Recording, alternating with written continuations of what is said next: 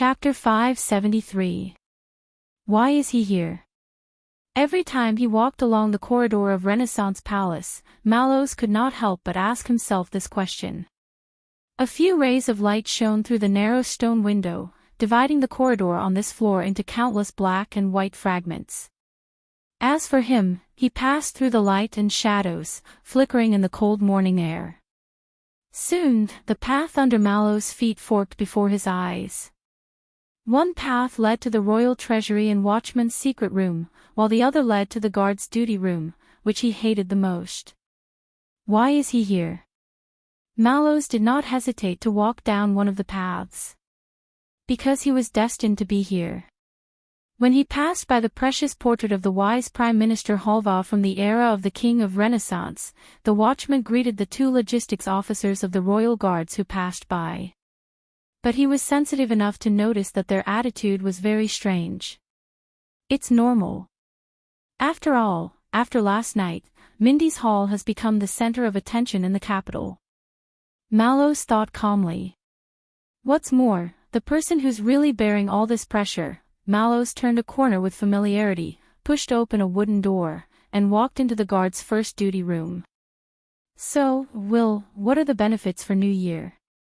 Mallows stopped in front of the wall with the duty roster. He greeted the people in the room while he removed his saber and hung it on the sword rack.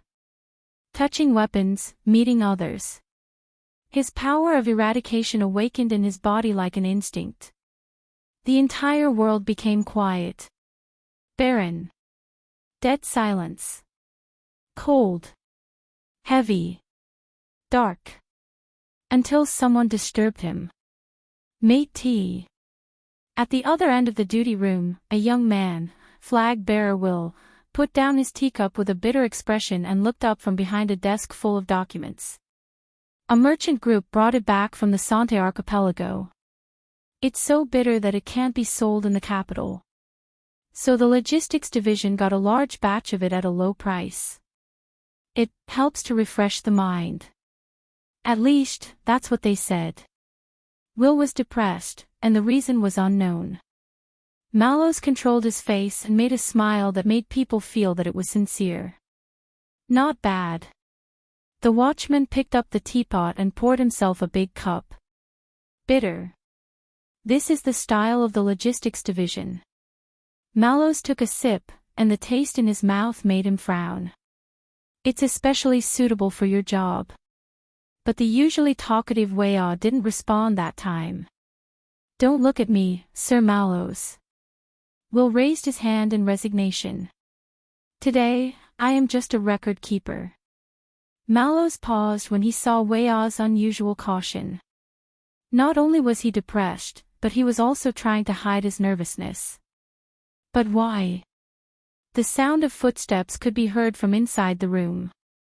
A new fluctuation appeared in the dead world, attracting Mallows' attention. You're late. A voice rose in the duty room. It was steady but stern. Lord Mallows. The voice was full of displeasure. The watchman turned around.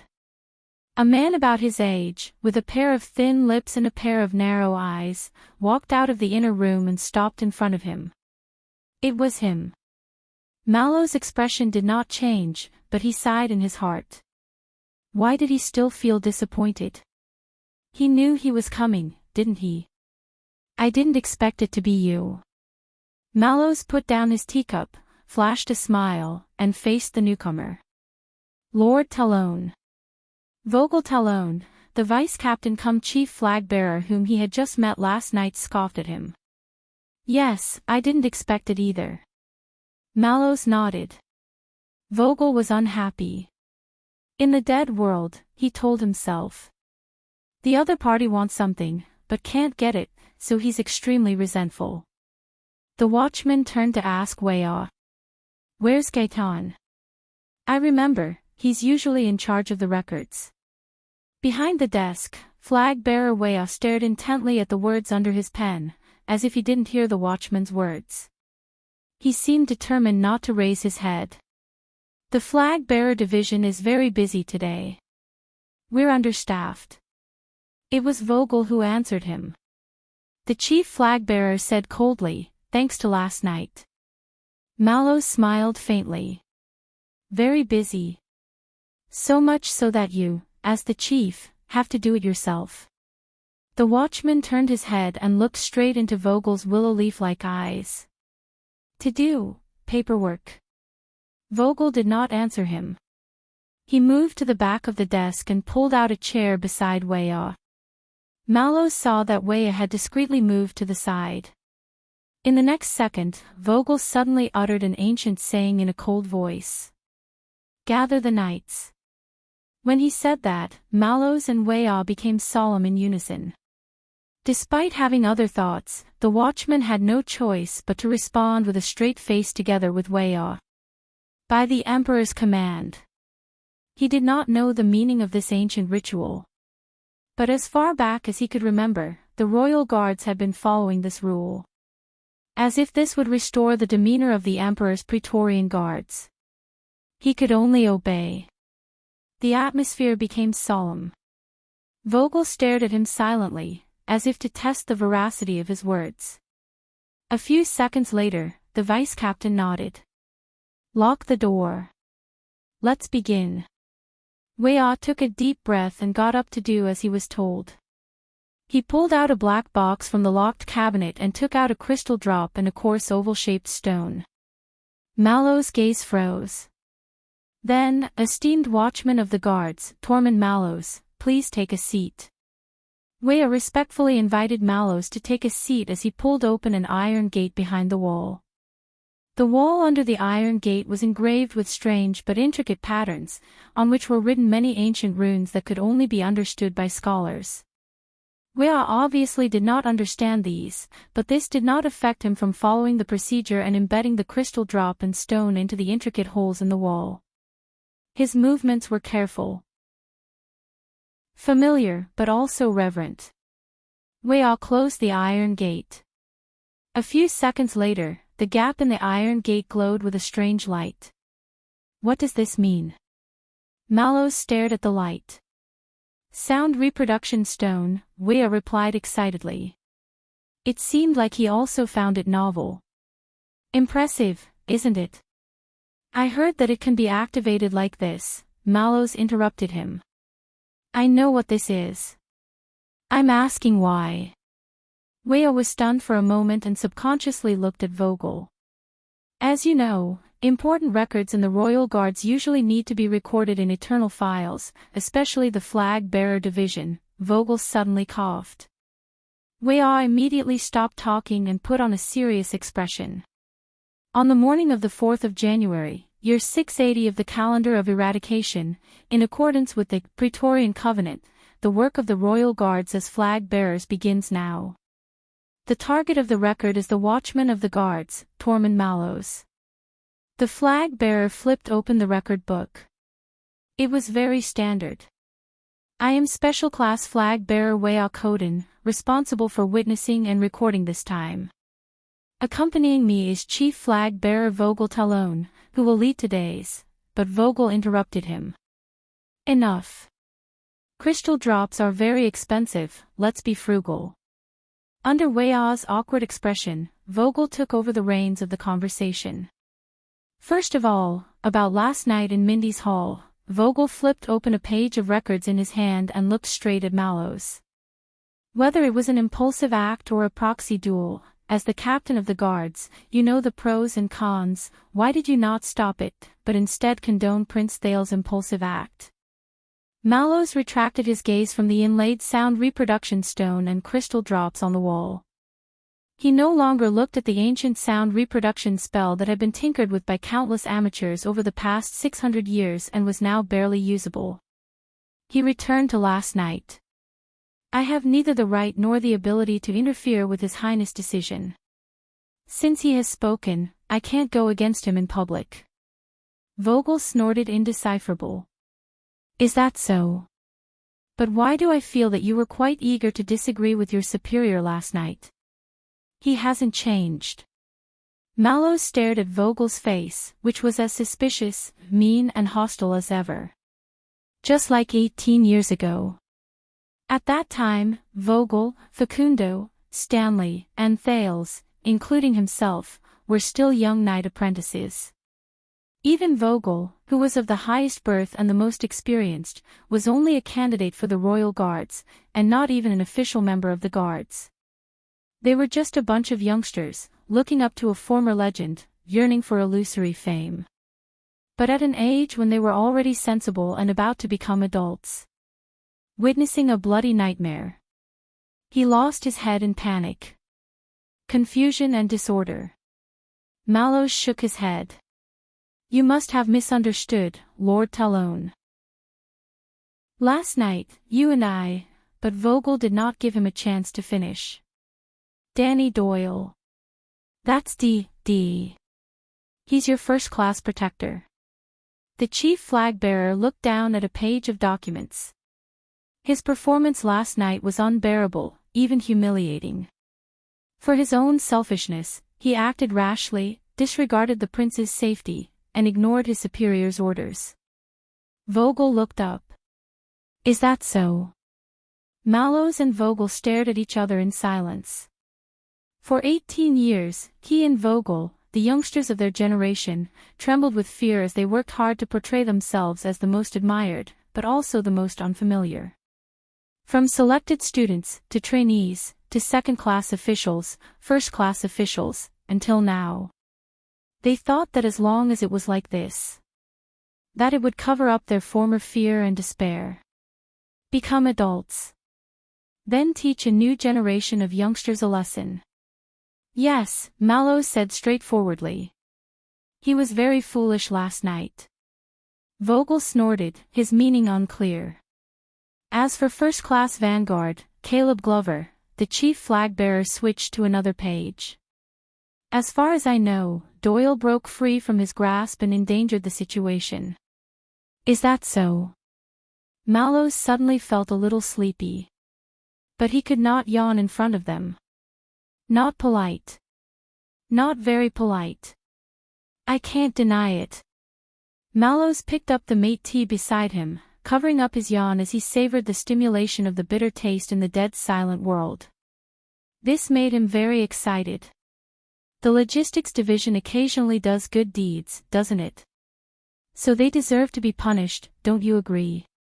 While Vogel interrogated, Will scribbled something on the side. Watchman. Mallows lifted his nose out of the teacup and smiled faintly. Of course. Vogel looked at him for a long time, as if to confirm that this was really his reaction. He pulled out a report and pushed it backwards in front of Mallows. Very well, then sign here. I'll send it to Chief Penal Officer Facundo. For your sake, the flag-bearer division will not pursue the responsibility of others. Mallows looked at the flag-bearer's report in front of him and caught a few key words: dereliction of duty, overstepping, loyalty. Dealt with. Mallows lifted the corner of his lips. But he still obediently grabbed the pen and flipped open the report. Don't worry. Although the mistake has been made, I think that both Doyle and Glover are pardoned, and will not be imprisoned by the guards. Vogel continued to stare at him with bright eyes. His words softened considerably. I suggest that Facundo only demote them to second class. Mallows was as indifferent as ever. He tested the ink on the draft and grunted. That's very generous of you. He was not. Vogel was eager to do so. Mallows told himself. To assert the power he never had elsewhere, to numb the pain he felt elsewhere, to cover the frustration he had been feeling for decades. The world was still dead silent, allowing Mallows to sense Vogel's emotions more clearly. But even after he did so, he was still not satisfied. Just like how revenge could not fill the emptiness. The future could not make up for the past. But there's no doubt that these two are no longer fit to stay by Prince Thale's side. Vogel's tone changed. I think they should return to their original positions in the wings, reflect, and await further orders. Mallows nodded as he looked at the report. There's only one small problem. Vogel paused. What? The sound replication spell flickered slightly. Wea frowned and knocked on the wall tentatively. Under the witness of Prince Thales and the entire team, I have already carried out the punishment. Mallow's attitude seemed indifferent. Doyle and Glover have also paid the price they deserve. Vogel was silent for a few seconds. When? This morning. Mallows flipped to the next page. Oh, this was the signature page. The specific records are with Vice Penal Officer Gray Patterson. Of course, I believe that Hugo Fubel will also report this to the Flag Bearer Division as soon as possible. Vogel did not speak. But in the dead silent world, Mallows felt that the pressure from Vogel was rising. Like a stove for boiling water. This morning, Vogel exhaled. Isn't it a little hasty to deal with last night's incident in such a hurry? It was indeed hasty. Mallows dipped his pen in ink. Unfortunately, Prince Thales could not suppress his anger. We dared not delay under a forceful order. Vogel frowned fiercely. Mallows, on the other hand, laid out the report meticulously. He was prepared to sign the most perfect signature in his life on the report. After a few seconds, the vice captain in front of him slowly forced out a sentence. Is that so? Vogel stared at Mallows. Prince Thales, is he so harsh, ungrateful, and unreasonable? At that moment, Wea suddenly felt a little suffocated and had to concentrate on maintaining the sound replication spell. As if he really knew that stuff. Mallows shrugged and chuckled as he began to write the letters. Ha, you can't imagine. Vogel lowered his eyes and looked at Mallow's beautiful handwriting. Are you sure the punishment is appropriate? I don't know. Mallows dipped his pen in ink and shook his head. Of course, if you feel that His Highness was unfair and needs to be resentenced, it is not incomprehensible. Bang. The vice captain slammed his palm on the table. Mallow's pen stopped. He raised his head and looked at Vogel. He did not need to stroll in his own dead silent world to sense the other party's emotions. No need. Vogel stared intently at Mallows and pulled back the report in an irrefutable manner. Halfway through his signature, the tip of his pen left a long ink stain on the paper that was pulled away. Wea lowered his head deeply. This child had been in the Flag Bearer Division for a long time and knew how to read people's expressions. Under normal circumstances, we do not punish him twice for the same crime. Vogel was expressionless. In front of Mallows, he tore the report in his hand into pieces and threw it into the wastepaper basket. Of course, I forgot. Mallows put down his pen and smiled at him. Thank you for the reminder. What a pity. That was his best signature. Vogel was silent for a long time until he had digested his current emotions. A few seconds later, when the chief flag bearer looked up, his posture was perfect and his attitude was proper. As far as I know, you have been living with Prince Thales for more than 2 months. Vogel swept away his earlier unhappiness. He took out another report and returned to his current work. How has His Highness' personality been these days? Personality. That child's personality. Mallow's gaze was slightly unfocused. Fighting with no regard for his life. He said slowly. Still reluctant to admit defeat. Vogel frowned and looked down at the report. It's not just martial arts, it can also be, the chief flag bearer paused. Other aspects. Mallows smiled faintly. Perhaps the Kingdom's Secret Intelligence Department knows more about His Highness' life in the North. Vogel looked up. But I'm asking you. There was a momentary pause between the two. Mallows stared at Vogel quietly. Just like when they were young. Bardic poetry. Mallows spoke slowly with a nonchalant expression. He quite likes this stuff. He's read quite a lot and sings quite well. It's a pity that he's only good at lute, played by him like a cat in heat. Vogel frowned again. He liked to talk to himself and play chess, but his chess skills were as bad as D's. He liked to carry a book wherever he went, pretending to be a cultured person. Mallows picked up his teacup, and gradually felt that the tea inside was not so bitter. But he never flipped through it. What else? Vogel interrupted. For example, some abnormalities. Mallows looked up. Vogel's expression did not change. We all know that the prince is a genius, different from ordinary people. Different from ordinary people. The watchman stayed in the dead world that only he knew about for a while, before scoffing and returning to reality.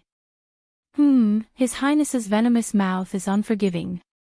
But strangely, his usual temperament is gentle and unhurried. Mallows put on a knowing smile again. Including some of the usual moodiness and melancholy of his age. You know, the lack of love in childhood. Vogel coughed intentionally. Mind your words, Lord Mallows. Mallows smiled apologetically. How interesting. The watchman stood in the dead world, looking at the boundless wilderness ahead. Vogel had been living in irritation and emptiness, burning with anger. But he was still in awe. In fear. Anything else? Yes.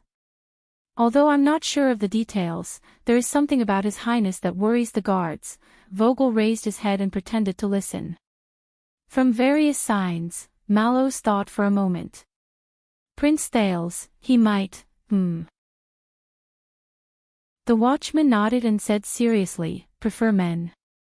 At that moment, Will, who was sipping his tea, was splashed in the face by a huge splash from the teacup. He hurriedly wiped it away in a pathetic manner. The report in Vogel's hand was torn out of shape, its folds disheveled. The night shift room was silent and inexplicably awkward. Only the sound replication spell was still operating diligently. Mallows. Vogel's face was expressionless, but his voice deepened. Do you know, we used the sound replication stone. He said darkly, this eternal world file will be passed down for thousands of years. Mallows smiled. Yes, I know. The watchman looked at the glowing sound replication spell. His smile was as fake as a New Year's greeting. So we try to be as real as possible, don't we? Chapter 574. Thales sat in his seat, but his body did not feel like his own. He realized that at this moment, in the Imperial Conference Room, he was the only one facing the king. He could not turn a deaf ear to it, nor could he lower his head to hide. This morning, when the military intelligence from the north arrived, regarding Dragon Cloud City, King Kessel's voice rang out in the narrow room, lacking the echoes and emptiness of the council chamber. But it made people feel even more suffocated. Gilbert insisted on letting his student listen in, saying that this was the prince's practical lesson. However, even in front of the emperor, when he was wrangling over your farce last night, he was not this anxious. When Thales thought of Gilbert, gratitude and disappointment surged in his heart at the same time. Today, Bob Cullen specifically mentioned that pirates from the north are becoming increasingly rampant. He said that he wants to reorganize the Huigang Navy to protect the trade interests of the 7 ports of the East Blue. Kessel sat on the main seat. Even the everlasting lamp could not light up the darkness in his figure. Koster's men, on the other hand, rushed to the Department of Agriculture and Pastoral Affairs early in the morning. With the excuse of preparing to purchase seeds for the spring plowing, they checked the amount of grain exported to the Land of Cliffs region. Most of the grain was also grown in the Northland. Thales tried his best to inhale. Prime Minister Cullen and the one-eyed man of the Land of Cliffs. As for Axtet, the king snorted coldly, and his words were filled with disdain. Elifure City's diplomat group has been in Eternal Star City for a long time, but they've been very patient. It was only after the banquet last night that they released the messenger crow to communicate with the country. Those Northlanders from Reformation Tower are really clean, and we can't get anything on them. It's a pity that the Doyle family is unlucky. They exposed the matter of them selling grain privately. Jorge of Elefure and Levi of Reformation Tower. Thales stared at the map on the table. You ran around for that girl, thinking you were doing it discreetly. The Iron Hand King's voice suddenly tightened and focused on Thales like a scattered mystic gun. Actually, every single one of my movements is completely exposed. Thales suddenly felt his mouth go dry. Obviously, the tea in Ballard Room was not prepared for the Duke of Star Lake. And I thought that you would calm down a little in front of the foreign ministers at the Imperial Conference and put away your rutting-tail feathers. Obviously, I underestimated your determination, Duke of Star Lake, or should I say, North Star. King Kessel paused for a moment and repeated the word coldly but sarcastically. For love. The king's voice fell. Thales looked up. But, the teenager instinctively retorted, that's not love. No, the king's eyes pierced through the darkness, piercing the sunlight. It descended on Thales. Not love. His father's response was scornful. That's worse than love. Is it the desire for youth and beauty? Or are you interested in conquering noble women? Kessel V's voice boomed like thunder. Or are you just an arrogant pig who can only rely on your swaying penis to find self-esteem? Thales shut his eyes. Over the past 6 years, the library, the Hall of Heroes, Shield District, the dining room, the study. Countless scenes from his memories assaulted him in that instant, but none of them helped the situation before him. But we're not. Thelma. No. The youth clenched his fists. He struggled to breathe, trying to expel the discomfort that he had not felt in the past 6 years. Why? Why did he feel so uncomfortable, suffocated, out of control, and irritated? No. Thales looked up and defended himself with difficulty. Thelma and I, we have a good relationship, that's true. He withstood the Iron Hand King's cold gaze, just like withstood the day before the bitter cold blizzard, and also withstood the desire to retreat in his heart. You can't run away. Find a way out. Face him. Just like facing his past opponents, King Nuvan, King Chapman, but outside of our personal friendship, I treat her, face him. Face it. Face them. Thales took a deep breath and finally said those words. I have a responsibility to her. At that moment, Thales felt the air around him circulate, just like his words and thoughts. A rhetorical question came from the dark room, not much better than before. Responsibility. Thales found himself nodding slightly. That's right. 6 years ago, I personally, no, I should say that you and the kingdom used all of our power to send that girl to the throne of Heroic Spirit Palace. King Kessel did not speak.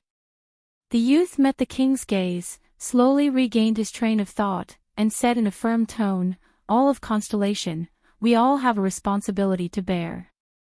The prince seemed to have returned to the state he was in when he faced the vassals in Axtet. And I don't think that this responsibility is a meaningless moral burden. Thales suddenly realized that Ballard Room actually had quite a few windows.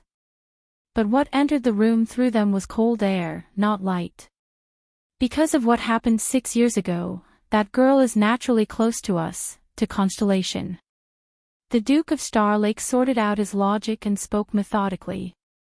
In Axtet, in Dragon Cloud City, in a group that is incompatible with us in terms of interests and ideology, this is especially valuable. The king did not move.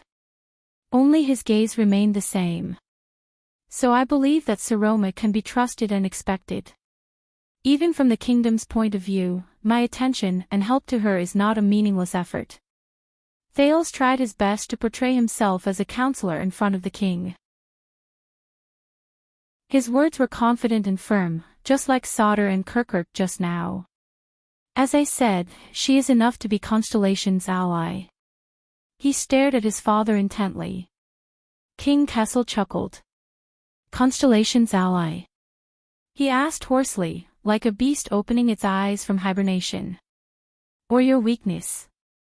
Weakness. For some reason, Thales suddenly thought of the Black Prophet, whom he had not seen for a long time. He thought of their first meeting. Thales gulped. I understand your concern. He armed himself to the teeth, braced himself, and treated the person in front of him as a formidable enemy like Nuven and Chapman. A Camion once told me that you can't just look at numbers and profits when doing business. Sometimes, you also have to rely on word of mouth and connections. The king snorted. Business. But Thales just continued. Even in the most ordinary of wars, our allies will be attacked, our friends will be attacked, and our comrades will be threatened. But this does not mean that they are our weaknesses. Thales tightened his croaky voice, which had yet to go through puberty, to make himself sound more mature and rational. On the contrary. To reap profits, you have to take a relative risk. So last night, for the sake of our interests, I could not stand idly by. He had to be resolute and certain. Because I believe that the girl will bring us greater value and benefits. Thales stared at the pair of eyes that were incredibly piercing in the darkness and tried his best to raise the shield that belonged solely to him. King Kessel was silent for a long time. So long that Thales' sitting posture became stiff. Finally. We. The Iron Hand King sneered. You use "we" to coerce your reasoning.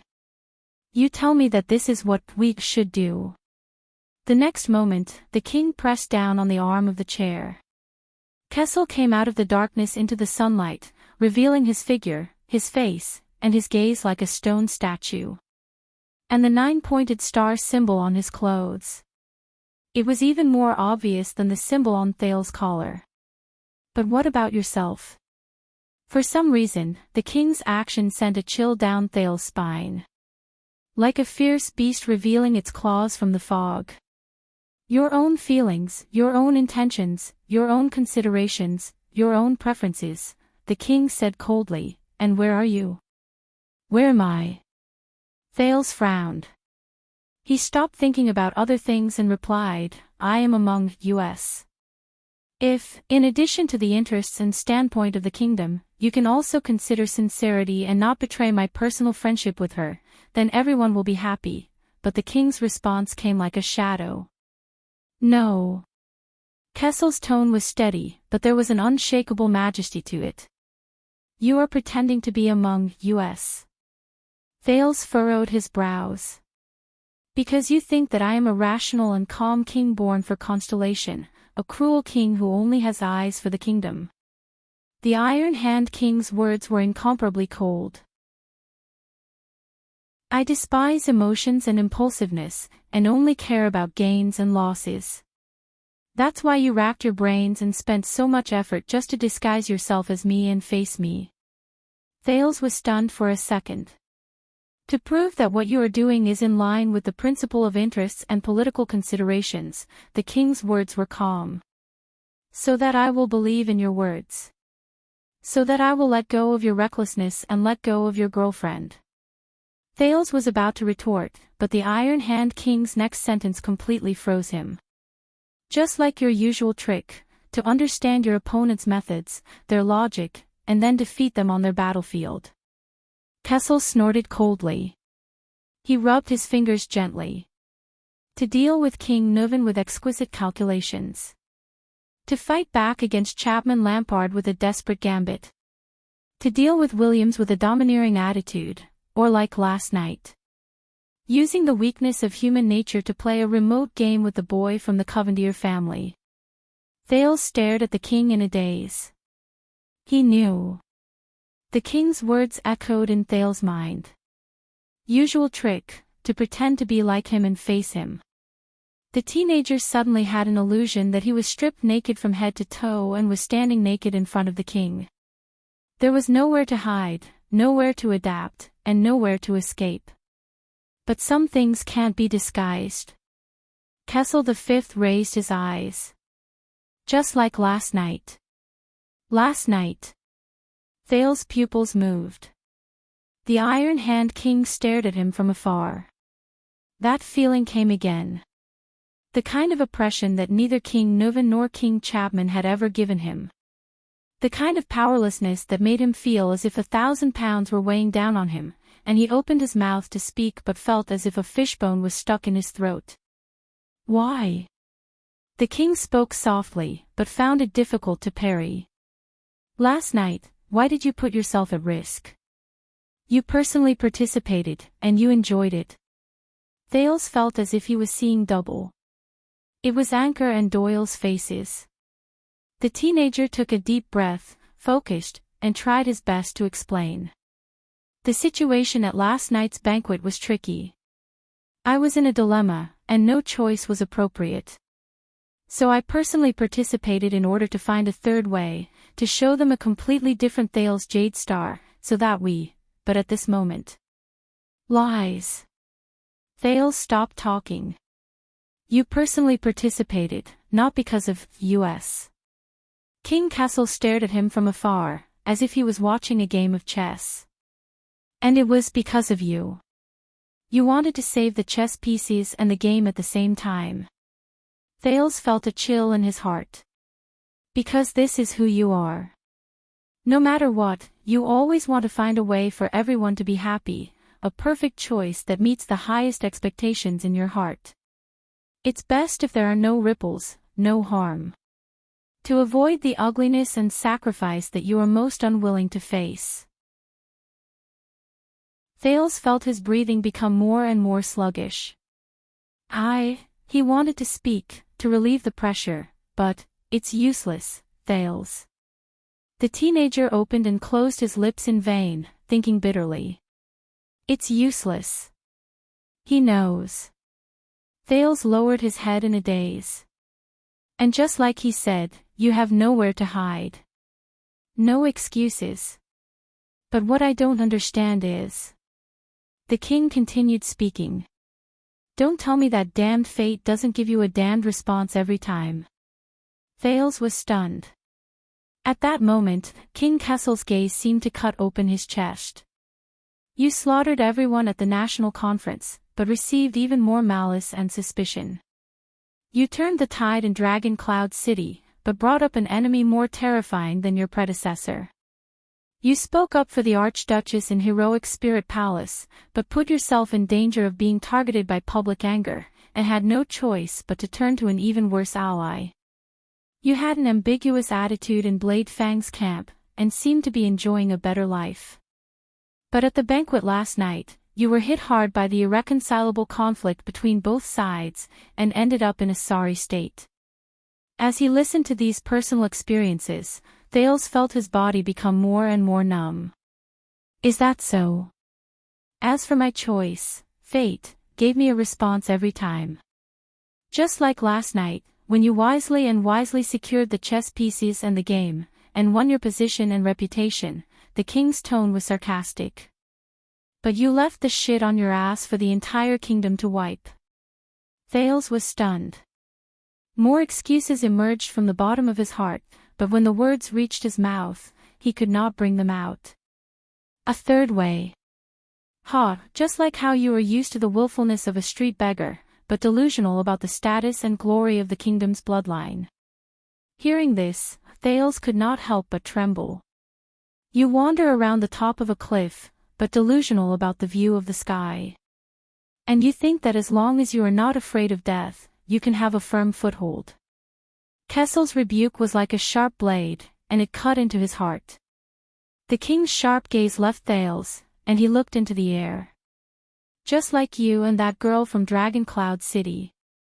Thales allowed the Supreme King's voice to drill into his ears, but he could do nothing about it. You tell yourself that out of value and position, a powerful ally can bring you benefits. But you also tell yourself that out of love and desire, a beloved lover will make you willing to sacrifice yourself. In the next moment, King Kessel's words took a sharp turn. But if you confuse these 2 points, drift between the two, and think that you can handle both with ease, and take care of both, then you are wrong.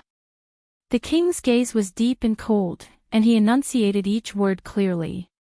Until you understand that every time, every self-righteous and perfect choice, there is a greater price. The teenager gulped again. I think that she, the Lady of Blazing Blood, has already proven her value and position in that battle.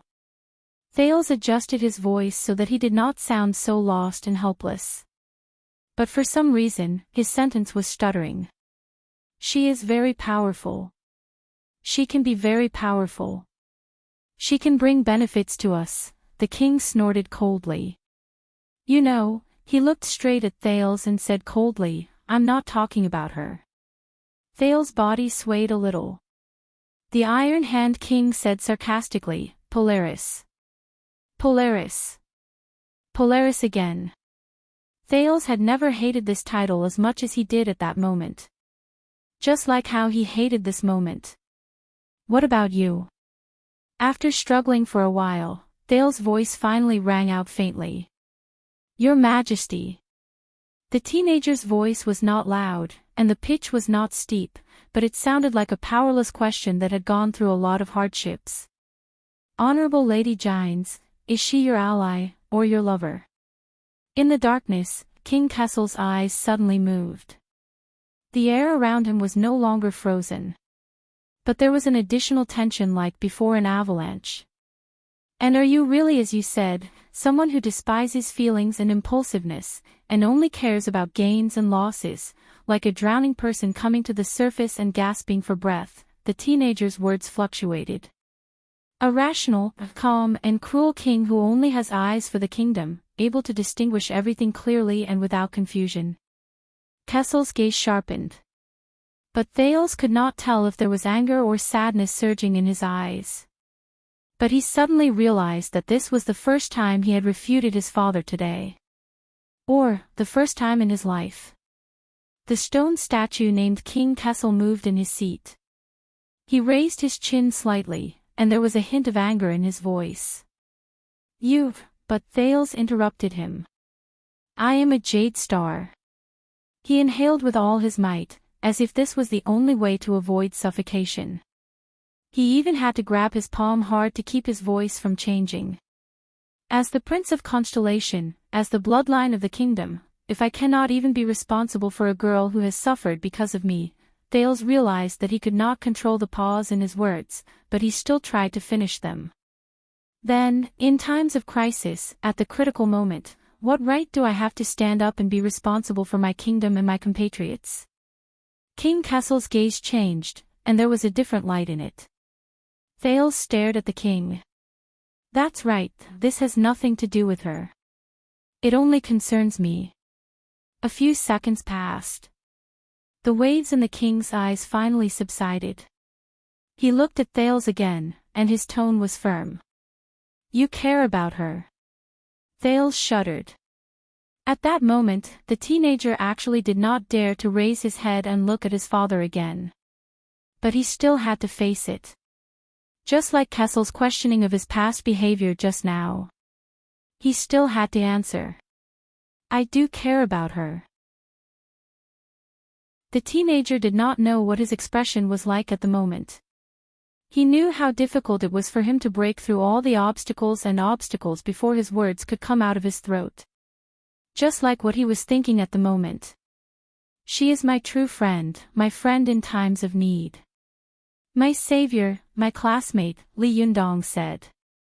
Thales lowered his head sadly, and his voice also became softer. Of course I care about her, and maybe even, like her. Little rascal.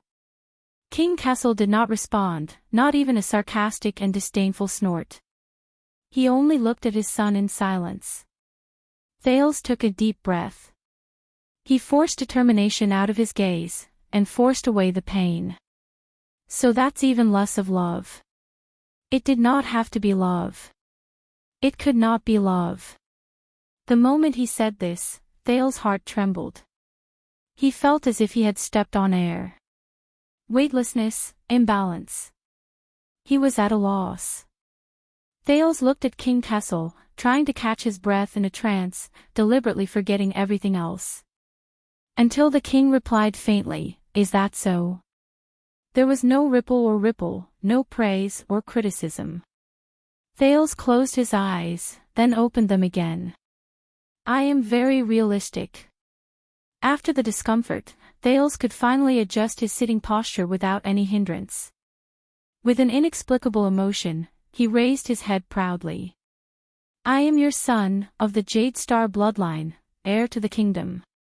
King Kessel's face moved slightly under the sunlight. I have long understood that my fate is destined to be full of ups and downs, full of misfortune and misfortune. Thales glanced sideways slightly, a little gloomy. But just like you, I have made my choice.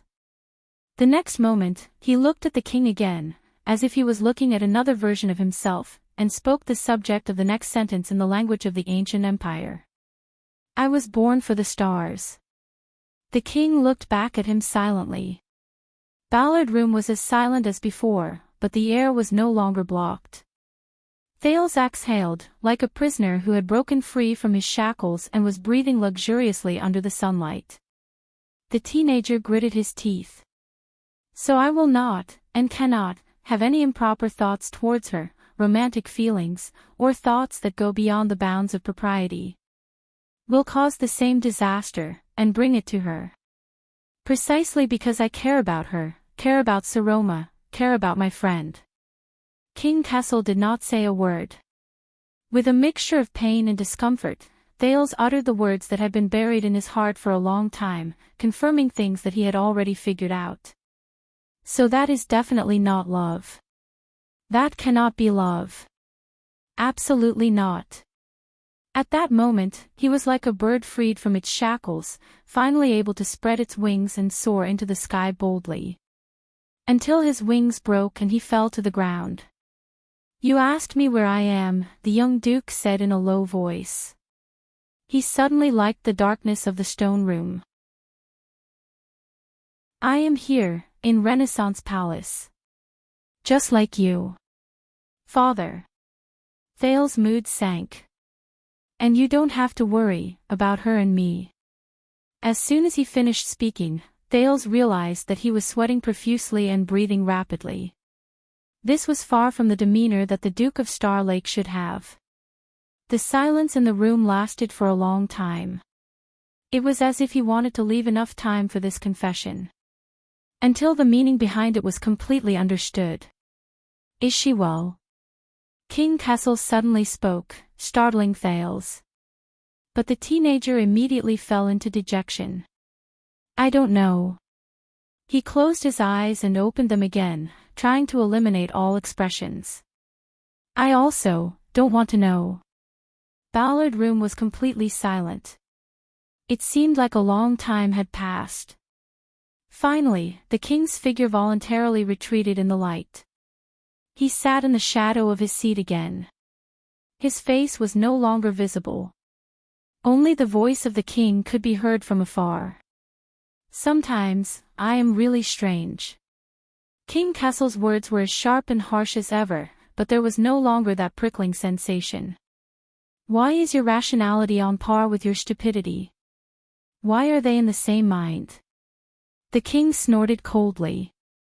And still able to coexist peacefully. Thales did not speak. He sat at the long table in a daze. Just now, the teenager understood a little. In his life, he had faced 3 kings. King Nuvan's tyrannical methods were a combination of strength and gentleness, a mixture of kindness and authority, as unfathomable and immeasurable as the sea.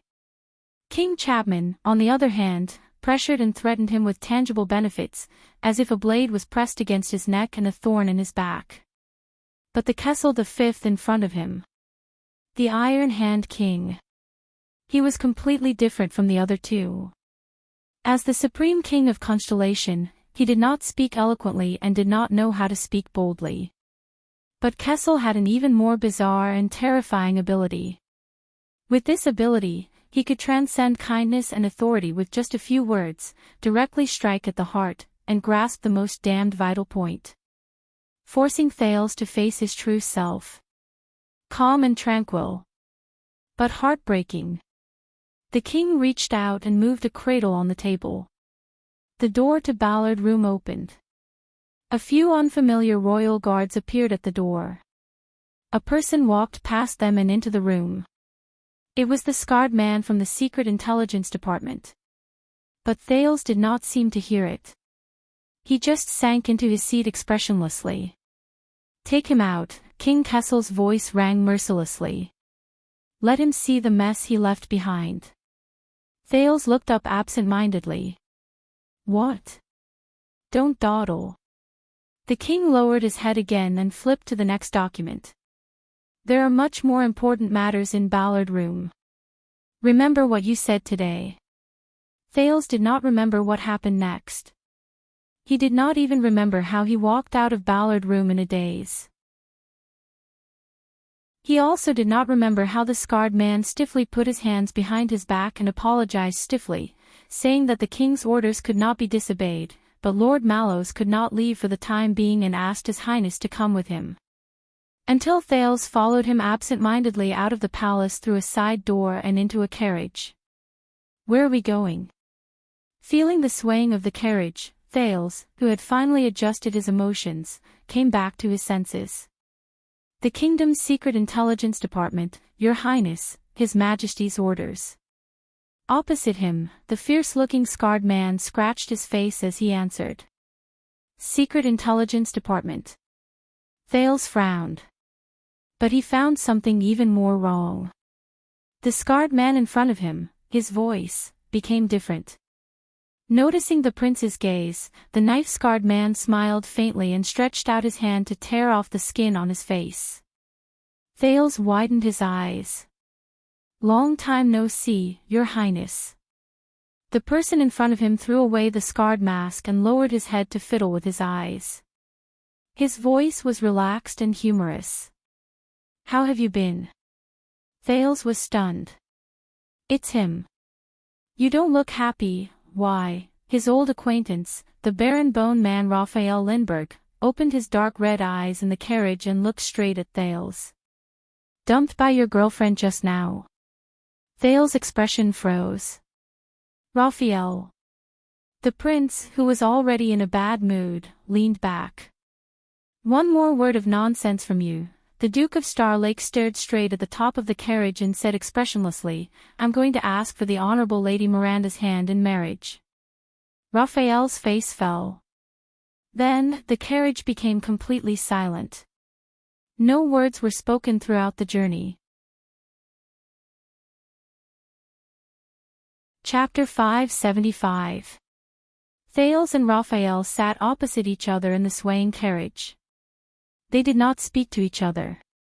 Thales sized up the emissary of the Secret Intelligence Department, who had gone through life and death situations with him in Dragon Cloud City. He recalled the last time they parted in the tunnel. Raphael remained calm, a faint smile in his dark red eyes. He was as confident as he was when they first met. Why was he always so confident? Then, he would do all sorts of shameful things, and when he messed up, he would need someone else to clean up after him. Thinking of this, the youth who had just escaped from Ballard Room felt even more gloomy. "Weren't you supposed to stay in the north and play hide-and-seek with the Star Killer? When did you return?" Thales was the first to break the silence. He could not stand the other party's enchanting smile. Raphael smiled and looked out the window. "Recently." "Look, it's so fast." Could there be a more mysterious answer? Thales coughed. "Those who stayed in Dragon Cloud City, Waya, Ralph, and Putre, safe." Raphael's answer was concise and tight. Thales frowned. "Gilbert said that he could not find you in the Secret Intelligence Department for the past few years. It's a secret. Then the disguise you put on at the Imperial Conference just now, hide. So why did you bring me to the Kingdom's Secret Intelligence Department?" "It's important." After going back and forth for a few rounds, Thales, who felt that he was talking to Yodel, laughed out of extreme anger. "Can't you say a few more words?" Finally, Raphael turned around. There was a profound meaning in her red eyes. "But you were the one who said it." If I say another word of nonsense, you're going to marry Miss Miranda. Thales choked. After a few seconds, he sighed. He was both mentally and physically exhausted. How petty. Thales waved his hands in resignation and logged out of the game. Just kidding, okay. Raphael smiled, leaning easily against the side of the car. I know, he said with a pleased expression. Me too. The corners of Thales' lips curled into a fake smile. Is there any point in being so talkative? It's meaningless. Raphael sized up the prince's small, deflated face. It's just interesting. For a moment, Thales did not know how to reply. He could only sigh wordlessly. A few minutes later. Raphael, have you seen Miranda in the last 6 years? Raphael raised an eyebrow. You want to hear the truth? Of course. Then I have to lie. Thales took a few seconds to digest this information. Oh. The prince nodded. Then, what about meeting Cohen? Who is he? The carriage swayed for a few more minutes before Thales sighed. Raphael, if you never plan to leave the Secret Intelligence Department for the rest of your life, the prince looked at the Baron Bone Man seriously. Then what does she mean to you? How are you going to face her? Raphael raised her red eyes.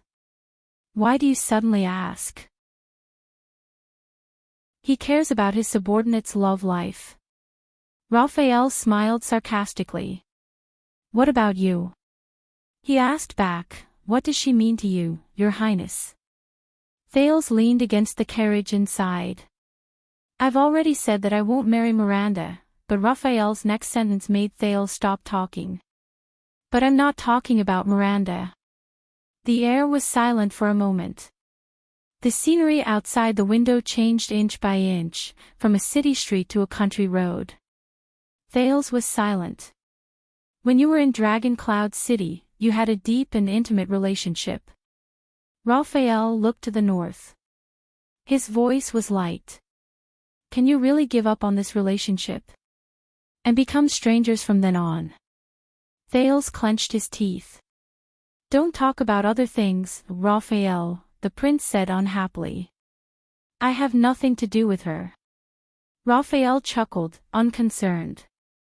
If you are destined to become the king of Constellation, Your Highness, strategizing in Ballard Room, in Thales' ears, the Baron Bone Man's words became extremely sharp. How are you going to face her? Face what I like. Thales felt a wave of irritation.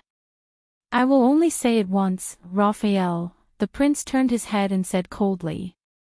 I definitely don't have that kind of relationship with her. No. Yes.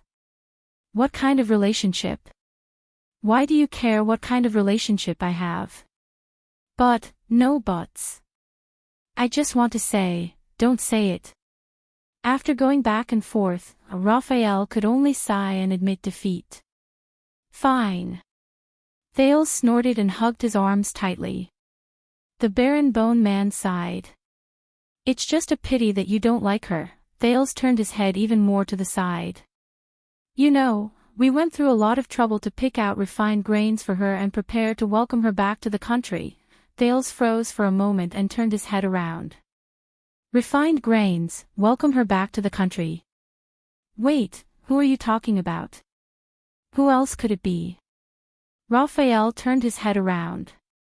The Secret Intelligence Department carefully selected her for you from thousands of candidates, of course. Raphael flashed his white teeth and smiled brightly. What a good horse, Jenny. Thales was silent for a full 10 seconds. He stuck close to the carriage and swayed with the wind. Only then did he give his middle finger expressionlessly. F***CKU. Raphael laughed heartily when he saw his expression. Thales swore with a dark expression that if Raphael told this joke again, the first order he gave when he became king would be for Miranda to marry Cohen. At that moment, God knew how much he missed Cohen. Raphael sat back in his seat. Are you feeling better now? Not at all, Thales said listlessly. But thank you for livening up the mood. You're welcome.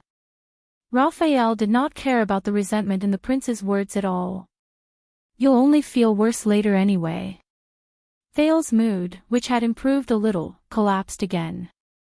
This time, is it because of what happened last night? A shadow flashed across Raphael's face. What else could it be? When it came to serious matters, it was as if the relaxed mood just now had disappeared. The Baron Bone Man sighed. 14 hours ago, I was still busy sorting out the Alliance of Freedom's battle report, and then I received news of an accident at the royal banquet. Anyway, no matter where you are, you can always stir up trouble. Raphael clicked his tongue and shook his head. Thales snorted in annoyance. Then depose me, change my face, and disappear. Do you believe that I can be a law-abiding citizen for the rest of my life? Raphael glanced at him. You? A law-abiding citizen? Do you believe it yourself? Thales was speechless for a moment. So, what happened last night? Thales tried to steer back to the topic of concern. The grudge between Crowcaw City and Mirror River, that is, between Byrol and Doyle, what is the truth? Raphael was silent for a few seconds. His Majesty has ordered the Court of Justice and the House of Nobles Affairs to be in charge of the case. Due to the principle of neutrality, I suggest that you not intervene. Thales yawned widely. Seriously, Raphael, why do you think I'm not dancing with the young ladies at the banquet until dawn, but smelling your sweat in this broken carriage? Raphael changed his posture and sniffed his collar without batting an eyelid. Or do you think I'm as gullible as Cohen, or as tolerant as Miranda? Thales winked at him. Just take it as giving me some personal inside information. Raphael frowned. Thales raised his eyebrows, his gaze inadvertently falling on Raphael's sleeve. The latter's forearm was as fair and perfect as ever. It was hard to imagine that it used to be. The Baron Bone Man was silent for a moment and instinctively pulled up his sleeve. You should not talk about personal relationships. His red eyes sparkled. You are a prince, and I am a servant.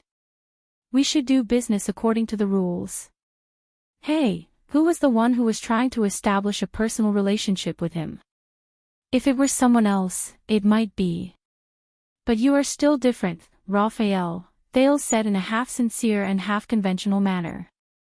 That night in Dragon Cloud City was different. Raphael tilted his head at him. By the way, Thales added. If we really want to work together for the next 50 or 60 years and meet at the Imperial Conference, then it's best to start learning how to get along with each other from now on. Perhaps convinced by the last sentence, Raphael took a deep breath and sat up straight in the carriage. He said sternly, from the information gathered by the Secret Intelligence Department, this is an unfortunate tragedy. Yes, tell me something I don't know. Thales nodded earnestly and modestly as he swallowed the words. Raphael continued. Baron Doyle of Mirror River is a complete idiot. His greatest strength is his shamelessness. But he was lucky. His remarried wife was a business expert. Over the years, she managed the family and amassed wealth, or rather, she speculated and groomed for personal gain, amassing wealth everywhere, so the Doyle family became richer and more daring. Their reach grew longer and more unscrupulous. Thales thought of Baron Doyle and his wife and nodded with lingering fear. Raphael snorted softly. On the other hand, the ruler of Crowcaw City is not a good person either. He never had good intentions when he borrowed money. Old Byrol doesn't know how to manage money, but he's good at the traditional arts of coercion, intimidation, and blackmail. Over the years, just the number of victims he blackmailed, threatened, and reneged on their debts is enough to form a team of guards. Perhaps there's even a reserve force. Thales frowned when he heard this. It's only been a day, and the Secret Intelligence Department has already investigated so thoroughly. Raphael laughed and shook his head. Of course not. But we found out that one of the parties involved in this case has long been registered in the Department of Finance. Sir Kirkman has been eyeing the Doyle family for a long time, eyeing their grey income, waiting for them to fatten up so he can slaughter them. Chief of Finance Kirkman has been eyeing the Doyle family for a long time. Thales understood a little. Raphael said disdainfully, so there's no need for an investigation. Our people just moved the tracking files and investigation files that have been piling up for a few years here overnight.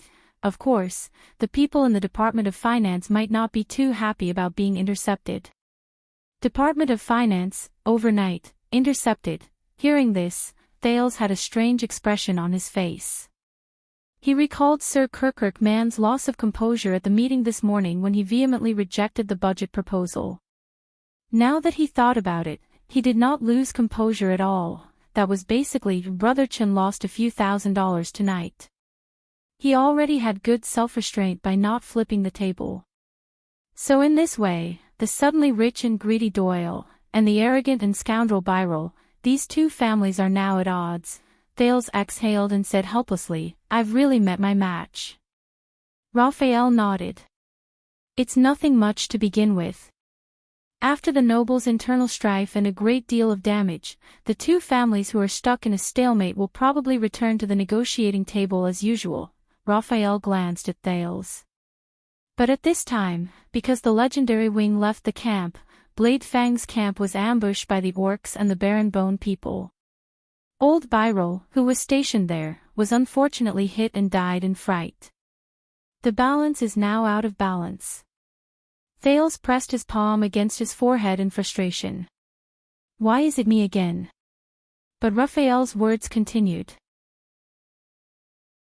Moreover, recently, Doyle, the Baron of Mirror River, who fawns on the rich and powerful, relied on his son to get close to a newly returned important member of the royal family. He has become especially prestigious in the capital and has become more upright. Thales' expression became increasingly unpleasant. Raphael deliberately dragged out his words and repeated them, important, people, of the royal family. Do you understand? Thales sighed. Why is it still me? If that's the case, then it's fine. It's just a win and a loss. One side benefits, the other falls. Until old Birel's eldest son returns from the Tower of Eradication, as you can see, he's a hothead. His mind is filled with radical ideas that the traditional nobles in the country don't have, and he decides to go to a banquet and make a big splash. Thales curled up in the corner of the carriage and smacked his lips numbly. Why is it always me? Raphael said helplessly, so, Your Highness, you have to stay here and smell the stench of my sweat. As soon as he said that, both of them sighed at the same time and hugged their arms. So, Anchor Birel, how is he now? We're still interrogating him according to procedure, from the motive process to the mastermind behind it, Raphael said calmly. In my opinion, among the guests the kingdom's secret intelligence department has received, that child is considered very strong. Interrogation, Thales' heart dimmed. What else is there to ask? The prince said indignantly, the mastermind is Zayn Covendier. That guy admitted it in front of me last night. He's the one who should be here smelling the stench of your sweat. Raphael's expression was a little strange when he heard this name. I think you should know, Your Highness, Guardian Duke of South Coast, Zayn Covendier, left the capital this morning due to urgent family matters and returned to Jade City. Thales was shocked at first, then he understood. That was fast. Of course, as the mastermind, he has to save his own life, Thales sneered with his arms crossed. Isn't it an urgent matter? If the Archduke of Beacon Illumination City had Zayn's ability to slip away, perhaps his neck would not have been broken by King Nuvan. But Raphael's tone was grim. Before he left, Duke Covendier sent His Majesty the Jade City Substitute Servitude petition. Thales did not react for a moment. What? Raphael glanced at Thales. He applied to His Majesty that the vassals under Iris Flower can voluntarily pay a new quarterly tax according to their needs, and be exempted from military service and labor accordingly. Jade City's business is prosperous, and there are many suzerains who are willing to do so. The Covendier family will lead by example and pay taxes to the royal family in lieu of servitude to make up for the loss in the form of subsidizing the regular royal army. Thales took a few seconds to understand the meaning of this sentence. What? The Covendier family will lead by example, pay taxes, substitute servitude, subsidizing the regular royal army. In the next second, the shocked Thales struggled to get up from the back of the chair. We just argued about this at the Imperial Conference. But isn't this too fast? And it's a major matter concerning the suzerain's rule of the entire South Coast. Unless it's in advance. Raphael shrugged. The official announcement will probably arrive in the afternoon. Afternoon. Thales suddenly remembered his father's words in Ballard Room. The meeting will be held in the afternoon to discuss how to help Kirkuk solve the budget problem. Afternoon. Budget. At that moment, some joint connected at that moment. Zayn, he and my father actually.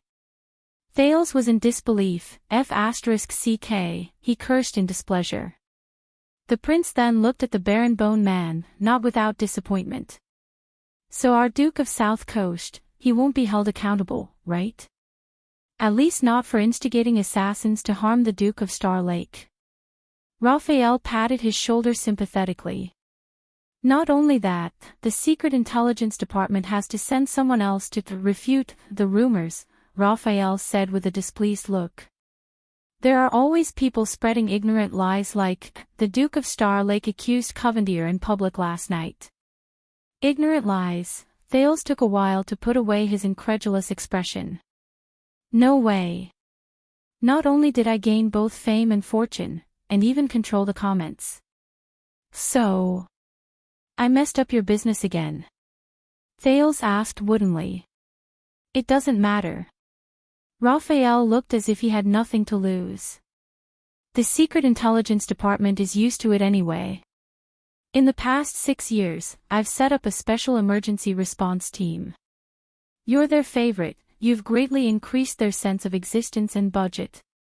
By the way, their nickname is the Prince's Bum. Thales, who was immersed in depression, frowned.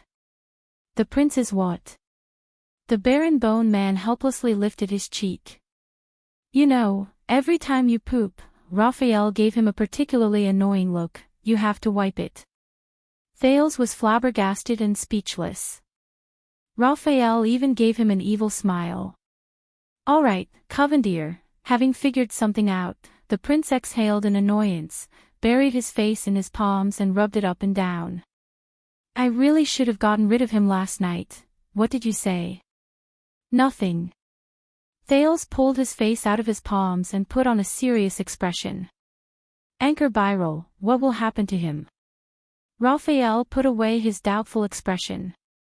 If His Majesty has no other opinion, the Court of Justice will convict him, but based on the facts, he stormed a royal banquet with a weapon, injured fellow nobles, threatened the Duke of Star Lake, assassinated a member of the royal family, despised the dignity of the royal family. Listening to Raphael's list of crimes, Thales recalled Anchor's desperate gaze and his last conversation with him.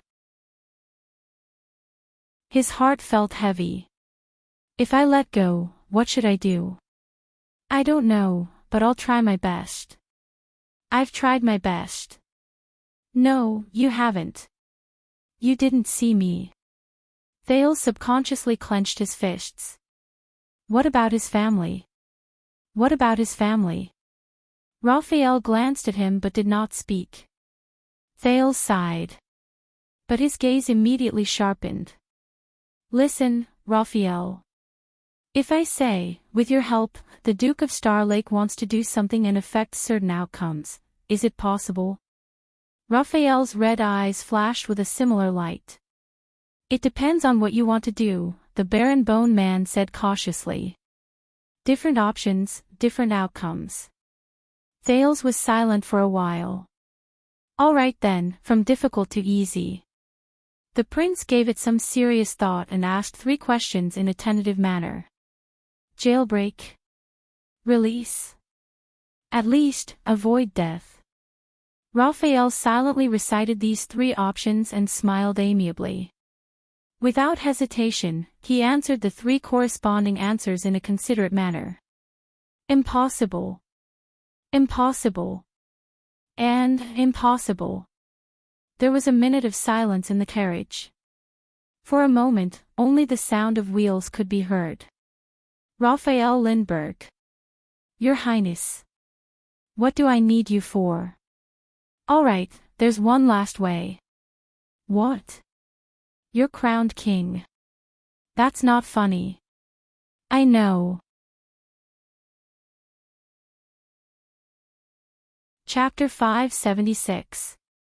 Renaissance Palace, the Royal Guard's Duty Room. Lord Mallows, you mentioned that Prince Thal's power of eradication is the wrath of the sea. As the chief flag-bearer cum vice-captain, Vogel no longer harped on the prince's sexual orientation. He switched to the next report and used his peripheral vision to intimidate the flag-bearer Weah, who was frantically wiping the stains off to the side. But as the target of interrogation, Mallows felt that the tension in the room was even more intense than before. Yes. The watchman stood in his own silent and barren world, expressionlessly sensing Vogel's emotions, extreme anger, but calm instead, leaving only turbulent undercurrents. When did it awaken?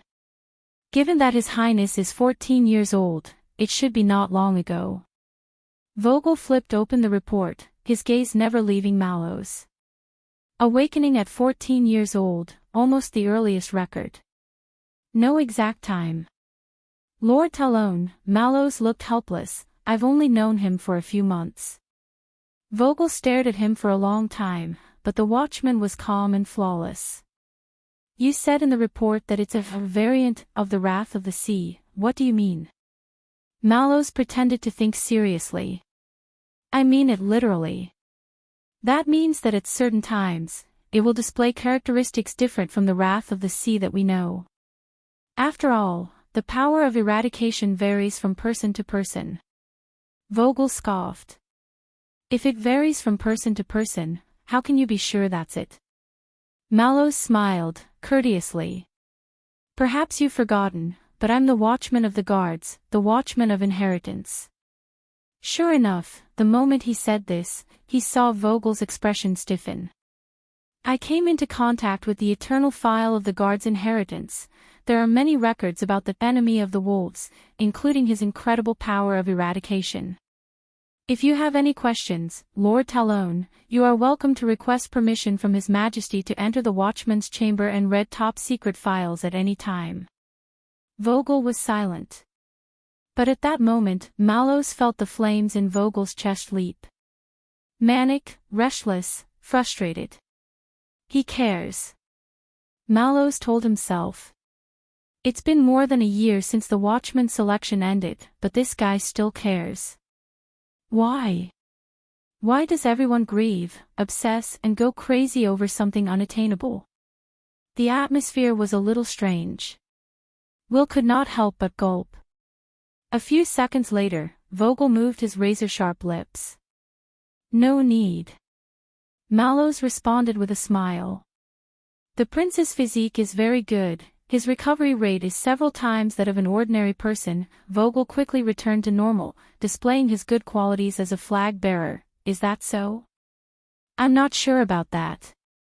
I heard that Madame Gines took care of His Highness' daily life 6 years ago, but Vogel would not let him off so easily. But I'm asking you. Mallows was silent for a few seconds before he nodded naturally. It should be. The watchman spoke again, but his voice became even more stern. At least in martial arts training, no matter how vicious the beating, he can quickly jump around. Although he likes to sleep on the floor and wash his hair every few days, he has never had a serious cold. Vogel's gaze shifted back and forth between the man and the report in his hand. You've never doubted it. It's a good thing that Your Highness has an outstanding physique. Even the Secret Intelligence Department didn't ask about it, so why should I doubt it? What about your own guess? Mallow's gaze shifted. The royal family pays me a salary and grants me responsibilities, not for me to guess. But I am. Vogel's gaze sharpened. And I'm not asking for your help, Lord Mallows. The two men in the room stared at each other in a silent confrontation. Beside them, Wea felt immense pressure, so he meticulously poured more tea for the two officers. Looking at Vogel's cold gaze, Mallows thought of the countless top-secret eternal files displayed in the Watchman's secret chamber. Although in those times, the 6 wings of the Praetorian Guard were not as close and loving as they appeared to be. But the flag-bearer division, when did they start to stand on their own? From flag protectors and messengers, they became monitors and investigators. How did they become so glaring, annoying, relentless, and overbearing? Was it the age of the virtuous king? After the kingdom's secret intelligence department shed its grey coat and became a formal and grandiose state organ? A few seconds later, Mallows finally took a step back. If I had to guess, that physique might be a special effect of the wrath of the sea and stormy waves. Just like what was recorded in the Watchman's files, Enemy of the Wolves can predict and adapt, and avoid death like a miracle, but he changed the topic, as if he suddenly realized something. Oh, sorry, I shouldn't have told you. Vogel's breathing paused for a second, an undercurrent surged in his eyes. In this barren world, Mallows felt the flames in the vice-captain's chest rise by an inch. Anger, humiliation, patience. Vogel wasn't just concerned. Mallows told himself sorrowfully. He cared too much, too deeply, too much. So he didn't notice it. Unlike me, who was locked in and unable to extricate myself. But you just said, Vogel breathed expressionlessly, Prince Thales only recently awakened his power of eradication. But his physique is at least 6 years old. Mallows took a sip of tea. You look much clearer than I do. Answer the question. The watchman stared at him for a while. I don't know, but I think someone might know. Who? Extensions, especially that Star Killer. It was said that he supervised His Highness outdoor training in Dragon Cloud City. Vogel paused slightly. That's right, the murderer who killed Prince Horus. Mallows smiled faintly. Are you going to summon him for questioning? Like this? There was a moment of silence in the night shift room. Until Vogel leaned forward slowly, as if trying to get a good look at Mallows from the inside out. Haven't you thought of another possibility? Mallows did not answer immediately. In this barren world, he sensed that the Vogel in front of him had turned into a huge shadow, igniting everything around him with the cold flames in his chest. Strange. What else does Vogel want besides this? The watchman met Vogel's gaze. I don't understand what you mean. Vogel's expression turned colder. His Majesty and Captain Adrian, do they not understand like you? Watchman. Mallow's pupils constricted slowly.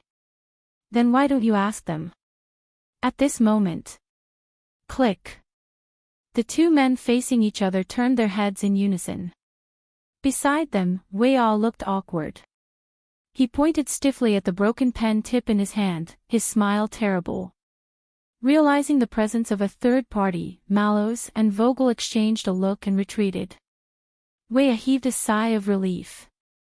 It's all right, Vogel's tone softened, but his gaze was like a venomous snake's tongue, licking Mallow's calm face from time to time. Let's talk about something else. Mallows picked up his mate tea and let the bitterness hit his taste buds. Vogel waved his hand, and Wei placed a new stack of documents on the table. 24 royal knights, transferred from the royal guards to stand by under your command, to welcome the return of Prince Thales. But from now on, stationed at Mindy's Hall, by the side of the Duke of Star Lake. Vogel sneered. So, Lord Mallows, how does it feel to leave Renaissance Palace and establish a new position? Establish a new position. Wei, who had just relaxed, had to hold his breath again. He turned his head and focused on monitoring the sound replication spell. In the first few months, the work of the guards was still a little rusty, Mallows thought for a while, as if he did not understand what Vogel meant. But thank you for your concern, we are gradually getting on track. Vogel lowered his head and snorted, his meaning unclear. In fact, the accident at last night's banquet had a profound impact. The vice captain picked up one of the reports. The sharp-eyed Mallows recognized it as the personnel files of the Star Lake Guards. Each file on the table had so many pages and so many entries that even if the person in question were to write an autobiography, it would not be as exaggerated as this. An old trick of the flag-bearer division. Damn it, who sketched this? Can't they make my hair look nicer? I'm a watchman, after all. This made me realize that your daily work in Mindy's Hall has many shortcomings. The vice captain was unhurried. Out of the 24 people, you chose 3 from the command division, 8 from the vanguard division, 6 from the guard division, 3 from the punishment division, 3 from the logistics division, and the flag-bearer division, only 1 person. Vogel paused. There was a profound look in his eyes. You don't like our division very much, do you? Don't like it? Old friend, your choice of words is too elegant. I chose flag-bearer Hugo Fubel because he is experienced and capable. Mallows looked at Vogel, then at Weah, who was standing beside him. I think that in Mindy's Hall, he alone is enough to replace 2. Vogel snorted coldly. Not just him. He picked up a file. And Danny Doyle, he almost lost his life last night, and even implicated others. Will sensed something was amiss. He seemed to be involved in the political struggle between the watchman and vice captain, the people around the future king. Mallows smiled and decided to go on the defensive. I thought we discussed Doyle earlier, and His Highness has already punished, but Vogel's voice drowned him out. You think you're protecting them? Vogel pushed the file towards Mallows. On the file, Doyle's handsome, sketched face smiled at him. But as you can see, Danny Doyle has a bad reputation in the capital. He indulges in beauties, indulges in rouge, and there are even rumors accusing him of being a womanizer and abandoning women. Mallows' expression remained the same. In this barren world, Vogel's flames were burning brightly. Radical, incisive, determined to win. The watchman shook his head. Doyle is of noble birth, handsome, it's not his fault that he's popular with the opposite sex. Vogel sneered. So last night's loss of composure was no accident, but the inevitable result of his usual indiscretions in life, not to mention the mess his father created. You expect someone like this to protect the kingdom's bloodline? Mallows stared at him without retorting. This concerned the rights and wrongs of the guards. Will, who was taking notes, dared not even breathe loudly. There was a long silence in the night shift room. Vogel pulled out another file. His voice was even colder. Caleb Glover. To be honest, I was pleasantly surprised when I saw this name. Mallows did not speak. Let's hear what Staley's report has to say, Vogel sneered and read. Vanguard Glover is socially inept, eccentric and extreme, with hidden violent tendencies. They call him, Zombie. Vogel put down the report and looked at Mallows. Mallows did not argue. He merely raised his teacup and stated calmly. The strong always have their own personalities, Vogel interrupted him like a selfless flag-bearer. Vanguard Glover has attacked his own people during missions, more than once. In the most serious case, this son of AB*TCH severely injured 6 of his Vanguard Division colleagues in Blade City, causing 3 to retire and 1 to be permanently disabled. This is your so-called personality. Mallows furrowed his brows. Hearing these secrets, Will's expression changed several times.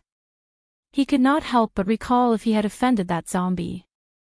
Although the news was suppressed, this is a stain that can't be erased even with his noble birth. Neither the power of the Glover family nor his grandfather's legacy can save him. Vogel sneered. Until you took the warrant, took him away from the detention well, and brought him directly to Western Desert. And then a few months later, he suddenly became the personal guard of the Duke of Star Lake.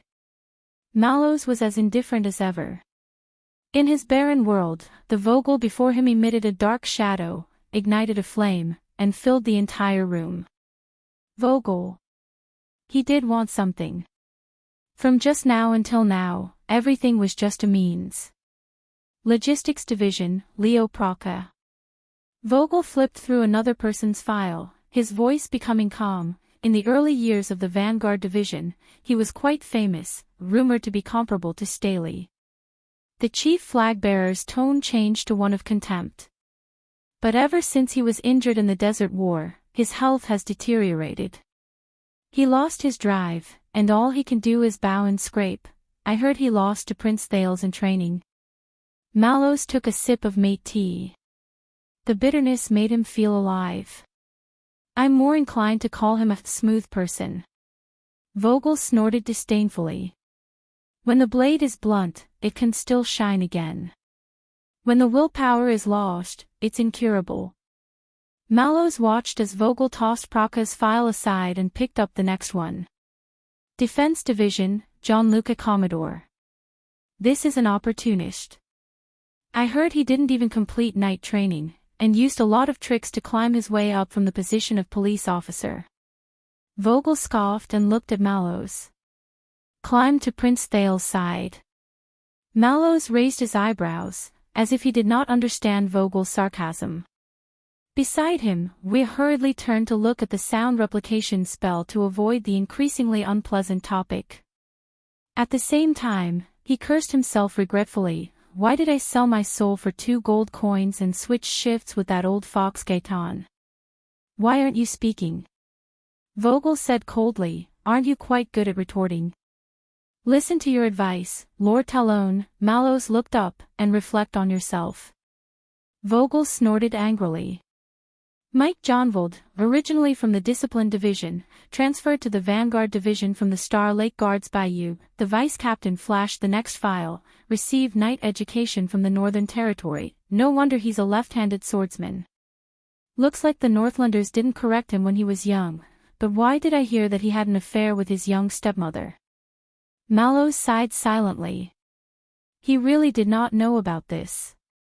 He had indeed underestimated the flag-bearer division. Vogel flipped to the next page and spoke faster. And Nate Ness. A brilliant disciple of the Tower of Eradication, a student of the Flash faction, a genius who was admitted as an exception, a supreme class sooner or later. The chief flag-bearer looked up maliciously. But he has a nickname, and both of them are linked together. One-on-one Heavenly King. Vogel paused, then maliciously spat out Ness' second nickname. Sinkhole Team Battle. Mallows frowned. About that, but Vogel seemed to have found a rhythm to attack, and he showed no mercy. Ness is arrogant and selfish, has no sense of teamwork, and will step on the heels of those in front of him even when walking in line. These are the original words written by Mariko in the training report. Although this child is talented, he is not naturally suited to teamwork and cannot work as a partner.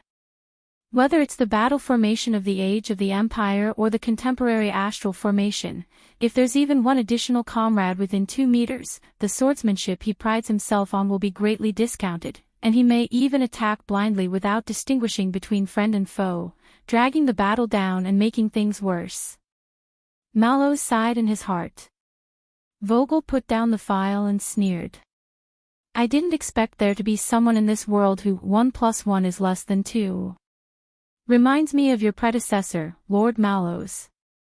The watchman's gaze sharpened. He glanced sideways at Mallows. One is when the enemy is against him, the fewer people, the better. The other is when the enemy is against us, the fewer people, the better. Vogel shook his head sarcastically. Sure enough, geniuses have something in common. That's right. And you, Vogel Mystical CC Talon, you have something in common with your predecessor as well. Mallows reminded himself not to retaliate with sarcasm. Perhaps after living with a certain Jade Star boy who was unforgiving with his words, his desires in this area had grown stronger. That was not a good sign. In the world of dead silence, Vogel's shadow grew larger and larger, his body covered in flames.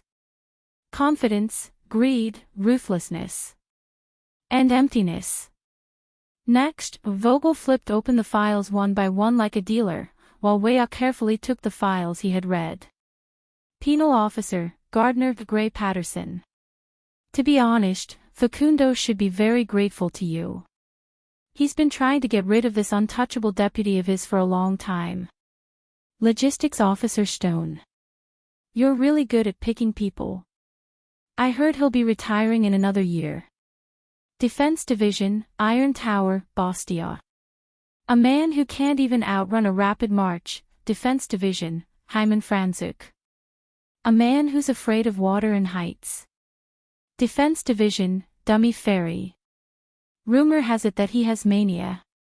Mallows remained silent. Vogel continued to scoff. Vanguard Division, Ghostface Vladivostok. So unpopular that he can only sit at a table by himself during lunch. Vanguard Division, Shit Supa Langley. Oh, that's quite a nickname. And Bronze Jose Costa. A foreigner, and a son of thorns. Leo Morgan. A guy you promoted from the Jade Star Private Army on your own initiative. Before the formation of the guards was finalized, he followed you to the western desert to welcome the prince. At the mention of this name, Vogel's expression changed. But the most important thing is, he lifted the file. The sketch was of a sinister man with a face full of scars and enough to make children cry at night. Morgan. A veteran who murdered his superior on the battlefield. Vogel slammed the table angrily. Are you F***king kidding me? Mallows stared at Leo Morgan, who looked like a murderer on the file. His expression was calm and his thoughts were indecipherable. These are the elite guards you've selected. For the sake of Constellation's heir, the nation's treasure, you've chosen such a batch. The vice captain gritted his teeth. Defective.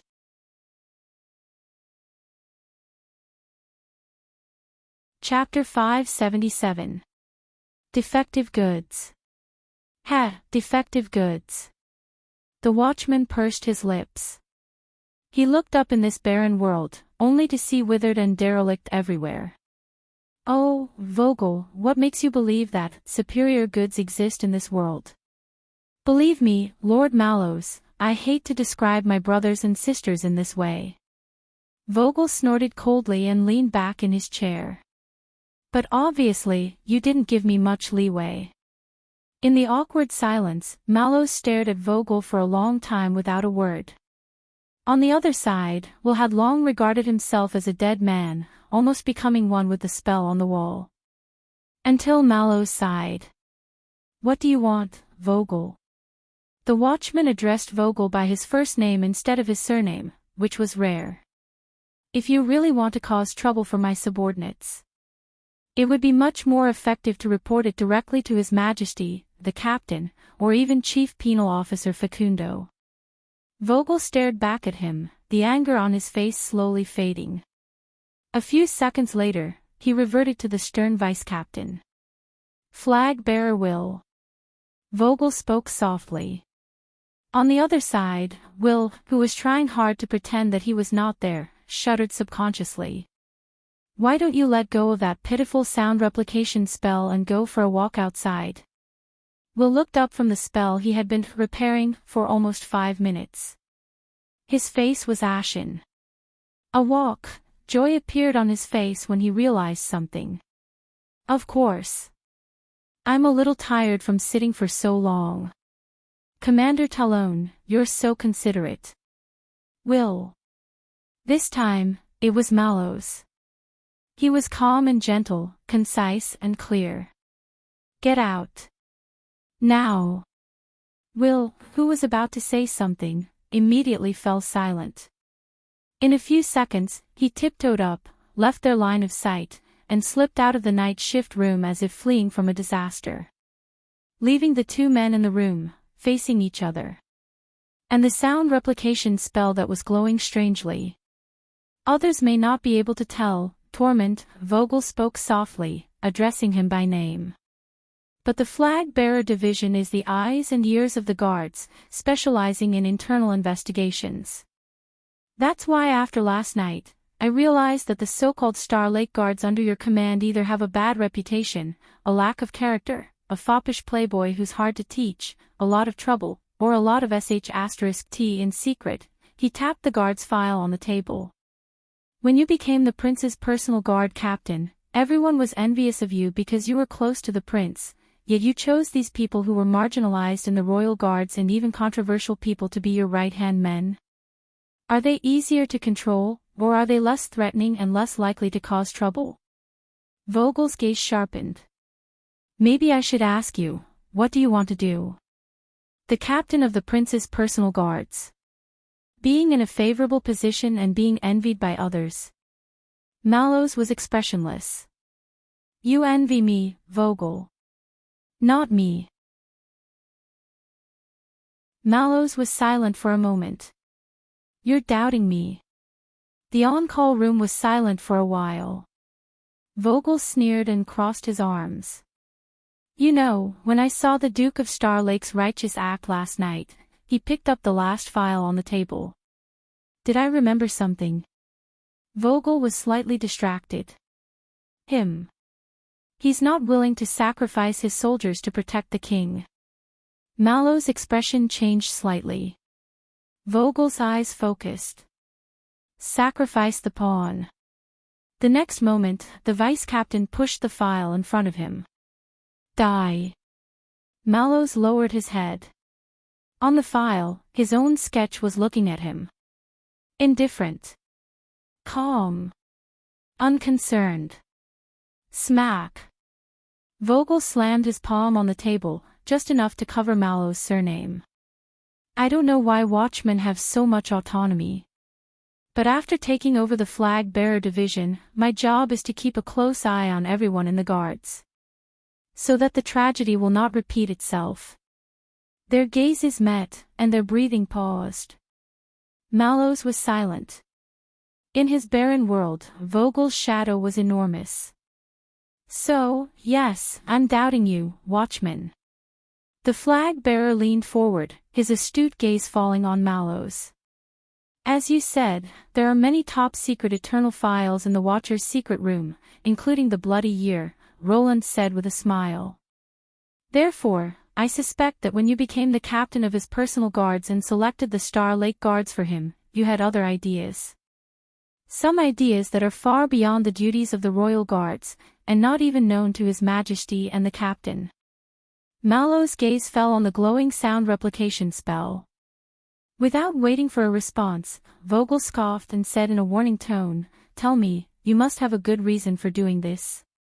Vogel's gaze turned cold. Tell me, what's so strange about the prince? Is there a secret that only the watchmen of the past generations know? So much so that you act cautiously, peculiarly, and even absurdly around him. Mallow's expression did not change, but he sighed in his heart. Tell me, Torment, or this eternal file will be presented directly to His Majesty and the captain. Vogel said coldly, Tell me, the 24 people under your command, including yourself, did not you act on your own? Did you specially select them for that special prince out of resentment? In the next second, Vogel's tone became chilling and vigilant. Consumable. In that moment, Mallows saw in the barren world that Vogel's shadow and flame simultaneously turned into infinity, covering everything. The room was very quiet. Only the sound replication spell operated tenaciously, ignoring the oppressive atmosphere at the moment. A few seconds later. Vogel.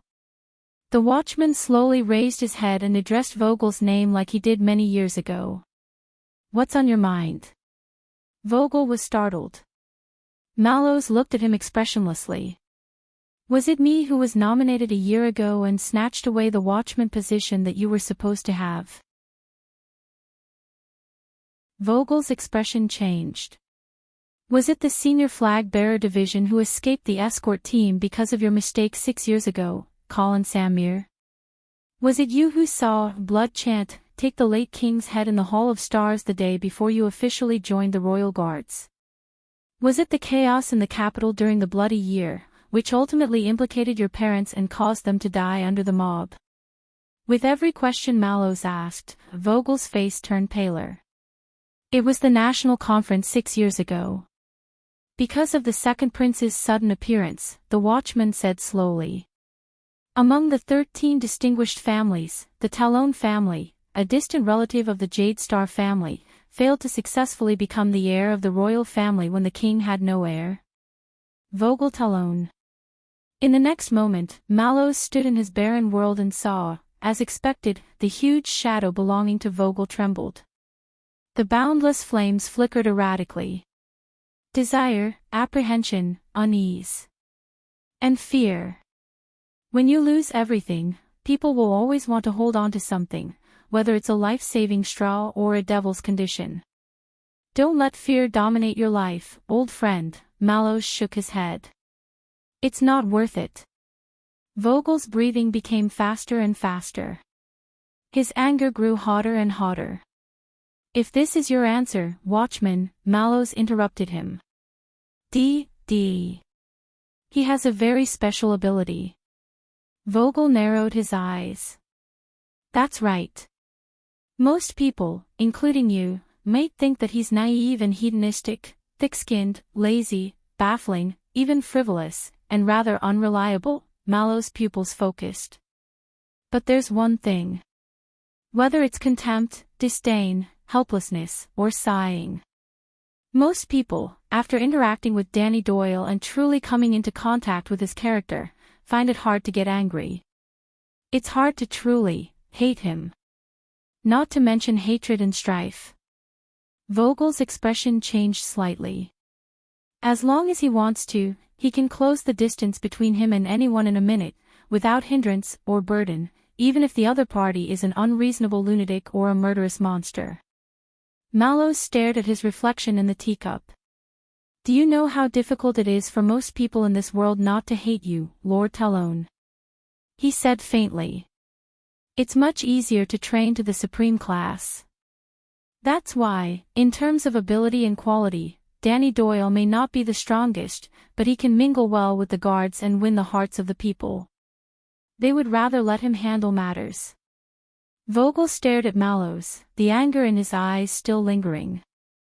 And Vanguard Glover. Mallows stared back at Vogel, calm and indifferent. Although he's taciturn and unsociable, he's reliable and meticulous. He participated in the Desert War, and is the most knowledgeable in actual combat among the younger generation of the Vanguard Division. Even second seat Mariko might not be able to win against him. Vogel furrowed his brows. As for his blemish, if you don't limit yourself to cold records and figures, and tear apart the prejudices and misunderstandings of others, Lord Talon, then you might discover that Caleb Glover fought with his peers because the other party had been insulting his family and background for a long time, ostracizing, isolating, and framing him for 5 whole years. As a royal knight of the kingdom, Caleb Glover could not take it anymore, and was forced to respond. Vogel repeated with a frown. Forced. Mallows nodded. If I were you, I might pay attention to the discipline within the guards. Think about why the Vanguard Division would have 6 people ganging up on one person. And why the Vanguard Division, known for their combat prowess, ended up with 3 injured and 1 disabled despite fighting 6 against 1. Vogel did not speak. He frowned at the files on the table. As for the others, Patterson has an eccentric temper, Stone is about to retire, so they won't be easily bribed, especially when the prince returns, and everyone wants to pounce on him. To be honest, Commodore isn't perfect, but we need someone who understands the affairs of the city's police station and officials. I don't know about the scandal between Jonvold and his stepmother, and Costa is indeed a son of thorns, but in view of His Highness' experiences over the past 6 years. Mallows did not hesitate. We need to ensure the geographical diversity of the guards. Ness is a pain in the ass. But when we were young, who wasn't supercilious and self-centered? He might be a little exaggerated, but he just needs to be honed, like a partner who can take a beating. And did I mention that in the Desert War, Bastia took 2 blows from the orcs' hammers and didn't fall? As for Vanguard Morgan, his old case from 20 years ago has been concluded. There is no evidence to prove the accusation that he murdered a superior. Vogel snorted coldly. But that's even scarier, isn't it? Mallows smiled. I know my men, the watchman said calmly. They're not what you think. Mallows looked at his old friend seriously. They're not expendable, nor are they abandoned pawns. They're people. The night shift room fell silent again. Vogel's gaze flickered between the file and Mallows. People. People. Vogel was silent for a long time. He patted the file on the table and snorted. You know, the flag-bearer division doesn't see it that way. Don't trust people, this is the first lesson of the flag-bearer division. Mallows shook his head. A long time ago, about 60 years ago, there was a watchman in the Royal Guards named Cyril Fakenhas. He said, the command division is the brain, the flag-bearer division is the eyes and ears, the vanguard division is the arm, the guard division is the foot, the logistics division is the flesh and blood, and the punishment division is the backbone. But, the watchman of inheritance, this is the heart of the guards. Vogel was stunned. The brain can be confused, the eyes and ears can be deceived, the limbs can be broken, the flesh and blood can be broken, and the Emperor's Praetorian Guard has also been destroyed and lost. Mallows picked up his own file on the table and stood up. But the heart will not. He pressed his hand on his chest and said solemnly, only the inheritance is unbroken. Witness eternity. Vogel stared at him in a daze. Mallows closed his sketch page and piled it on top of the other files. I guess the flag-bearer's record ends here. If you want, submit the eternal file to His Majesty. I'm fine with it. The watchman nodded and turned to leave. Vogel took a few deep breaths and gazed at the other man's back, but was no longer aggressive. On the contrary, his expression was calm and his eyes were like water. But in Mallow's world, he saw the flames in Vogel's chest shatter inch by inch and turn to ashes. Until the vice-captain spoke again. Really, Hart? Mallows stopped in his tracks. Then tell me, old friend, Vogel's hoarse voice sounded like a serpent's tongue, hissing. Back then, when you secretly snitched and betrayed your father to Renaissance Palace, when you implicated the entire family, caused unprecedented riots in Eternal Star City, assassins looking for an opportunity to stir up trouble, and the spread of blood throughout the night, the steady cup in the watchman's hand trembled. Vogel's gaze was as sharp as a knife, piercing into his back. Tormund Mallows, in exchange for the king's trust, in order to obtain the status you have today, outside the visible files, do you really have a heart? In that instant, Mallows felt the power of eradication in his body collapse. He saw that the barren world he was in suddenly gained color. The grass grew long and the nightingales flew. It was full of vitality. The flowers were red and the grass was green.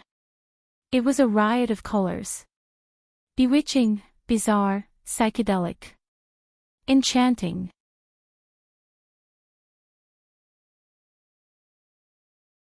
Chapter 578. If you asked a constellatiate which department under the king was the scariest, he would most likely blurt out, the kingdom's secret intelligence department. But if you asked him which department was the scariest, he would definitely not know. Only for Thales, this department was considered an old acquaintance. Whether it was when he first met the Black Prophet in Mindy's Hall, when he was imprisoned in Dragon Cloud City, or when they met in a hurry in Blade Fang's camp, they had interacted a little too many times. Unfortunately, it was definitely not pleasant.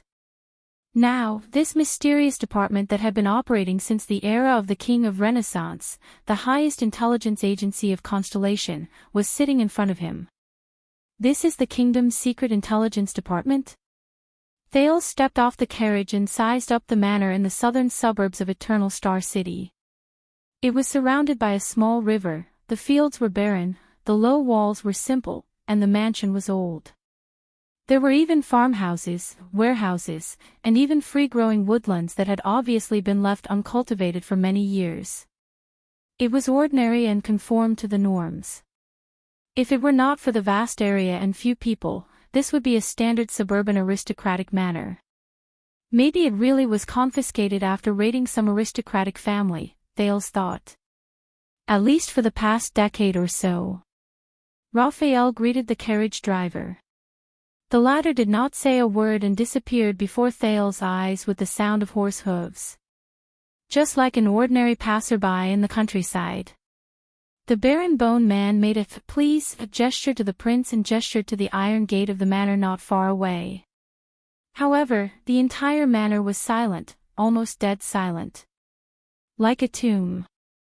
I don't see many guards. Thales suppressed his anxiety, stepped on the autumn leaves on the ground, and followed Raphael to the iron gate. But he soon discovered something unusual. 2 black crows flew out of the dense forest, flew over their heads, and disappeared into the simple manor. No need. Raphael's pace was relaxed. Ordinary intruders can't threaten us. Thales raised his eyebrows. Then what if it's not ordinary? But at this moment, Thales' hair stood on end, and he heard the whistling of the wind. Reminded by the roar of the Sin of Hell's river, he quickly turned his head. But it was too late. A huge black shadow broke through the air with an unstoppable force. It went straight for Thales. No! Amid Raphael's shocked and angry cry, Thales could only seize the time given by the Sin of Hell's river to react and put on iron body style. Dong! In the blink of an eye, the huge black shadow arrived and crashed into Thales' bosom. He was sent flying. The first thing Thales felt was a violent jolt in his arm. Then, he felt the pain of his back rubbing against the ground. His bones and muscles all over his body were protesting. It was as if he was about to fall apart. No, no, as the Sin of Hell's river surged, Thales gritted his teeth and endured the pain. He tried his best to open his eyes. But this was not the end. A huge black shadow immediately enveloped Thales' entire body. It restrained his legs, pressed down on his shoulders, and pressed a huge weight on his chest, making it difficult for the teenager to move and breathe. Thales could even feel the other party's heavy, violent, fiery, and hurried breathing as he leaned forward as if he was demonstrating his strength. He was so close to Thales' cheek that he could even feel the other party's rough, violent, and fiery breathing. No. Thales struggled fiercely. He swore that no matter how inconvenient, suspicious, or inappropriate it was, he would definitely bring the police or the sentinel with him. He absolutely could not allow himself to be slaughtered unarmed. The attacker stuck his head under Thales' neck and took a few deep breaths. Each breath was longer than the last, and he seemed to be gradually intoxicated by it. Raphael's exasperated voice was then heard. No. Edward, at this moment, Thales suddenly felt his cheeks heat up. Below his neck, a moist and sticky soft object covered him. His chin, cheeks, and cheekbones. From bottom to top, it slowly swept across the side of his face. Hot, warm and soft. And a little, fishy. Thales was stunned. The other party left his cheek, leaving behind a sticky liquid. When the wind blew, it felt cool. Before he could react, the black shadow approached him again, accompanied by rapid and fiery breathing. Another wave of warmth and dampness covered Thales' mouth, nose, forehead, and ears, over and over again. It made him unable to open his eyes. The other party breathed continuously. The tip of his nose and lips brushed against Thale's skin countless times. They pressed closely against each other, and he seemed rather excited. Thales was stunned. Even the sin of Hell's River was silently dispelled. What is this? Edward, this is Prince Thales. He's not a threat. Finally, the Baron Bone Man's arm appeared on the attacker's neck, trying to pull him off Thales' body. As the attacker protested in dissatisfaction, Thales felt his chest loosen. He finally gained some space and raised his head. The prince was immediately stunned. On top of him was a large, pitch-black dog. Woof, woof. At this moment, Raphael was grabbing the fierce dog's neck and dragging it backwards. He was in a sorry state during the wrestling. Thales recognized its breed. It was an angry wolfhound. This breed of dog was known for its fierceness. It had always been a good helper for the nobles of Constellation when they went on hunting excursions. A long time ago, Chief Morris of the Brotherhood, Quide and Rick Superior, also kept a majestic angry wolfhound. He even met Thales by chance in the back alley of Sunset Pub. The angry wolfhound also liked to play with Thales. That was not too friendly. The large dog in front of him also had similar characteristics, whether it was sharp fangs or a fierce face. Except for one thing. It was also too big. Thales stared blankly at the wrestling in front of him. Although Raphael was slender, he was not short. But even with his size, it was difficult for him to restrain the large dog. He was like a child trying to reach out and hug an old tree that was 2 or 3 times thicker than him. At this moment, the fierce-looking dog was looking at Thales on the ground with great interest. Its breathing was hot, and it occasionally licked its tongue and swallowed a mouthful of saliva.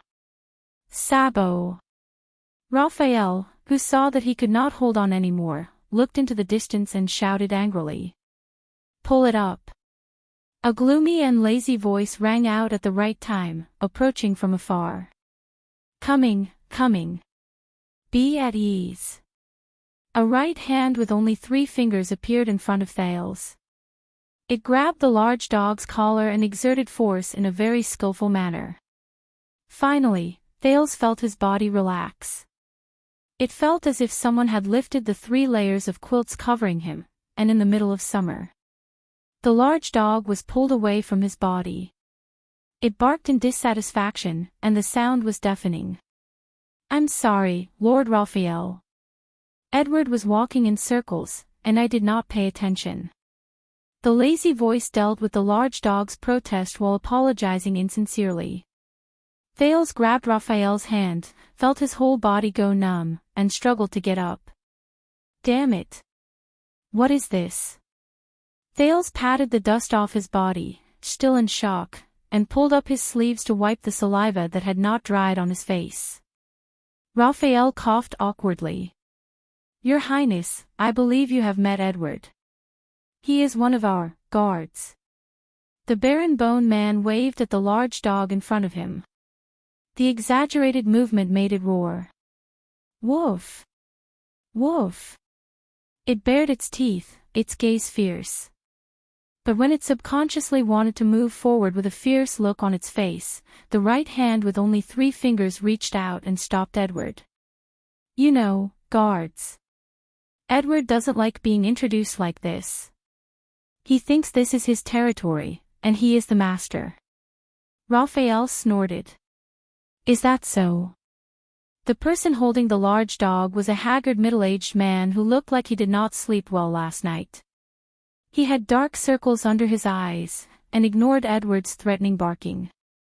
He bowed to Thales. Duke of Star Lake, I've heard a lot about you. Raphael looked at the angry wolfhound warily and introduced, this is Sabo, the best tracker in the kingdom's secret intelligence department. Sabo shrugged. Also a gatekeeper, and a dog walker. The large dog next to him was dissatisfied again. Woof! Woof! All right, All right, my bad, Sabo comforted Edward. I mean, I'm a gatekeeper, and someone who scoops your poop. Tracker, gatekeeper, dog walker. Thales, who got rid of the unknown liquid on his face, nodded awkwardly and returned Sabo's greeting, but his eyes kept drifting to Edward. The Secret Intelligence Department's watchdog, looking at the other's forelimbs that were as thick as his thighs, and the four paws that could reach the height of a normal person's shoulder, as well as the impact of a heavy cavalry charge, Thales gulped with lingering fear. This is too big. That's against the rules. Once it noticed that Thales was sizing it up, the ridiculously large black angry wolfhound instantly lowered the volume of its growl. A woof, the large dog, Edward, retracted its sharp teeth and revealed its tongue. Its lower jaw opened up into a huge arc, and its tail swung freely from side to side. Obviously, he likes you, Your Highness. Sabo frowned and said in a dark tone. Edward opened his mouth in a frightening manner. He could not hide the saliva dripping from his mouth as he stared at Thales with sparkling eyes. Joy was written all over his face. He was full of energy. Thales quickly lowered his head to avoid eye contact, and tidied up his messy clothes in a flustered manner. Yeah, I can see that. Sabo held the collar with one hand, and scratched Edward's back with the other to soothe its restlessness. It's been a long time since he pounced on someone. The last time was a long time ago. Raphael cleared his throat and gave Sabo a warning look. I'll go open the door. Watch your dog. Sabo turned his head indifferently, and Edward bared its teeth again. Woof woof. You misunderstood. Raphael wasn't talking about you, he was talking about me. Watch me. The barren bone man strode towards the double-opened iron door. Sabo looked at Raphael's back, and then at the large dog beside him that kept nudging forward, obviously interested in Thales. TSK, Lord Hansen must be very upset. Thales suppressed his fear of Edward. Why? Don't you know? Sabo took out a chain. Who the F***ck uses a steel chain to chain a dog? The prince later complained, and buckled Edward's collar. He took a step closer to Thales. The prince subconsciously took a step back, and said in a low voice, There's a rumor in the Secret Intelligence Department that Lord Hansen's leg was bitten off by a terrifying dog. Ha! The Black Prophet's leg. Thales pricked up his ears. But there's always been a dispute over which dog it was. There's even a bet. But, TSK, if you ask me, Sabo winked at the large dog beside him, and put on a pretentious air, hinting at something. Do you understand what I mean? The terrifyingly large angry wolfhound barked excitedly, its enthusiasm for Thales undiminished. Thales took a step back and nodded stiffly. In the distance, Raphael approached the double-opened iron door, pulled up his sleeves, and waved his fingers in the air. What was even more bizarre was that as his fingers danced, the air in front of the iron door rippled like the surface of a sparkling water. Thales frowned. What is he doing? Magic veins. Sabo looked at the prince, then at Edward, and answered casually, It's a trick of Soul Tower. Only by drawing the corresponding veins on the corresponding ceiling circle will one be let in. In comparison, I prefer Alchemy Tower. They're all classical, and like to use keys. Thales' heart skipped a beat. But I remember that magic is forbidden. Sabo shook his head. Forgotten. Thales raised his head in confusion. What? Sabo tugged at the chain on Edward's body, and prodded it, preventing the large dog from slipping out of the cage and approaching Thales. Magic is forgotten, not forbidden. Thales' expression changed. Is there a difference between being forgotten and being forbidden? Sabo shrugged. From the practical point of view, no. But in terms of motive and purpose, at that moment. Sabo, Raphael's voice came, sounding dissatisfied, that's enough. At some point, the barren bone man had turned around, and the iron door opened a gap behind him. Sabo smacked his lips, and waved his hand nonchalantly. All right, but before he could finish, there was a sudden change in the situation. The large dog, Edward, suddenly jumped up and leaped towards the iron door. Thales was shocked. Perhaps unprepared, or perhaps unable to let go in time, the equally shocked Sabo was pulled down by the chain and dragged towards the iron door by Edward. In the next second, the large Edward slammed into Raphael in front of the iron door. Bang! The barren bone man was mercilessly sent flying and fell to the side, moaning. Sabo was thrown off by the chain, and rolled a few times on the ground, moaning as well. Thales looked at everything in front of him in shock. 2 men were taken down by a dog. Are you guys alright? I knew it. This dog is too big. But what happened next was even more unexpected. In front of the dumbfounded Thales, the large black angry wolfhound dragged the empty chain and happily smashed open the iron door on one side, then ran back and clumsily pushed open the other door. Once it was done, it turned around happily and looked at Thales. The prince's heart sank. Wait, hey, good dog, Edward, right? I actually don't know them. If you have a grudge against them. But in the next moment, Edward roared, took a step forward, and rushed towards the teenager. No. Don't come over. The traumatized prince took 5 or 6 steps back in fear. In the end, he could not care less about the dignity of the royal family, and turned to run. But Edward's size was not only huge, but it was equally fast.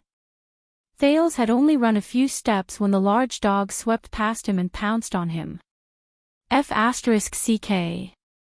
Thales subconsciously raised his arms to block the attack.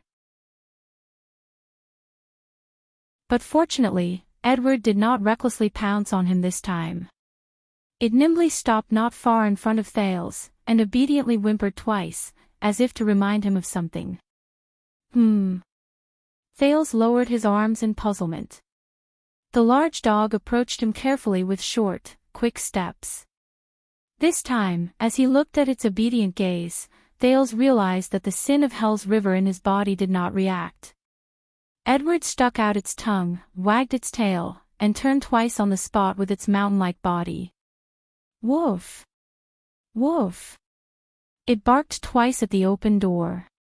Its gaze was obedient, and its bark was ingratiating. Sensing its kindness, Thales looked at the door in the distance, put down his arms in puzzlement, and pointed at himself. Me.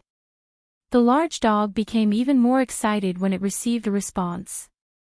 This time, it wagged its tail and barked once at Thales, then twice at the iron door. Woof! Woof woof! Under the dog's expectant gaze, Thales looked at the blocked path and the 2 figures lying on the ground in the distance. He did not know if they were dead or alive. He braced himself and forced a smile. You mean, the door? Woof! The large dog happily pounced on the prince, whose face was ashen. It circled Thales twice, arched his back, and pushed him forward. All right, I'll go. The anxious Thales walked forward, not knowing what to do. Edward walked beside him, licking the back of his hand affectionately from time to time, and rubbing against the teenager's arm. Until they arrived in front of the iron door. Oh! Standing in front of the iron door, Thales understood. He was a little enlightened, but also a little relaxed. You mean, you opened the door for me on purpose? Woof! Edward barked even more cheerfully. Good dog. Thales suppressed his uneasiness, tentatively extended his hand, and scratched its furry head in a rusty manner. Thank you. Edward stuck out its tongue, turned its head, and looked pleased. It was obviously enjoying it. On the other side, Raphael got up while cursing. He patted the dust off his body, and glared angrily at Sabo, who was also tidying himself up. "All right, we all know that Edward is very smart," Sabo said eerily. He extended his hand to grab the large dog's leash, and took over Thale's action of scratching the dog. "But this is the first time." Edward growled at him in dissatisfaction, its vocal cords threatening. "We'd better hurry up and go in." Raphael looked at the large dog warily, his face full of displeasure. "It looks like it's not done yet." Thales turned around for the last time, and waved awkwardly at Edward. The angry wolfhound responded excitedly, and wanted to move forward again, but was pulled back by Sabo. With a click, the iron door was shut. Sabo, who was equally displeased, and the large angry wolfhound, who was looking at Thales reluctantly, were both shut outside the door. Sabo. Through the iron door, Raphael looked at the large dog suspiciously. "The Duke of Starlake is traveling in private, do you understand?" "Yes, I'll tell them." Sabo shook his head nonchalantly. An innocent and cute fawn accidentally trespassed on Edward's territory. The large dog howled angrily. All right. I know." Sabo scratched Edward's neck with a headache. "I'll say it's a big wolf, all right. It won't damage your reputation. I swear, the other dogs will be impressed." Listening to the man and dog arguing further and further behind him, Thales felt a lingering fear. "So, Sabo, he can talk to dogs." The Baron Bone Man laughed. "He thinks he can." "What do you mean?" "At least according to Lord Hanson, that's what Sabo has believed for decades." Raphael shook his head indifferently. "As for whether it's true, only dogs know." Thales smiled. He grabbed his collar, and sniffed the place where Edward's teeth had bitten him. The prince immediately frowned. He could not be mistaken. That was fresh, the smell of blood. "So, old friend, other than eating, when was the last time you pounced on someone like this?" Outside the iron door, Sabo took out an old notebook and opened the cover, which had the crooked words, "Don't get eaten," written on it.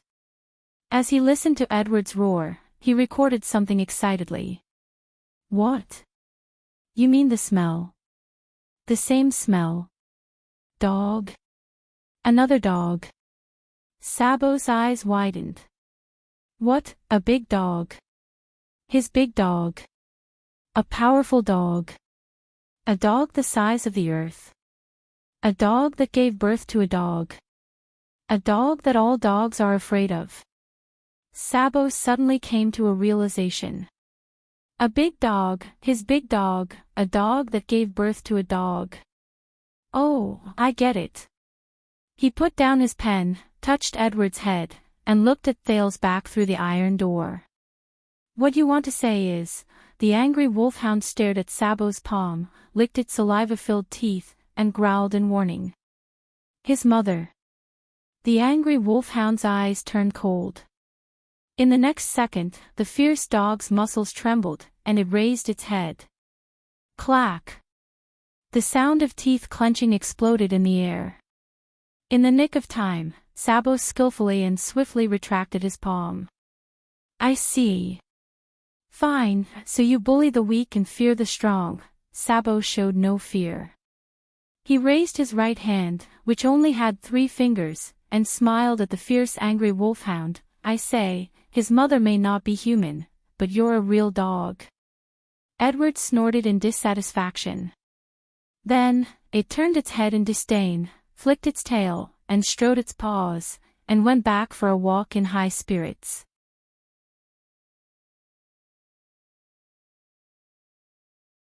Chapter 579.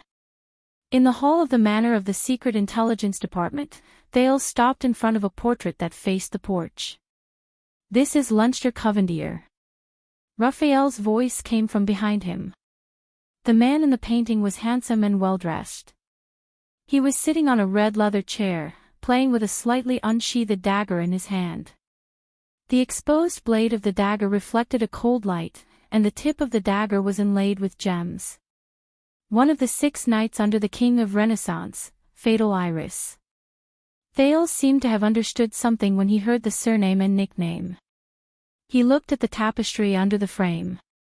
Leinster P.T. Covendier, top 27 th, 20 th, 700 years ago, he funded and trained the first batch of professional scouts and spies for Prince Torment, who had yet to be crowned king. He contributed greatly to the Battle of Eradication and the establishment of Constellation. He was the first chief of intelligence of the kingdom. Raphael stared at the portrait as if he was staring at the real person. He was publicly acknowledged as the founder of the kingdom's secret intelligence department. The painter's Fatal Iris was no more than 30 or 40 years old. His expression was focused, but his brows were slightly furrowed. He exuded a gloomy and misty temperament, as if there was endless sorrow in his chest that could not be dispelled. It made the onlookers pity him. Leinster Covendier, the founder of the secret intelligence department. The prince seemed to be deep in thought. He was also the ancestor of the Covendier family, the first Duke of South Coast Hill. Yes. Thales nodded and did not say anything else. He followed Raphael's footsteps. They stepped into the room and onto the starry blue carpet that was commonly seen in the kingdom. The hall of the manor was wide and bright, completely different from the old and deserted manor outside. Thales looked around. It seems bigger than it looks from the outside. Sunlight shone through the window, illuminating the silver double cross on the wall carpet and hanging flag. It was not as deep and dark as he had expected. We have to thank the original owner of this manor. The architectural layout was unique and contained a universe. Raphael looked straight ahead and did not stop walking. Unfortunately, the manor was unlucky during the Bloody Year and was almost burned to ruins. Otherwise, it would not have become our headquarters. A few people in casual clothes were busy in the hall. Some were handling documents, some were whispering to each other, and they turned a blind eye to them. It was almost no different from a normal municipal department. Almost. Raphael led the youth into a side hall. Whether it was the shape of the corners of the walls, the pillars, the stairs' handrails, or even the ceiling, Thales could tell that this place used to be luxurious, glorious, and historical. However, Raphael's pace was very fast. It was obvious that he was used to this kind of pace. The teenager only had the intention to admire it, but he could only take a cursory glance at it.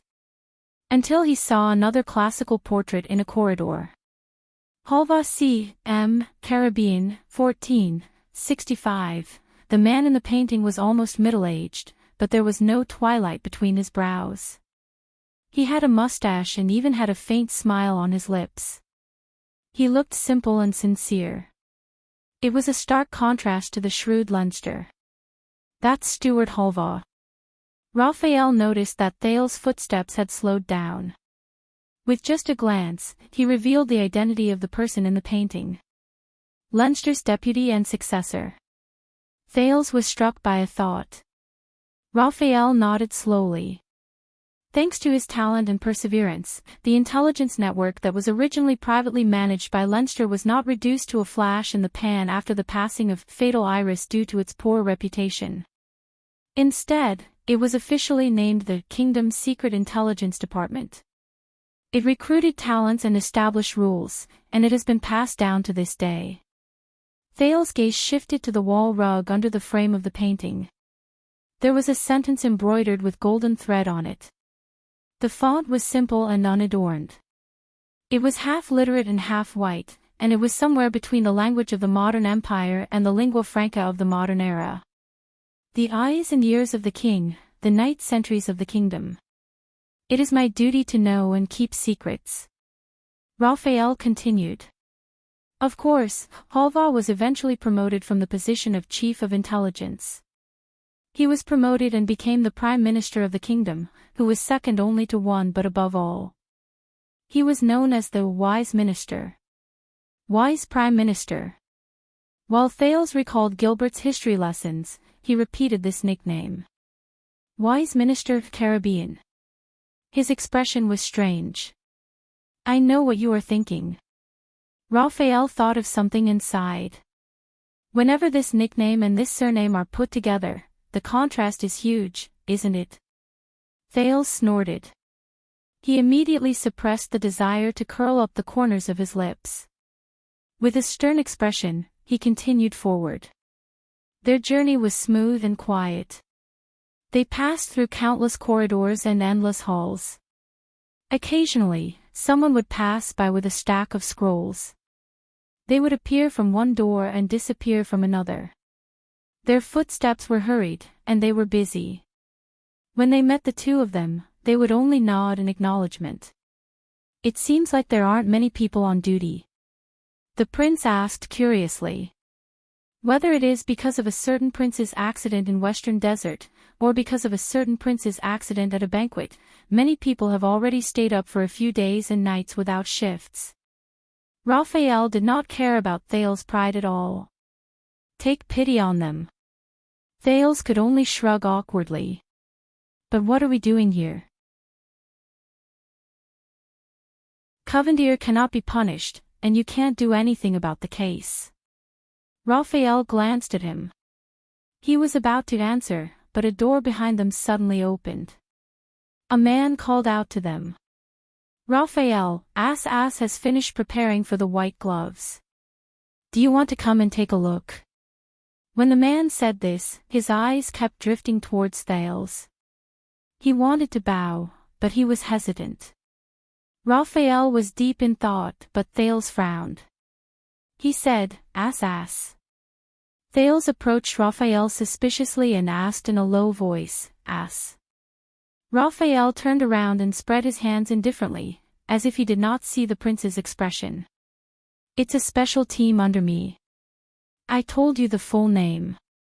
Do I need to repeat it? Thales forced himself to smile. Raphael raised his eyebrows understandingly and turned back to walk towards the man. Very well, Danny. Let us check the procedure. It won't take long. By the way, put your eyes in a normal place. The man at the door immediately stopped sneaking glances at Thales.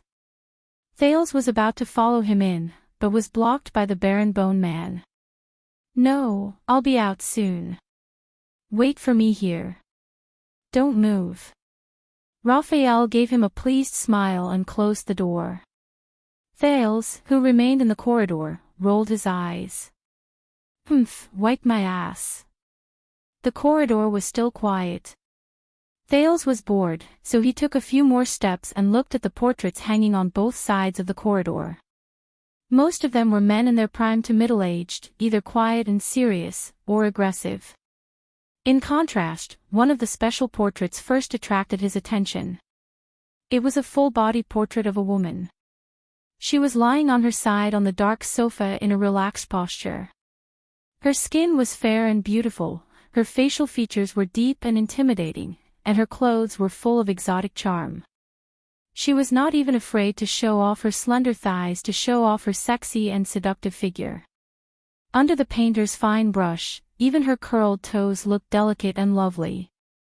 But unlike her figure that made men's blood boil, the expression on the lady's face was cold and mysterious, as if she did not care about everything around her. In contrast, when Thales looked at her, he sometimes felt that she was amorous, and sometimes felt that she was noble and inviolable. Thales shifted his gaze to the bottom of the frame. Alf Seldo ka Mimo Hanbol, 39-77, this is Alf. A slightly rough voice came from behind him, with a Western Desert accent that Thales was familiar with. People call her Oriental Beauty. This is one of the few portraits of her that has not been burned. Thales turned around and was a little shocked when he saw who it was. Wait, I recognize you. You are. Behind him was a well-groomed man with slightly darker skin. He bowed respectfully to Thales, just like when he was in Blade Fang's camp. I am Norb. It is an honor to meet you again, and I am glad that you are now healthy and at ease, Your Highness. Or should I say, the Duke of Star Lake. Thales sized him up in surprise and finally confirmed the man's identity. The cadre of the Secret Intelligence Department who dared to contradict the legendary Wing in front of thousands of soldiers in Blade Fang's camp. Norb. But why are you here? Thales subconsciously shifted his gaze to Norb's right leg. On the surface, there was nothing unusual, but the prince noticed that Norb held a cane in his right hand and supported half of his body. Norb smiled faintly and was as humble as ever. I came back to report on my work, for Western Desert. Thales understood it clearly. Is that so?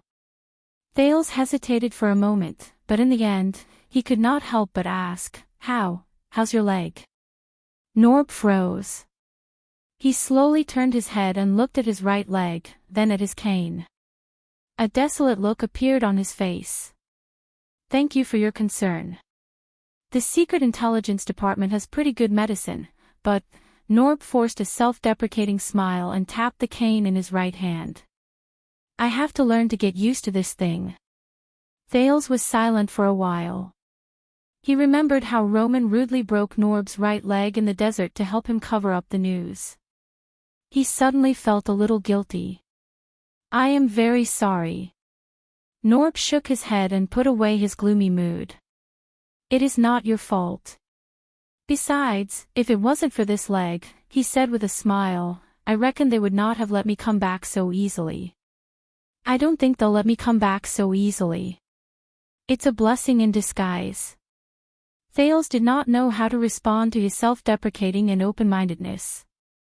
Norb obviously noticed the awkwardness in the atmosphere. He quickly turned to look at the woman in the painting and used the topic of conversation to drive away his momentary depression. In short, Elf comes from the Hanbol dynasty in the Eastern Peninsula. It is said that she is the exiled descendant of Amar Maimo Hanbol, the Grand Cattle. Elf. Thales was puzzled. So, Elf? She is a foreigner and a woman, also from the Secret Intelligence Department?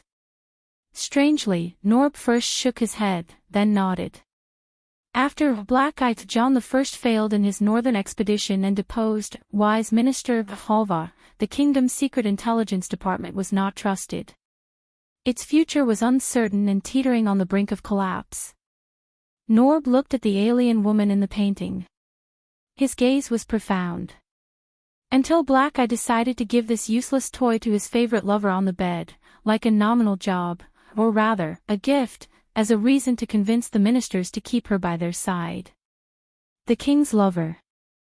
Thales subconsciously turned his head, wanting to take a closer look at Lady Elf.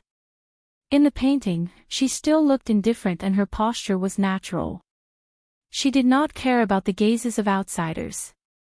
With contempt and hostility from the inside out, Elf withstood the pressure to fight for the budget, reorganized and preserved this dying department with low morale.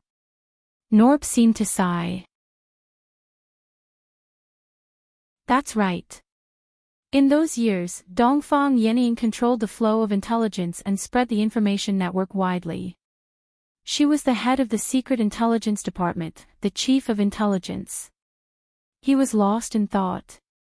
And she did the job very well. Even too well. Therefore, after Black-Eye's death, she was sent to the guillotine for the crime of murdering the late king.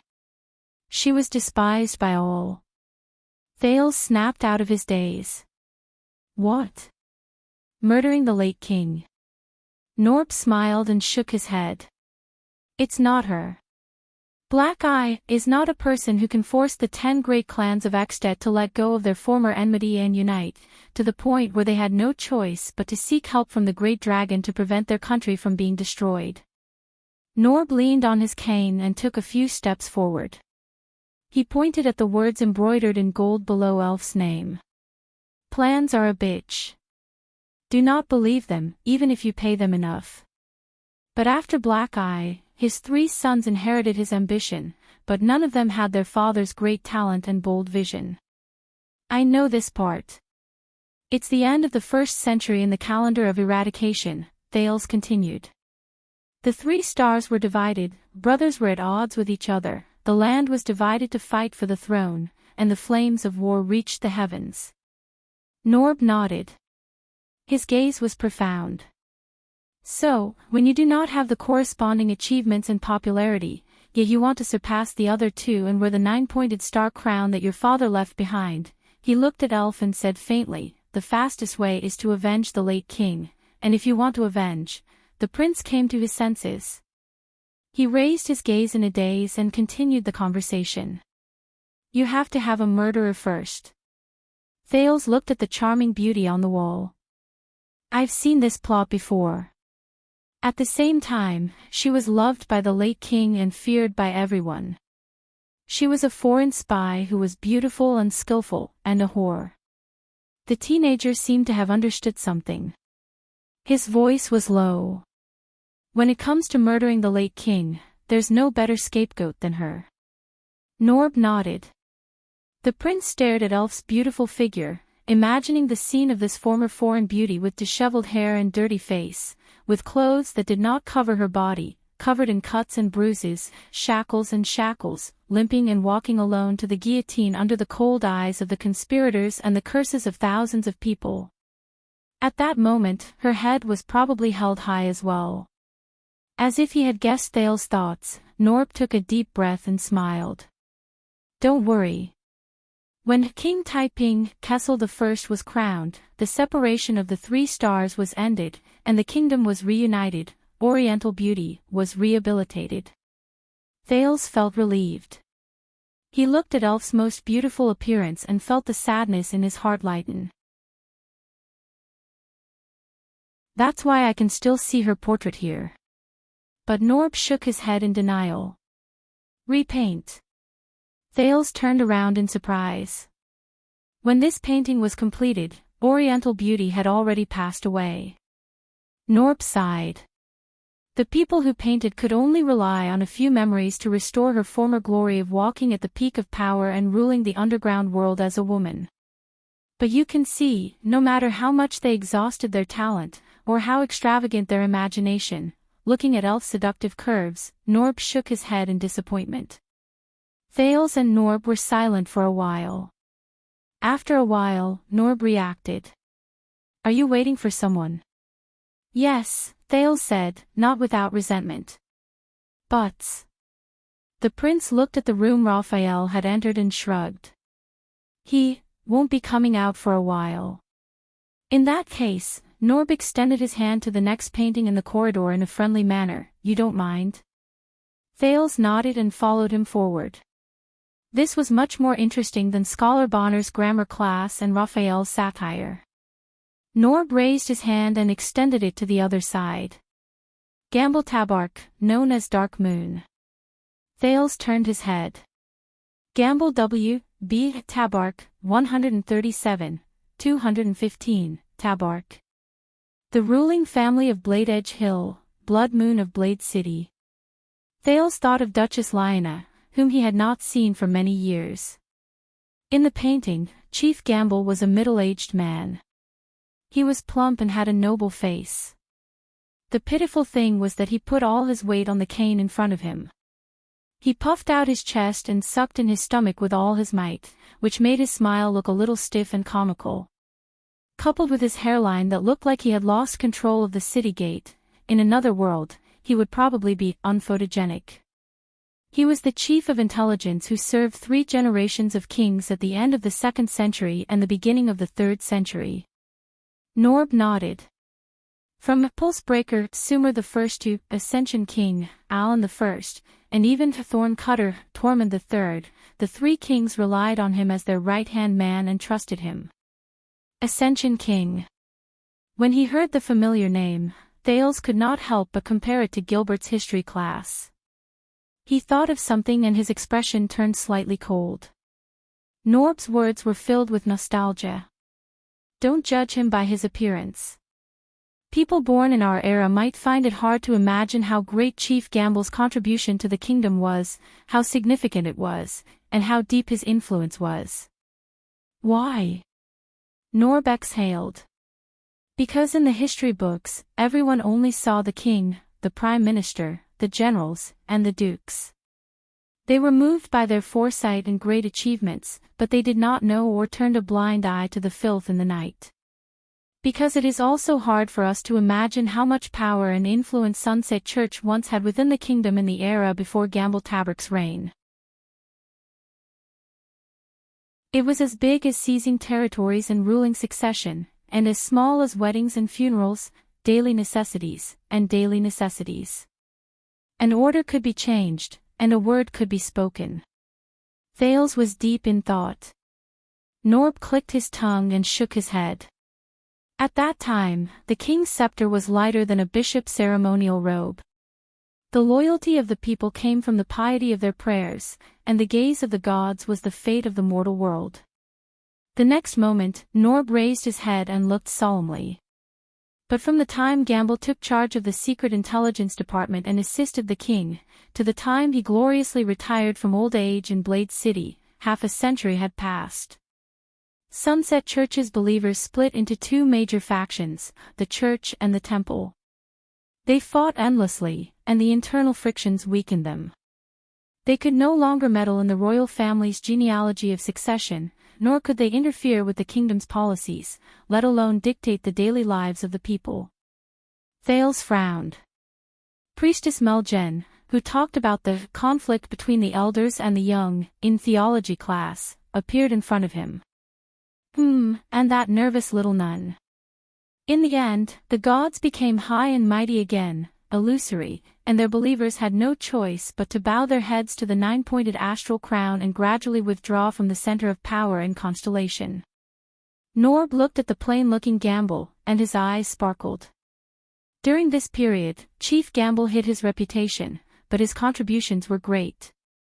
As expected, Thales stood in front of Gamble's portrait. Do not judge a book by its cover. But it was still too early for him to say that. Because the next portrait Norb pointed at was of a hunchbacked old man with a weathered face. William, 226-306, rather than make people fear him, it is better to make people underestimate him. Hunchback William, Norb introduced. The William in the portrait was ordinary and well-behaved. Not only was there nothing outstanding about him, he even looked deformed and ugly because of his hunchback. The first chief of intelligence who was born a commoner, as you can see, he did not have a surname. From the middle of the 3rd century, he was in charge of the kingdom's secret intelligence department for 50 years. He was conscientious and diligent. Norb's walking stick tapped the ground lightly. He looked at William's hunchback and seemed to have the same feeling. When people talk about the legend of the Empress Dowager Iron Spike's regent reign, which lasted through 7 dynasties, they always overlook this low-key official who was in the same period as her. Norb spoke to himself.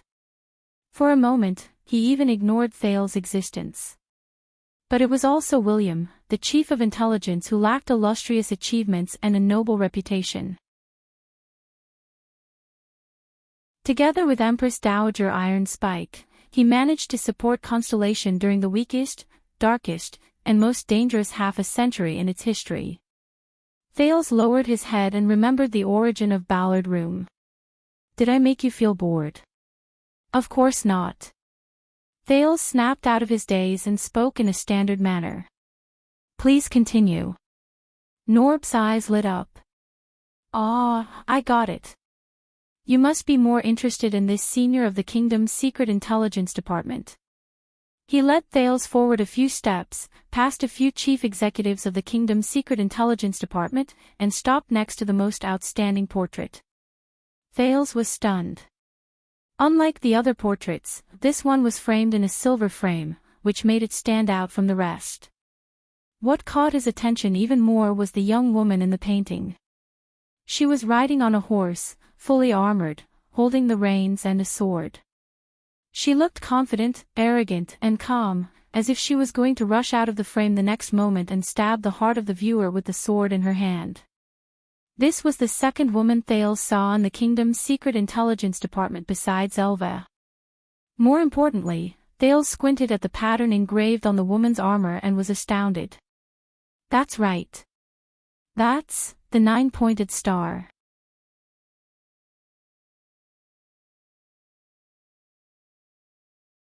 Chapter 580. Dazzling Star Theodora. This is the daughter of the Oath Keeper, the noble princess of the royal family. Norb paused and looked at Thales meaningfully. Also the Duchess of Star Lake. The daughter of the Oath Keeper. Thales held his breath as he looked at the female knight with sharp eyes and thin lips. Never married, she was not famous in history, but she was the longest-serving chief of intelligence of the Secret Intelligence Department. Her elven bloodline allowed her to live a long and healthy life, so long that she had to retire behind the scenes and appoint another chief to avoid controversy. Thales looked curiously at the heroic princess and the Duchess of Star Lake. His ancestor. Theodora E.M. Jade Star, 354-. Her temperament reminded people of the Fortress Flower, but the latter was far from Theodora's domineering aura, which was like a silver radiance that made people bow their heads. But her death year is not written on this, Thales said, puzzled. Norb smiled. Because we, the Secret Intelligence Department, do not know. It is said that when Princess Theodora truly left the Secret Intelligence Department at the age of 101 and went far away, the reigning, surviving king, Alan III, was already one of her great-grandchildren. In comparison, her brothers had a much shorter lifespan. Norb said. Thales looked down and saw the princess words embroidered with gold thread. Look, look, look. What the F***ck are you looking at, idiot? Thales was petrified. What the hell? Thales looked at the neatly embroidered but full of profanities, and his face twitched in disbelief. This is, the Princess of Constellation. Can't you say something else? Something more normal? Norb showed an awkward expression and hesitated.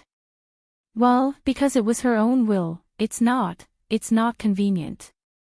What if she comes back one day? He bit the words in his mouth. Thales narrowed his eyes and understood. He accepted the advice and stopped looking at Theodora's portrait. As you can see, although she was a woman, Theodora was unyielding and domineering when she was in power. She was the best in the Secret Intelligence Department. Norb took the opportunity to explain.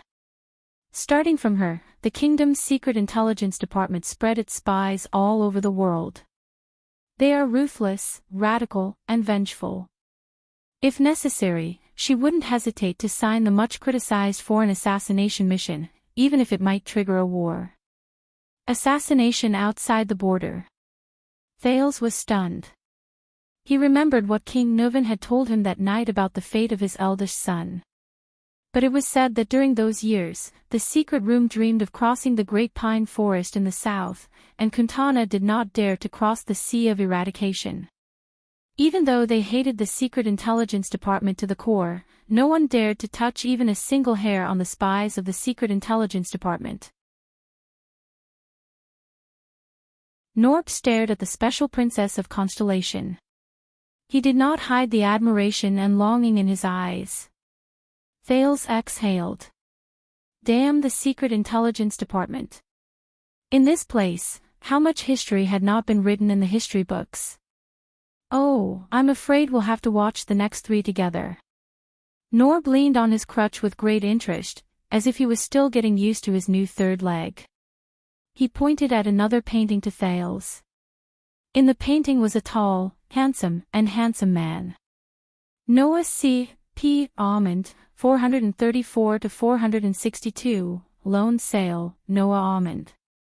Rumor has it that he was one of the lovers of the Conqueror of the North, Queen Erica. The Queen's lover, so. This is the Queen's man. Norb lowered his head and blinked. His previous solemnity was gone. Of course, some people said that the Conqueror of the North liked to chase after women.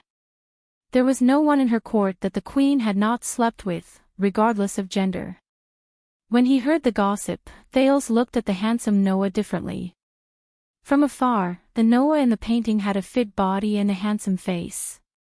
He was indeed outstanding and the best choice. Norb shook his head. Unfortunately, as Queen Erica fell from power, Lone Sail was sent to the guillotine by his deputy-cum-successor. Deputy? By his own deputy. Thales frowned and thought of my home tavern in Blade Fang's camp and its thought-provoking slogan. Norb nodded and sighed.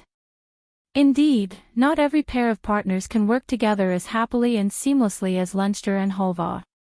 He looked at the next painting. And this is Lone Sail's deputy. There was a hint of reverence in Norb's words. The pale Baron, Sancho. Thales looked up and saw a man with a pale face but a pair of deep eyes in the painting. Sancho's face was not bad, his posture was elegant, and his fingers were slender as they plucked the strings. He looked like a scholar. He was not the chief of intelligence of the underground world. Sancho D. Doyle, 438 to 489. Thales was stunned when he saw the surname. Doyle. His surname is Doyle. Norb was puzzled. Yes, what's wrong?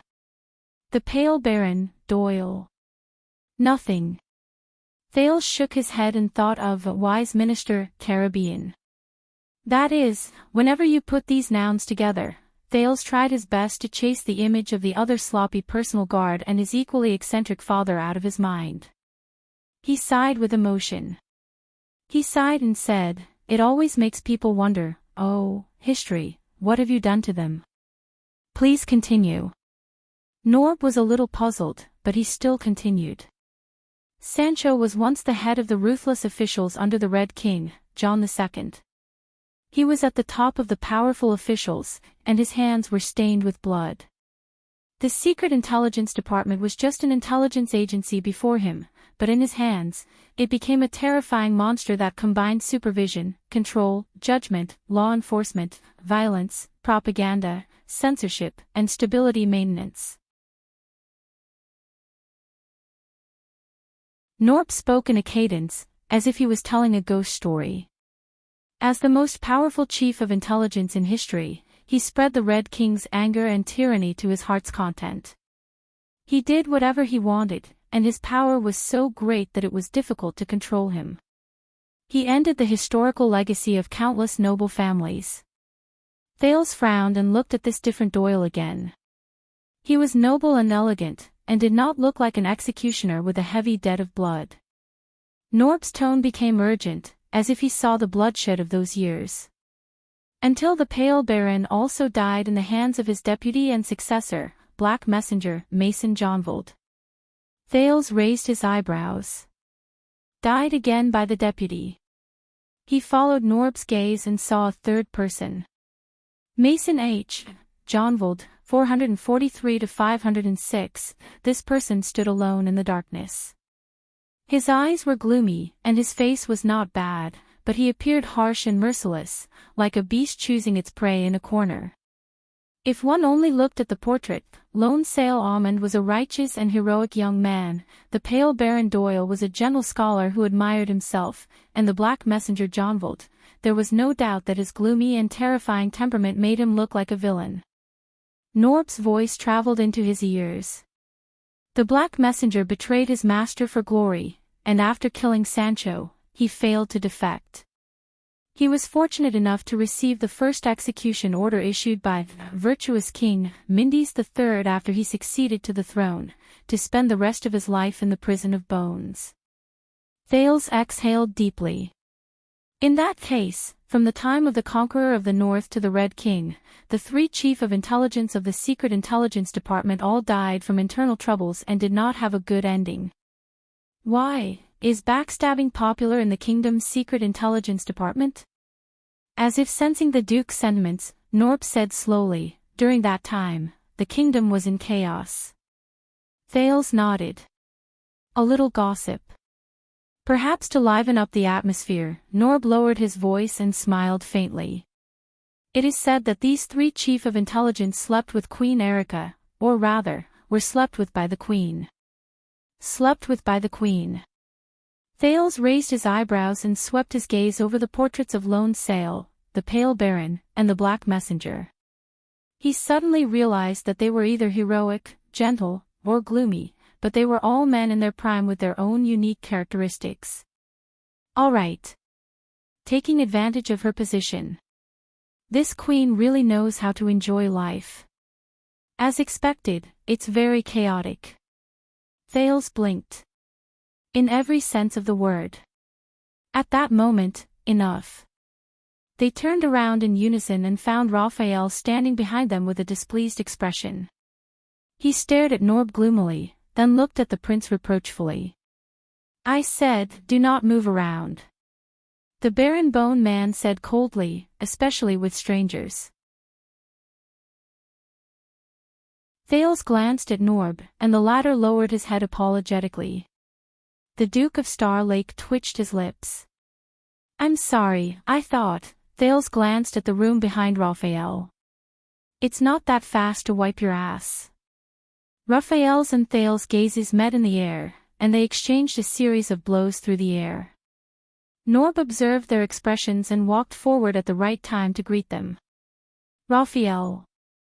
Raphael seemed to have just noticed the man with the crutch as she replied coldly, I'm not sure.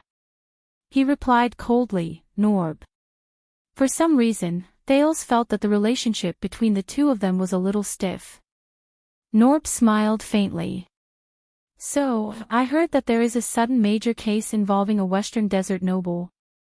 Raphael nodded. There was a faint sense of alienation in his words. Yes. Norb nodded in understanding. He looked into Raphael's red eyes. All right, although it's not my case, if you need help, Raphael cut him off bluntly. If I need help. When he saw that Raphael did not want to speak further, Norb stopped talking to him and turned to Thales. I have not had the time to thank you, Your Highness, Norb said respectfully. If you do me the honor, I would like to visit you later. His Highness still has matters to attend to. Raphael suddenly stood in front of Thales and warned him. And he came in private. Norb shut his mouth indifferently. Of course. He looked at Raphael, who refused to budge an inch, and nodded dejectedly. Of course. Norb bowed to Thales again and limped away with the cane that he was not familiar with. His figure was lonely and a little pitiful. Thales could not bear to see it. What did Norb do? Thales suddenly asked after Norb left. Raphael frowned. What? Thales caught up with the Baron Bone Man. What did he do wrong in the bloody year that he was sent to Western Desert, which is tantamount to an exile? Raphael's expression tensed. You will have to ask him himself, or his lordship. Really? Thales observed Raphael's expression and snorted. If you want to come to the Secret Intelligence Department for a day, Your Highness, Raphael said unhappily. I can totally satisfy your needs. Why? Are you jealous that I'm so popular? Thales was happy to see Raphael's displeasure. Raphael snorted softly and continued walking. All right, so, tour guide Raphael, who is this? Thales pointed casually. Raphael glanced at it. Lisandro Esposito, no nickname. Or rather, there were too many nicknames, so he simply did not want to use them. Thales moved closer to the portrait. It was a middle-aged man with a humble smile, a kind and humble expression. Lisandro Esposito, 530 to 602, when you know your mistake, you are right. He was born in the year the virtuous king passed away. As the son of a lowly cobbler, he changed his fate by passing a literacy test. In the end, he became the chief of intelligence of the Silent One, Sumer IV, and attended the imperial conference. Raphael moved forward steadily, not caring that Thales was left behind. Since him, the kingdom's secret intelligence department has swept away its old traditions. It is no longer the king's private toy, but an important national intelligence department with clear rights and responsibilities, efficient operations, adequate budget, and a clear position. Little by little, step by step, we have taken back the disadvantages we have faced against the secret room over the past 100 years. Hence the secret intelligence department today. Raphael's tone was respectful. Thales had to speed up to keep up with Raphael's inconsiderate pace. And he is also Lord Murat Hansen's teacher. Raphael walked out of the corridor and came in front of a specially shaped iron door. Similarly, he swiped at the air with his finger, opened the magic lock in the ripples in the air, and turned into a dark inner room. You mean the Black Prophet? Thales quickly caught up and walked into the inner room. His teacher. But the moment he stepped into the room, Thales suddenly felt a pang of panic. The sin of Hell's river stirred restlessly, but it was different from any previous danger. This feeling was illusory, but it made his hair stand on end. Hiss, hiss, hiss. A faint hissing sound rang in his ears, reminiscent of a slithering snake. Fortunately, this feeling was fleeting, as if it had been there. If it had been any shorter, Thales would have even thought it was an illusion. What's going on? Thales adapted to the darkness of the inner room and followed Raphael's footsteps with trepidation. You know, we usually don't mention this nickname, Your Highness. The Baron Bone Man's tone became cautious. Especially in the Secret Intelligence Department. Why? Under the dim light, they walked more than 10 meters forward. Thales was still immersed in the fear he felt just now. He subconsciously asked, what's wrong? He subconsciously asked, why not? In the next second, a hoarse voice that he had not heard for 6 years rang out in the darkness. Just like how we usually don't mention star under your skirt in front of you. Your Highness Thales.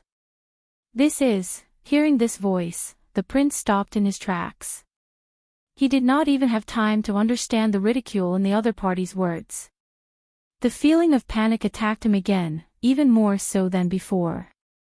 The sin of Hell's river was restless. Raphael stopped a few steps in front of him and turned around, revealing the person behind him. Thales' eyes widened. He had expected this to happen, but, Lord Hansen.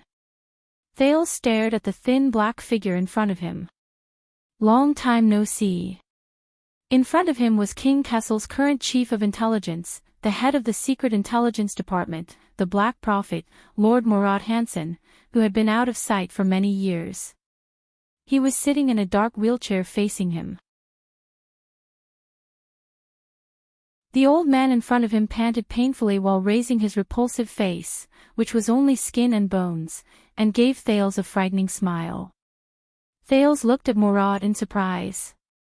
How? He remembered 6 years ago, although the Black Prophet was old, he was hale and hearty, imposing, and could still threaten Gilbert and Gines with a cane. But now, Thales stared at the wheelchair under the other party. Why does he look like he's about to die? But Thales soon realized that something was wrong. Hiss. Hiss. Hell's senses fed him countless hair-raising hissing sounds, which came from the dark and colorless wheelchair. The sin of Hell's river spread to Thales' eyes, allowing him to see the dark room clearly. Thales instinctively looked down and saw that the Black Prophet's wheelchair was wrapped in countless sticky, moist black veins, like muscle veins, which also wrapped around Murat's legs. It even squirmed, contracted, and breathed from time to time. That's not a wheelchair. At that moment, Thales' hair really stood on end. That's a living thing. Like branches, vines, tentacles. Its back extended to the walls of the room, covering half of the room like vines, all the way to the ceiling. And Murat, sitting in the wheelchair, seemed to have grown out of these vines. Thales breathed blankly and suddenly thought of the blood mystic. Don't be afraid, Murat breathed with difficulty, raised his skinny arm, and connected it to the thousands of black-veined vines that were squirming like thousands of snakes. Some necessary means, like taking medicine to cure a disease. Raphael stood by the side, his expression unchanged. Taking medicine to cure a disease. It took Thales a few seconds to calm down. Your Grace, what's wrong with you? Murat laughed, causing the black-veined vines around him to sway. I'm old. Your Grace, The Black Prophet's voice was a little ethereal, but it still chilled one's heart. Time has caught me. Just like how it captured Teacher Lysandro and King Aedi. Just like it will eventually catch everyone. The Black Prophet's gaze froze, revealing a yearning look. Of course, except for the elves. Thales breathed in a daze. At that moment, he did not know how he should face the monster-like man. I believe you have seen, Your Highness, the kingdom's secret intelligence department has gone through 57 chief stewards. Morat came back to his senses. They are all closely related to Constellation, sharing honor and disgrace. Inseparable. We are not your enemy, Thales. Morat looked at the disgusting living thing wrapped around half of his body, and called out the Duke's name. In fact, we are struggling just like you. Thales stared at the black-veined vines and felt his eyebrows twitch. The Black Prophet raised his hand and did something. The black-veined vines that covered half of his body trembled and broke away from the back of his wheelchair, releasing Morat. Hiss. The sound of the vines contracting made one shudder. Only the part that was still wrapped around the wheelchair was still moving back and forth, like maggots surging and pupae twitching. Watching this scene, Thales felt a little uncomfortable in his abdomen. Morat closed his eyes and took a few deep breaths before opening them weakly and nodding at Raphael. Let's begin. The Baron Bone Man bowed his head respectfully, turned to open another door, and disappeared into the darkness behind it. Seeing Raphael leave, Thales suddenly realized that only he, the Black Prophet, and those black things were left in the room. This thought made him uneasy. Mind giving me a push, Your Highness? Morat stretched out his skinny hand towards Thales, opened his deformed mouth, and smiled like a dead man in a coffin. Don't worry, I won't read your mind this time.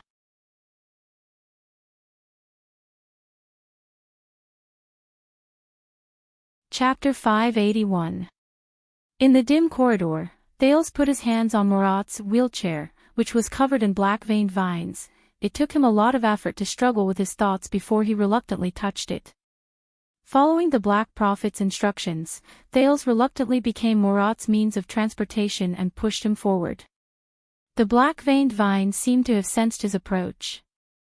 They immediately wriggled and, courteously, made space on the back of the chair to accommodate a pair of hands. This only made Thales feel weirder and more hesitant. Don't worry, it doesn't bite. The Black Prophet chuckled as if he had seen the Duke's expression behind him. It only eats people. The old chief of intelligence murmured leisurely. Thales twitched the corner of his mouth and continued forward.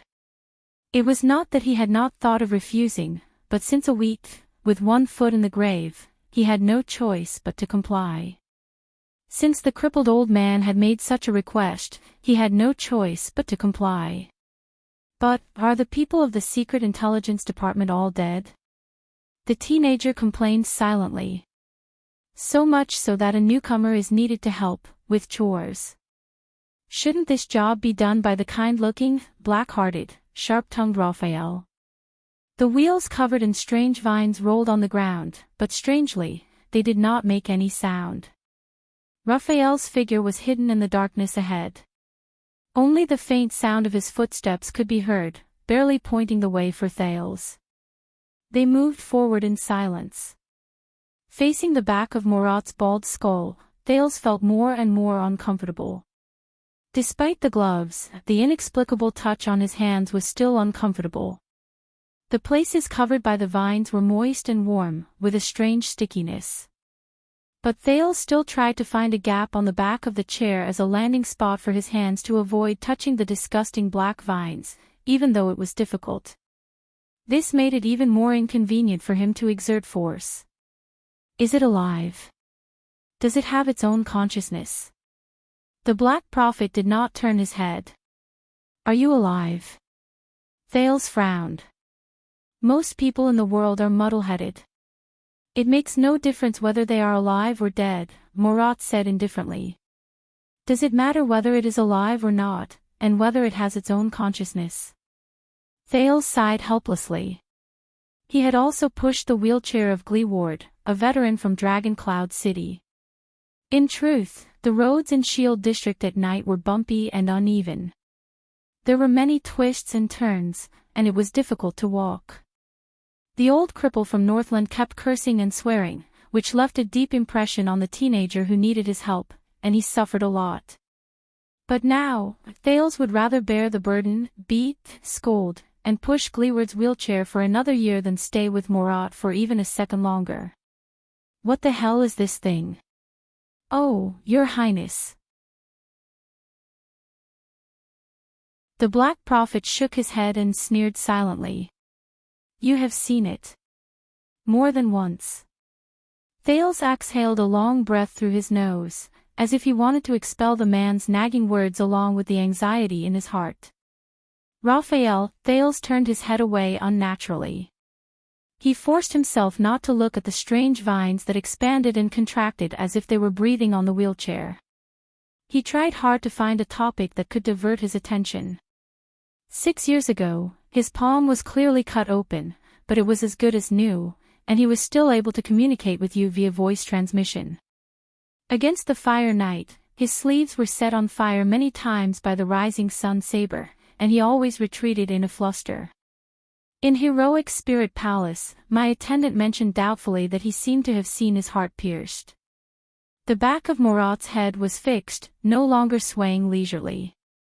And as the *T stirrer of the Secret Intelligence Department on the night of Dragon's Blood, he only behaved in one place. Thales focused his gaze. Bright Moon Temple. They did not change their speed. The road ahead was still dark. There was a slight change in Morat's tone of reply. So. Thales slowed down a little. Devil.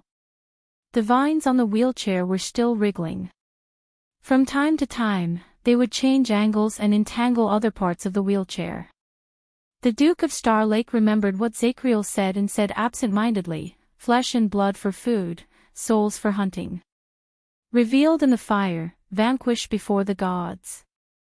Thales stared at the vines. This is the flesh of a devil. Morat tilted his head slightly and glanced at the prince. Thales came back to his senses and remembered the other party's identity.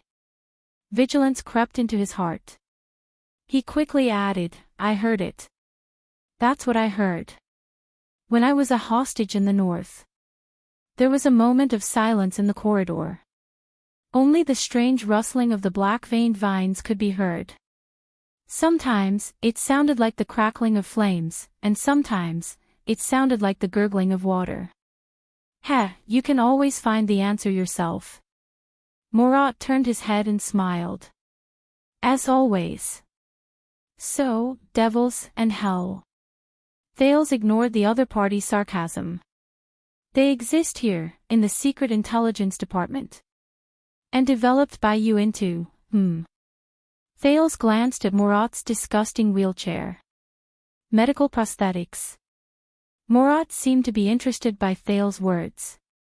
He shook his head and clicked his tongue. Not us, Your Highness. Not us. We are just inheriting and imitating. We are far from the first batch of people in the world who are unscrupulous and covet the mysterious taboo. Unscrupulous and covet the mysterious taboo. Thales narrowed his eyes. Magic. The prince said quietly. He picked up his pace again and caught up with the faint footsteps ahead. Another legacy left behind by wizards, is it? He said sarcastically. It seems that the kingdom's secret intelligence department is the rightful heir to the magic tower. This time, Morat's tone was cold. I thought Priestess Meljen had already reminded you, Your Highness. Hearing the familiar name, Thales was slightly surprised. Priestess Meljen, you know her. The Black Prophet snorted coldly and did not answer his question. Believe me, Your Highness. Magic is not as magical, interesting, and fascinating as it sounds. Its gorgeous appearance is on par with the sins it has committed. But you have a clear conscience in inheriting your predecessor's legacy. The prince looked at the living creature wrapped around the wheelchair and continued with a frown. Whether it is the prison of bones, the magic lock outside, or this. Morat shook his head. Perhaps it is not yet time for you to understand. But let me put it this way, the Secret Intelligence Department is like a lock, locking the door to the world's self-destruction. He was slightly emotional. Just like all the obsessions in this world, going too far is as bad as falling short. Pursuing too deeply will eventually backfire on you. Pursuing too deeply. Backfire on you. Thales raised his eyebrows. He suddenly remembered what his two teachers had mentioned to him. The three major covenants of mystics do not delve into each other. Stay true to yourself. As he thought of this, he probed. For example, mystics. In that second, Thales' arms were covered in goosebumps. The sin of hell's river surged wildly. The next moment, the vines on the wheelchair suddenly sped up and contracted violently. Terrified, Thales instinctively let go of the wheelchair and stopped in his tracks. He was on full alert. The Black Prophet's figure trembled in the wheelchair, undulating. He let out a low and strange guttural sound, like dissatisfaction, but also like an instinct when he was deep in thought. Like an asthma patient. Thales frowned as he watched. What's going on? A few minutes later, the black-veined vines returned to their original form and became docile again. Are you all right? Thales asked tentatively. After a while, Murat, who looked like he had just recovered from a serious illness, panted a few times and said faintly, I won't die. For the time being. Let's keep going. We're not there yet. Thales put away his uneasiness, put his wheelchair back on and started walking. Look at this thing carefully, Your Highness. Murat said with a sickly voice, do you think it's something beautiful? Our good neighbors in hell are beyond imagination. They're even more different than the power of eradication, the head of the kingdom's secret intelligence department said weakly. Even the pieces of meat that are cut off from their bodies look different. Thales stared at the wriggling vines and became even more suspicious. And this one, it appears to be extraordinarily energetic and adaptable to its host. It's a surprise gift for doctors when they're at their wits' end. Murat's tone tightened. But it proliferates endlessly in the dark and corrupts its host. It's an unclean thing that the priests abhor. Just like this world, fascinating and deadly. Thales was silent for a while. So it can help you get through this temporarily, but will eventually kill you? Murat laughed. It's worse, child, the Black Prophet's words seemed to be rueful. It's worse than that. Thales subconsciously looked forward. But Raphael's figure had already disappeared in front of him. Don't worry. Murat noticed where Thales was looking and snorted. He's not me. He's still young. He can handle it. The Black Prophet's tone fell silent. He's still young. He can handle it. Thales frowned. Just to save his hands that were maimed by Dukerund. The Black Prophet silently looked at the black vines on his legs and shook his head. It saved more than just his hands, child. The devil is always there, but the devil does not speak. For some reason, Thales suddenly thought of this sentence. The former Crown Prince Midir. For some reason, Thales suddenly remembered something. As the creator of Project Dragon's Blood, he used to lead the Secret Intelligence Department, or at least worked with you, right? Murat looked up, his gaze sharp. Did he use it? Thales looked at the black-veined vines tightly wrapped around the Black Prophet's legs. Using this thing to treat his crippled legs. This time, the silence lasted for a long time. It's not that no one suggested it. It was rare for Murat to express his emotions. He spoke in a nostalgic tone. But Prince Midir, he refused with a smile. He said, Morat stared at his skinny hands, then at the vines on his legs. Without these legs, he can still stand up and be a complete and healthy person. Thale's eyes lit up. As expected of him. It's thought-provoking. He said sincerely. Of course. Morat hunched his chest and could not help but lament. Most of the defects that people need to fill are not in their bodies. Looking at Morat in this state, Thales suddenly had an illusion. In his state of being wrapped in vines, Morat, who was weak and in pain, had lost his once terrifying appearance as the Black Prophet. He now behaved like a sentimental, ordinary old man. Perhaps, facing this Morat, he could gain more. With a thought, he patted the wheelchair, and the vines on it shook. Then how did you get this thing? Don't tell me you have a mind that leads straight to hell. Morat was silent for a while. Just when Thales thought he was not going to answer. According to the agreement, the leader of Blood Whistle should be standing here now to continue talking about our cooperation. Morat sighed. But unfortunately, he missed the appointment. Thales was stunned at first, then his eyes widened. Who, did you say? Morat chuckled. You know, child, his frail body trembled in the wheelchair. I can read minds. Thales' expression changed. This again. That's right. I know Ricky, I know the disaster swords, and I also know that you spent at least a few hours together, the old man in the wheelchair said flatly. Ricky. Thinking of the strange disaster swords Crassus, Thales put away the surprise in his heart. Continue talking about our cooperation. The Duke of Star Lake remembered Ricky's words in the dungeon. Our relationship with Constellation's Secret Intelligence Department is closer than you think. Disaster Swords and the Kingdom's Secret Intelligence Department. He was just trying, but he actually managed to get some information out of him. I thought you said you wouldn't read minds today. Thales leaned forward slightly and carefully observed the Black Prophet's expression. No, Thales understood. It's Norb. It's him. He came to report to you about Western Desert. That's how he knew I met Ricky. Morat raised his head and met Thales' gaze. Compared to 6 years ago, you've become sharper, Your Highness. He said softly, even their fear of me has dissipated quite a bit. You're really impressive. Thales pursed his lips. Is that so? Then who was the one who reported the prince's presumptuous and reckless actions to King Kessel's Secret Intelligence Department? But in the next moment, Morat asked softly. Then, Your Highness, as someone who personally experienced it, can you dispel my doubts? In Blade Fang's camp, what made the mercenary Ricky break his promise, give up on our long-term cooperation, and run away? Long-term cooperation. Thales caught on to this keyword.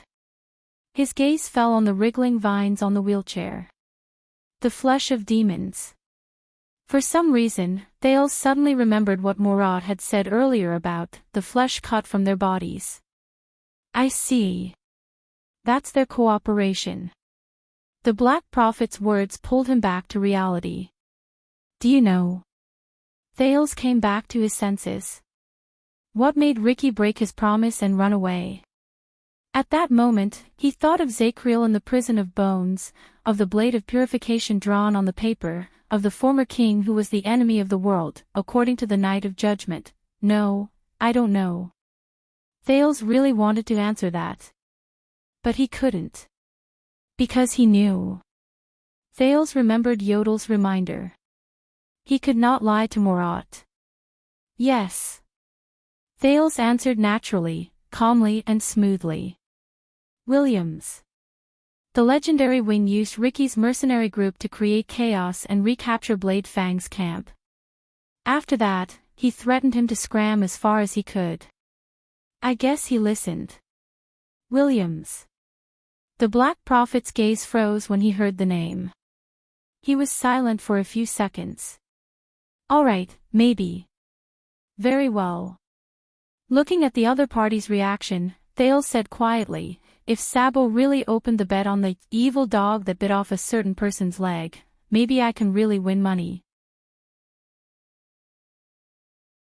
So the Disaster Sword and the Kingdom's Secret Intelligence Department are old friends? Thales was determined to continue exploring. He endured the discomfort and tapped the vine, causing it to shudder again. "Did Ricky give you these things?"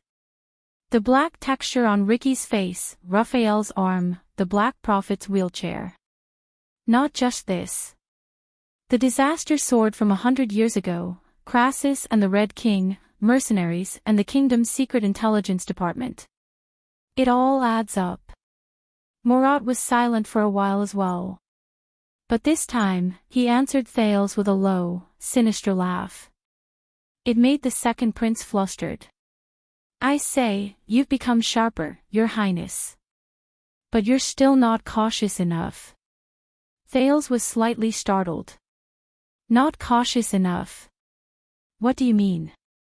Murat stopped laughing and said abruptly, "Raphael's report is very correct." Thales had a bad feeling. "What report?" Murat looked her up and down and shook his head. After 6 years of observation, he said, "When you're in trouble, Prince Thales is capable and broad-minded. You're good at collecting information from various sources, combining intelligence, piecing together clues, observing and thinking from a different perspective, and then using your bold and imaginative mind, you go straight to the point, and creatively come up with solutions that no one can think of." But, his tone changed. "You're too stubborn, too focused on the questions you raise, and lack the prudence and rigor required for intelligence work. It's inevitable that you'll be misled by the logic of the story you deduced, and miss out on inconspicuous but important details.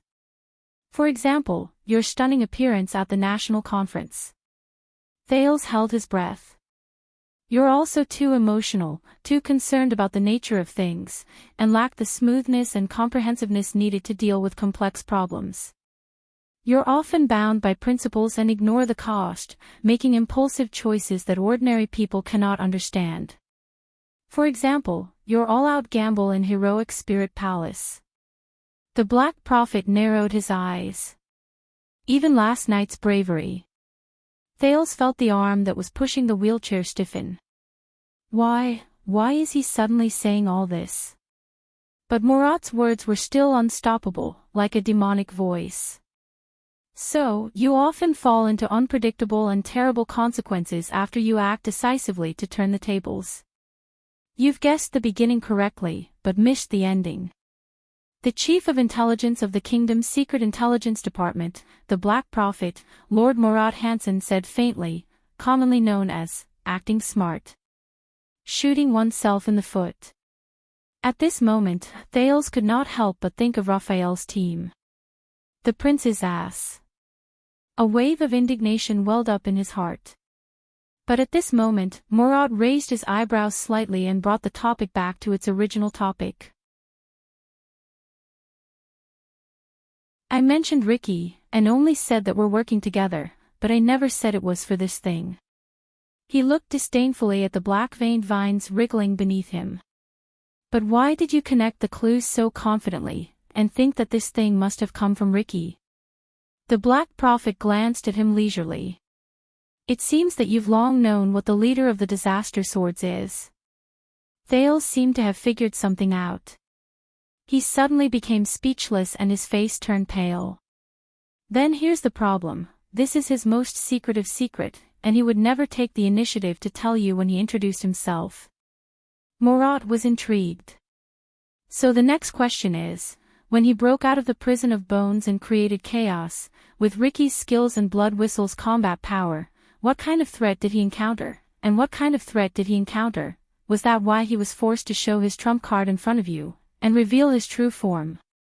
The Black Prophet looked coldly at the vines on his legs. "So that you would believe that this thing is of the same origin as him? Can you answer me?" "Your Highness." Thales clenched his teeth and swallowed with difficulty. Damn it. What did Ricky encounter in the prison of bones that forced him to reveal his true form as a demon? Revealed in the fire, vanquished before the gods. The heavy but unstoppable figure of the Night of Judgment appeared before his eyes. No, the teenager shook his head and forced himself to focus and answer Murat's question. Do not lie, Thales. Do not lie. The legendary wing. The prince tried his best to speak calmly. He beat up Ricky for being so audacious, we all saw his face. It looked like it came out of a black mineshaft, just like this. The Black Prophet fell silent again. Very well, you are telling the truth, the Chief of Intelligence said slowly after a while. At least you think you are telling the truth. Thales breathed a sigh of relief in his heart. However, the next second. But, the second time. Murat's voice became cold again. The legendary wing. This is the second time you have used him to answer a question. Thales' expression changed slightly. It is as if you are certain that this is your shield, and that he will prove your words. The Black Prophet rubbed his skinny wrist and muttered, both times are related to him. Both times are related to him. Is it a coincidence? Thales pursed his lips. Or, Your Highness, is it because you do not want to talk about the situation when Ricky revealed his true form, and because you do not want to talk about what happened in the prison of bones, you would rather send a troublesome busybody like me to ask Williams and throw all the troublesome details to the fiend who is brimming with murderous aura?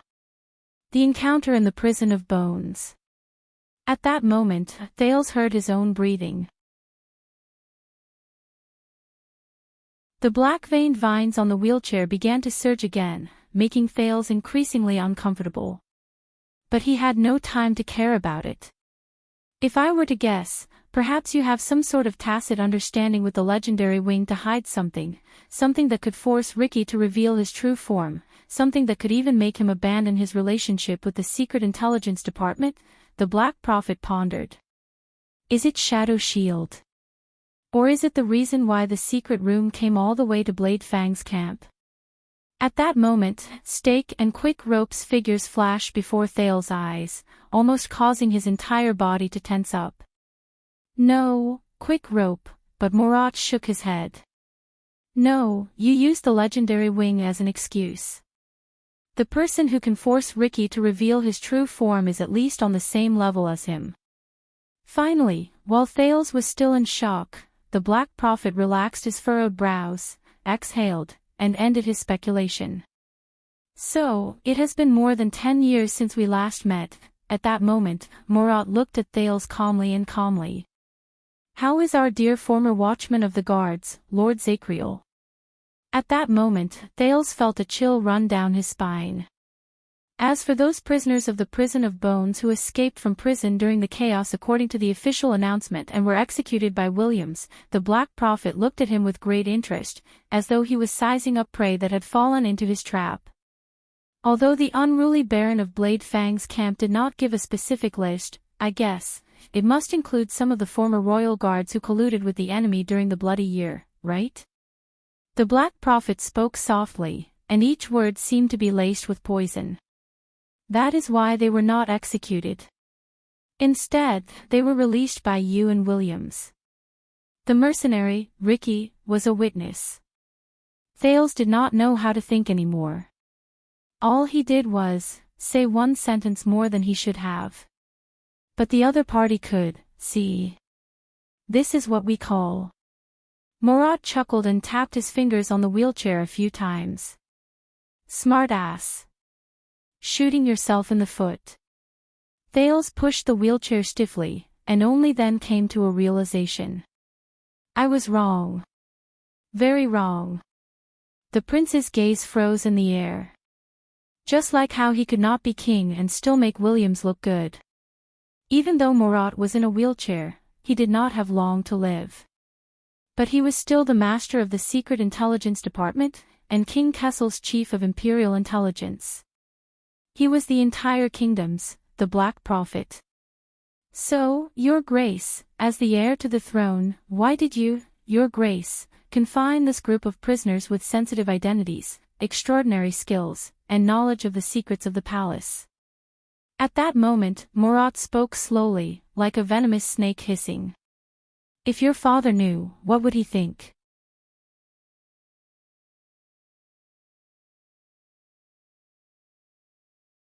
Chapter 582. Thales subconsciously pushed the wheelchair. His surroundings were blurry in the darkness. Only the figure of the old man in front of him was clear, making him fearful. F***ck, this was the first word that came to the teenager's mind. He stared solemnly at Murad, who was in the wheelchair. He accidentally touched the black-veined vines, causing the latter to contract. Damn it. Even if I know the truth of mind reading, even if I've gone through 6 years of training, even if I think I'm prepared, the Black Prophet is still the Black Prophet. Even if there are no clues or evidence, he can still follow the scent of deception and lies, and smell the truth. How did his father, his grandfather, and the rulers of the Supreme Throne face this old monster? How could they be at ease with such a venomous snake, a dark figure who was sinister from head to toe, holding an important position in their imperial conference and holding the power of intelligence? Thales gripped the wheelchair tightly. But more importantly, at that moment, everything in Blade Fang's camp and the prison of bones, whether it was Quick Rope, Zacriel, or Barney Jr., flashed before Thales' eyes. All of you were tortured, and escaped with great difficulty, not to change your shackles. Those people, the debts they carried, the hardships they suffered, the pain they experienced. Thales tightened the muscles on his arms. Your Highness. Murad still did not turn around, leaving Thales with only the back of his head, which was hollow and thin. It was a stark contrast to the endless haze he brought with him. Thales raised his head slightly. I don't know what you're talking about. What wanted criminal? No, at that moment, the teenager said silently. No, no matter how intimidating the Black Prophet was, he could not break through him. He had to hold this line. No matter the cost. Murad sneered. I believe Yodel must have told you not to lie in front of me. Lie. Thales interrupted the Black Prophet abruptly. Murad glanced sideways slightly. You're right. Having made up his mind, Thales did not think further. I did lie. Right now, right in front of you. The prince's expression was infuriating, and his next sentence was even colder. So what? The Black Prophet froze. The corridor was quiet and dark. Only Thales' footsteps reverberated without a care, covering the terrifying sound of the demonic vines. I lied. With gritted teeth, Thales said coldly, as if he did not care at all. Because I don't want to tell you the truth, but I don't want to make things awkward for both of us.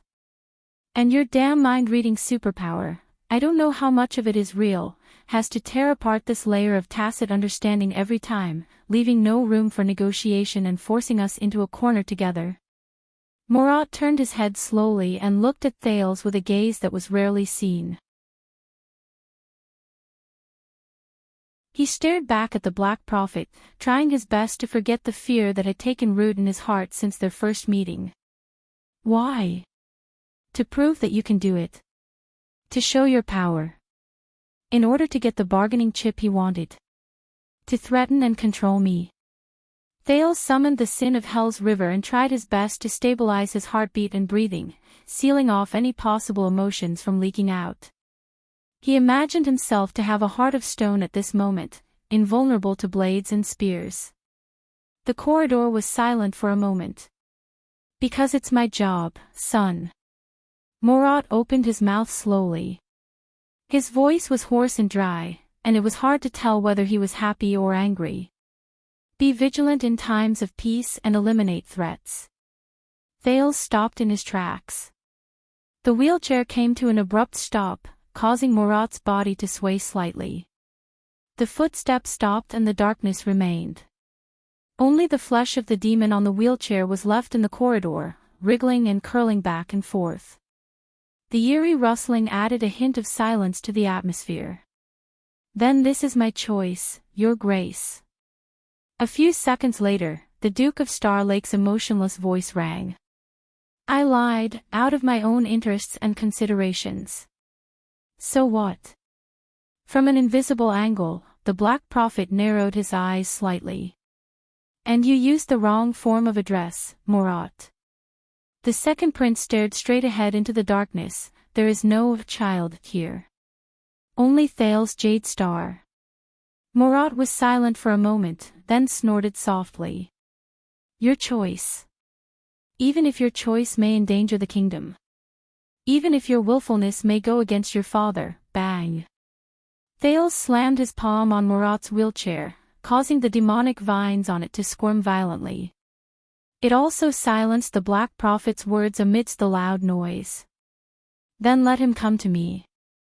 The Black Prophet's gaze froze.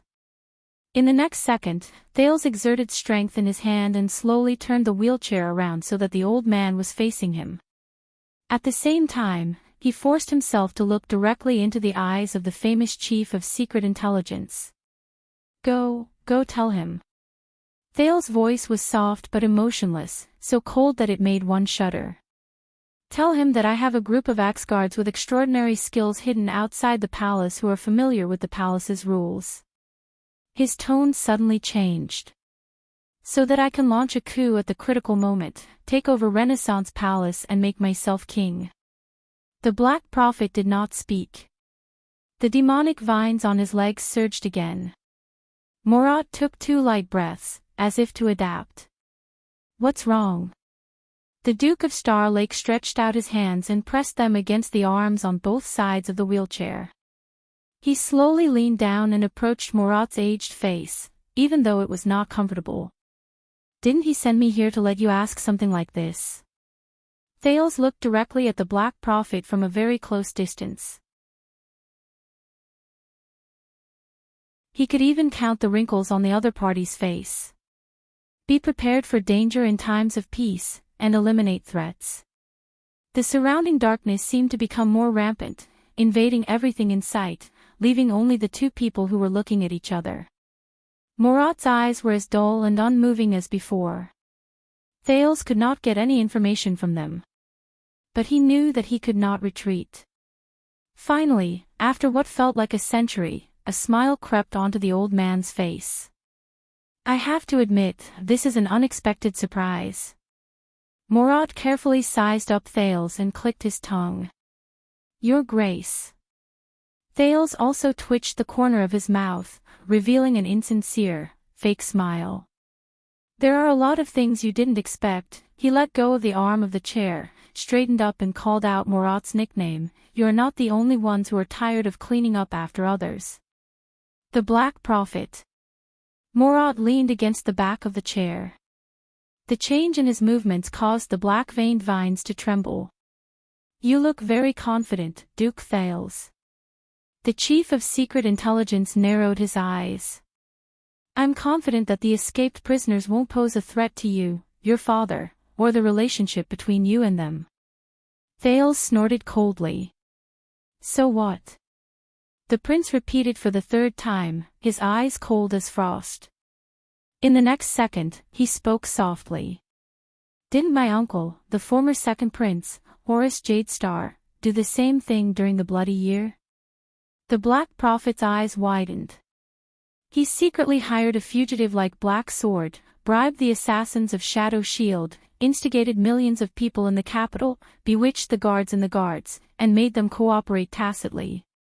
At the critical moment, he seized the palace, staged a coup, and even assassinated the former king and crown prince. Thales was expressionless, his tone nonchalant. Until he died from the betrayal of the former Duke of Nanchester on the eve of his return to the kingdom to succeed the throne. But you can't do it again. Neither my father nor you are that stupid. The old man in the wheelchair was silent for a long time. He also sized Thales up for a long time. He looked into Thales' eyes, as if he was looking at a treasure. You are indeed good at gathering information, aren't you? But Thales did not care about the other party's answer. He just stared straight at Morat. So you know. The sin of Hell's river roared in his veins, helping the prince resist other impulses.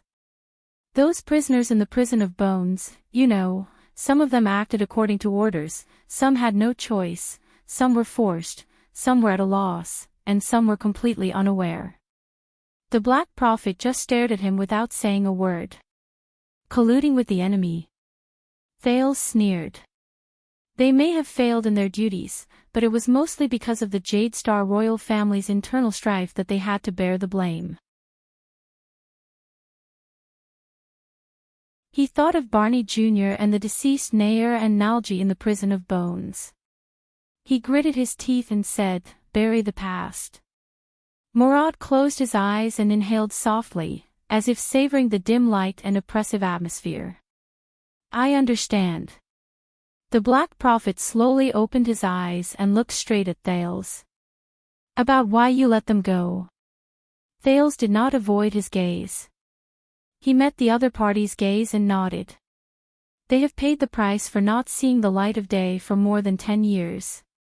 And at least on the day I see them, they have completely atoned for their crimes."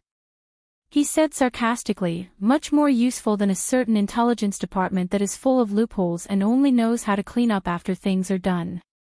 Murad did not defend himself. He just continued to stare at Thales, his thoughts unfathomable. "So, I gave them freedom as a reward," Thales continued. His tone was firm and brooked no argument, in the most low-key, safest, most in line with the kingdom's interests, and in a way that does not damage the royal family's reputation. The prince took a deep breath and adjusted his mood. "Now, Murad Hansen, your grace. Or, you can go to my father and tell him that his only son is raising men of sacrifice, harboring fugitives, and coveting the throne. It is better to eliminate him as soon as possible to prevent future trouble." The Black Prophet stroked a demonic vine on the arm of his chair with a profound expression. "And I will talk to him directly, one-on-one, face-to-face, king to king. I will bear his wrath." Thales' gaze was solemn. "But this is only between me and him. There is no need for you to intervene, Lord Hansen." With the arrogance that he had sensed from King Nuvan and King Kessel, he said coldly, "Because as a Jade Star, I only answer the questions of another Jade Star." The corridor fell silent. Murad stared back at him, his emotions indecipherable. Thales narrowed his eyes. "Or, you'll know your place. Put away your sniffing nose in front of me, put away that self-proclaimed prophetic psionic ability of yours, control the secret intelligence department's voyeurism, don't meddle in the lies I'm about to tell, and don't threaten me with this strange tone." Silence seized control of the conversation. The only sound he could hear was the endless hissing of demonic flesh and blood, like the restlessness of snakes and rats, or like mosquitoes and flies scavenging. In the next second, Thales' expression turned cold. He suddenly reached out and grabbed a restless black-veined vine by the arm of the chair. The demonic flesh and blood on the wheelchair trembled violently. The Black Prophet's expression changed slightly. "Shut up, this damned, noisy thing. Shut up." The sin of hell's river surged. Thales clenched his teeth and pulled hard, forcibly pulling it out and throwing it to the ground. "Or I will," he said coldly. The effect was immediate. The demonic flesh and blood immediately moved away from Thales and fled to other parts of the wheelchair. The hissing disappeared. Throughout the entire process, Thales stared at the Black Prophet without moving his gaze. Murad steadied his breathing, but looked indifferently at the vine that was struggling on the ground, gradually losing its vitality, and finally turning into a withered branch. His gaze was profound. After a few seconds, he turned his head and looked at Thales again. "The trip to Northland was indeed extraordinary, Your Grace. In the past, you were not so strong-willed. Even if you took the initiative to attack, it was inevitable that you would be nervous and unaccustomed." Murad narrowed his eyes. He was both emotional and surprised. "But look at you. Whether it's threatening, extorting, being tough, or spying, you can be said to be handy and instinctive. What changed you?" What changed me? Then think about it carefully. What did you become after you became a prince? Are you still you? Are you still Thales? Or have you become something else?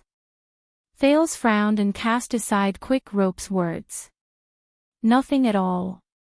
He straightened his back and forced himself to be tough. Only I was born this way. And you came to realize it too late. Morat was silent for a while. They must be very important to you, right? The old man in the wheelchair said with interest. Those wanted criminals. Thales snorted coldly. Save it. If you're going to bring up the elimination of weaknesses speech from 6 years ago again, the prince recalled the honesty in Ballard room and said disdainfully, my father has been talking non-stop all morning. The Black Prophet did not speak. He was still waiting for his answer. Thales looked away, trying his best to forget the people in the prison of bones.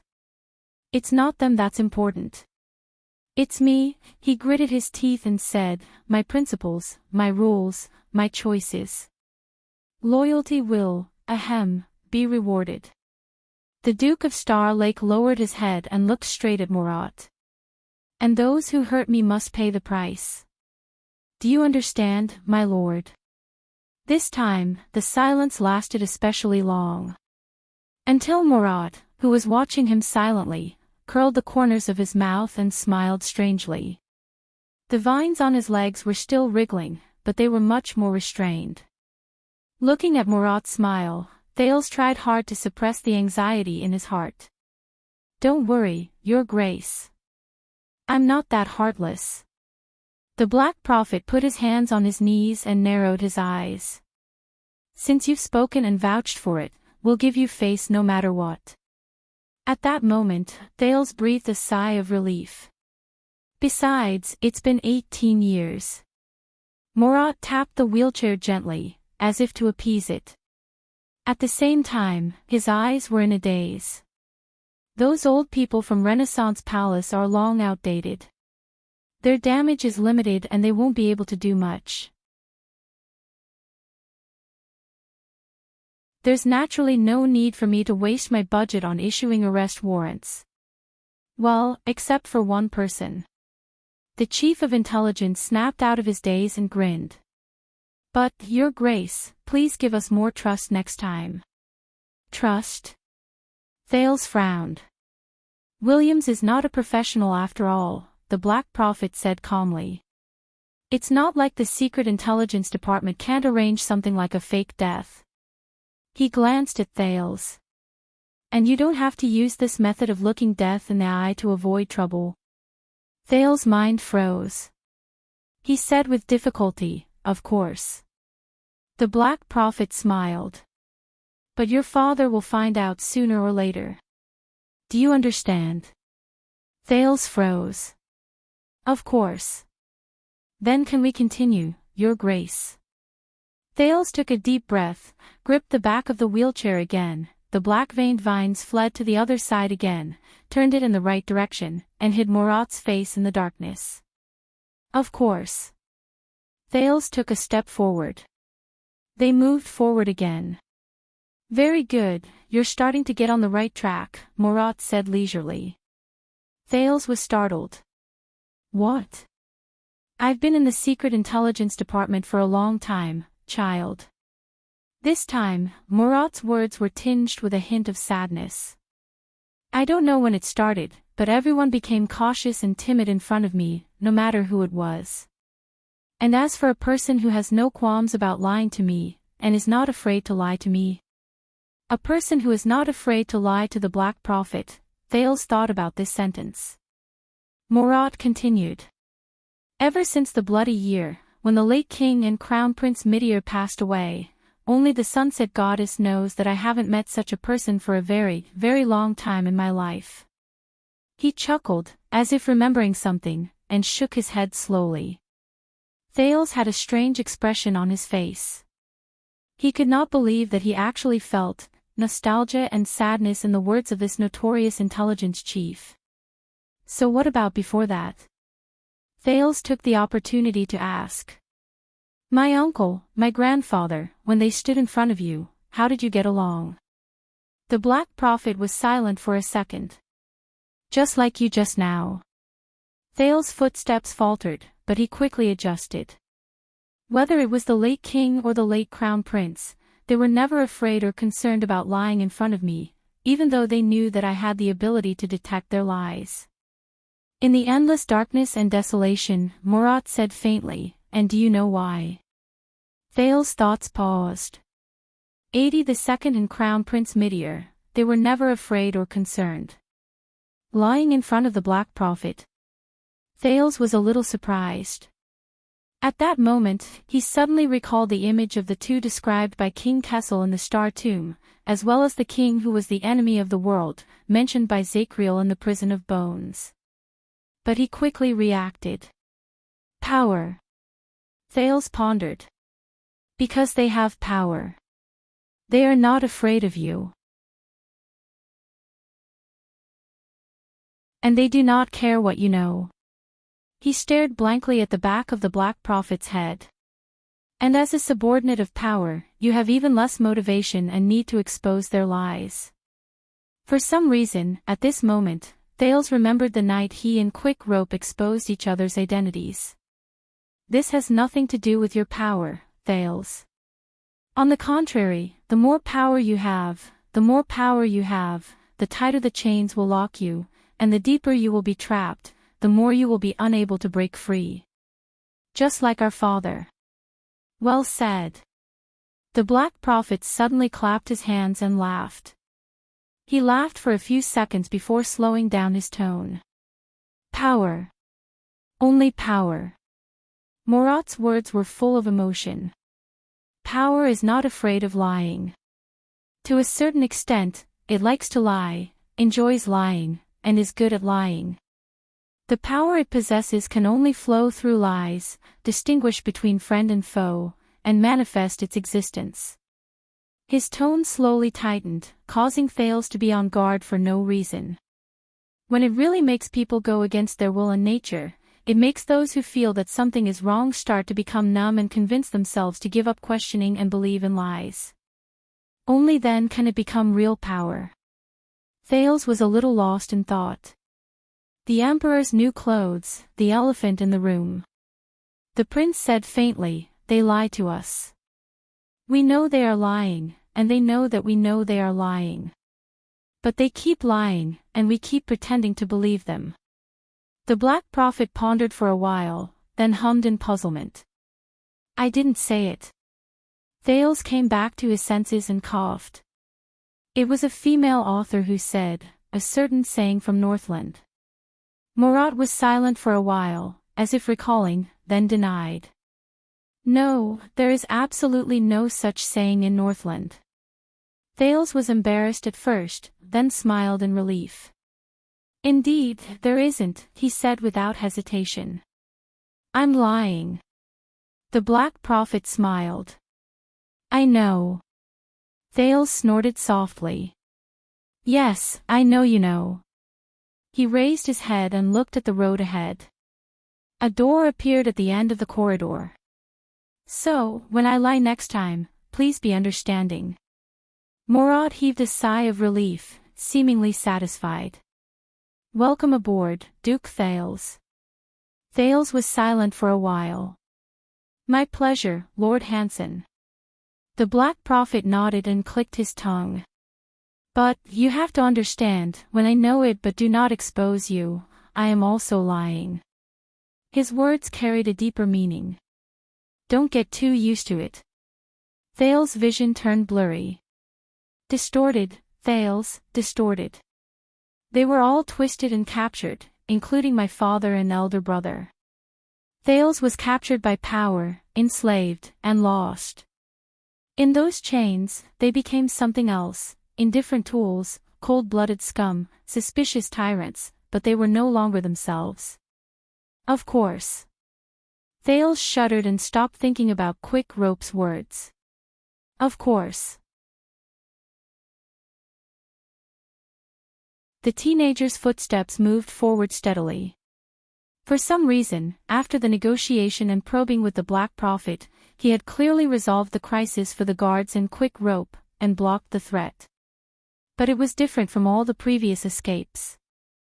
This time, he did not feel the slightest bit relaxed. He felt a momentary sense of relief.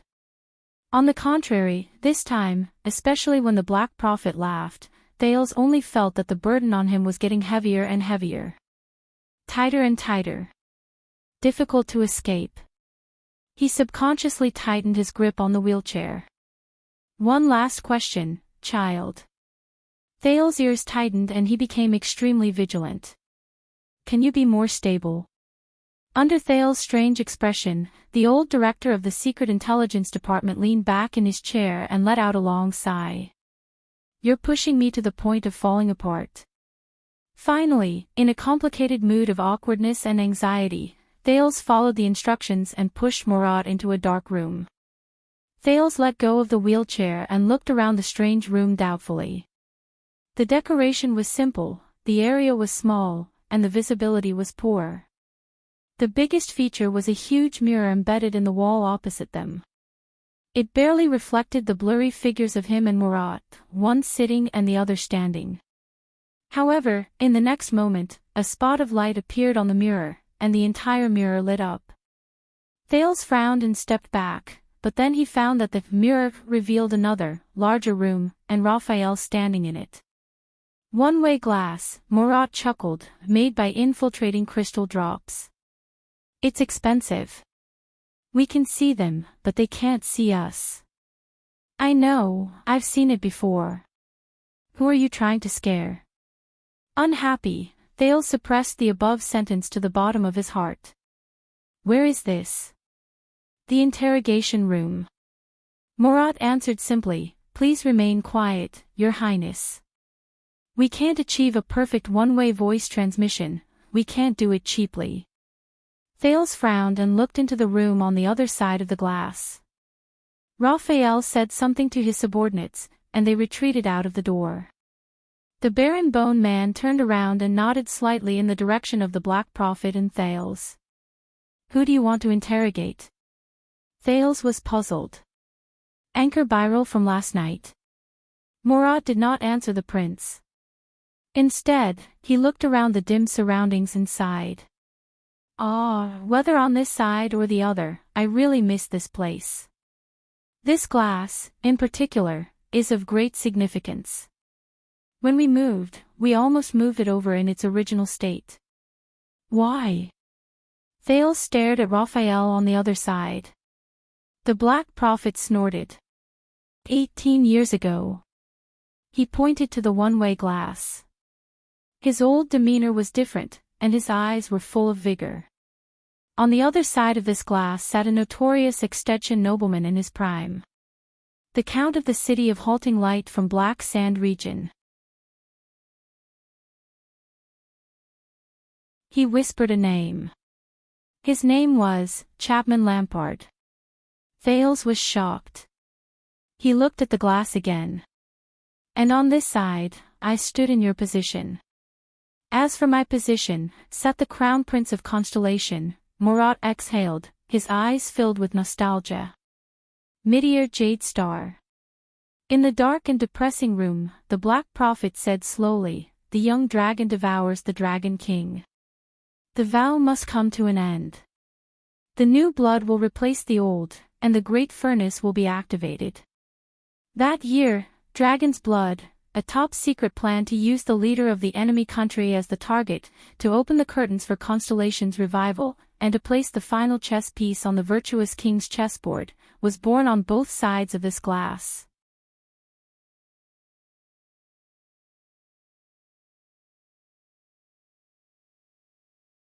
Chapter 583. Dragon's Blood Project. Thales furrowed his brows and tried to forget the discomfort he felt that night. He looked at the dazed Murat and could not help but think of Crown Prince Midear, whom he had never met before.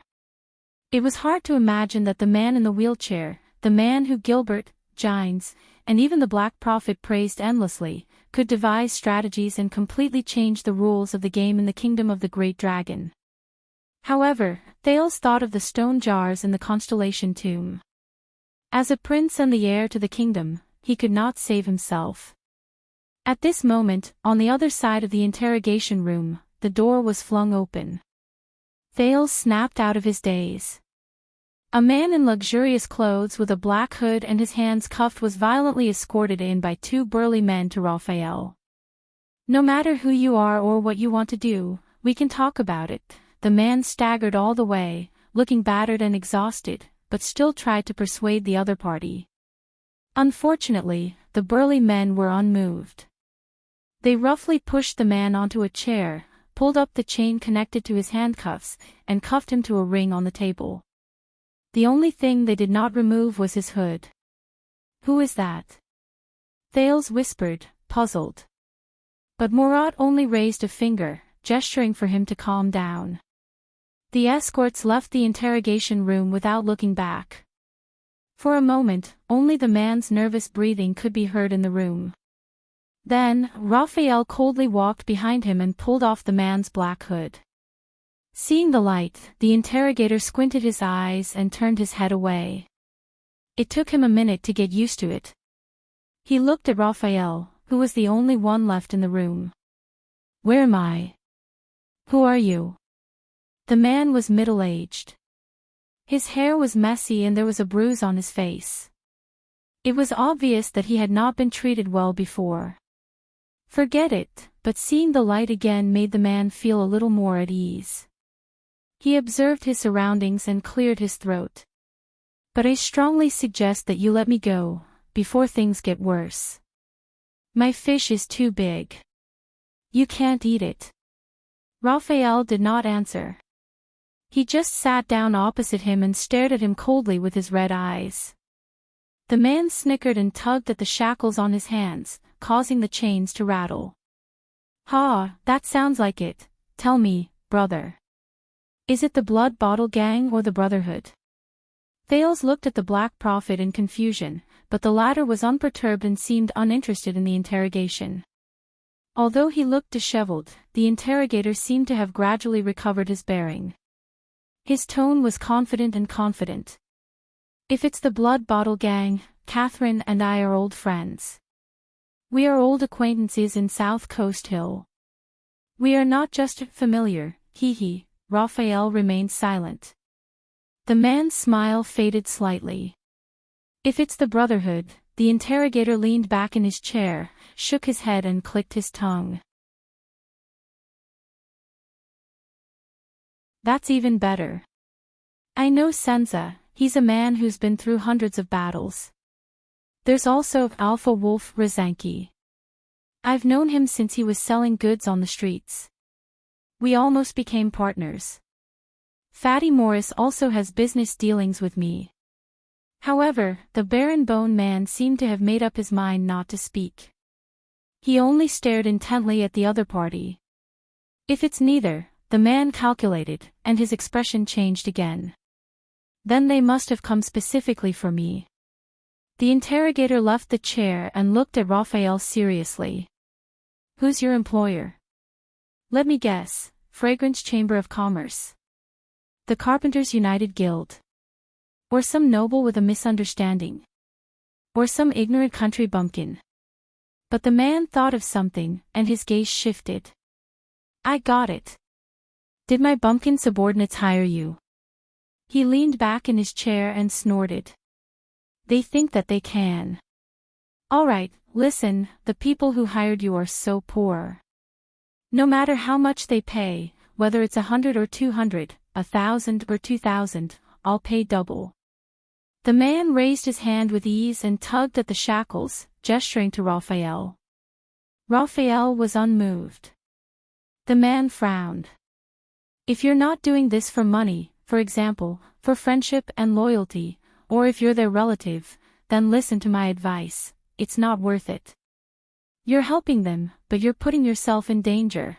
Although he was in a bad situation, the man's words were habitually bossy. "No," Raphael interrupted him with an unfriendly tone. "We're not a gang robber, nor are we seeking revenge. We're not using money to avert disaster." The Baron Bone man pressed the table, leaned forward, and stared intently at the interrogator. We serve the kingdom. The interrogator was stunned when he received an unexpected answer. Serve the kingdom, the man repeated it a few times, then laughed heartily. You're from the government. Very good. You may not know, but I'm the most law-abiding citizen of the kingdom and a big taxpayer. So where is this? Which police station? You're a plainclothes police officer. How should I address you? Where do you work? He relaxed, tilted his head, and sized up Raphael. He smiled maliciously. Most importantly, who's your boss? Raphael was expressionless. You don't want to meet my boss.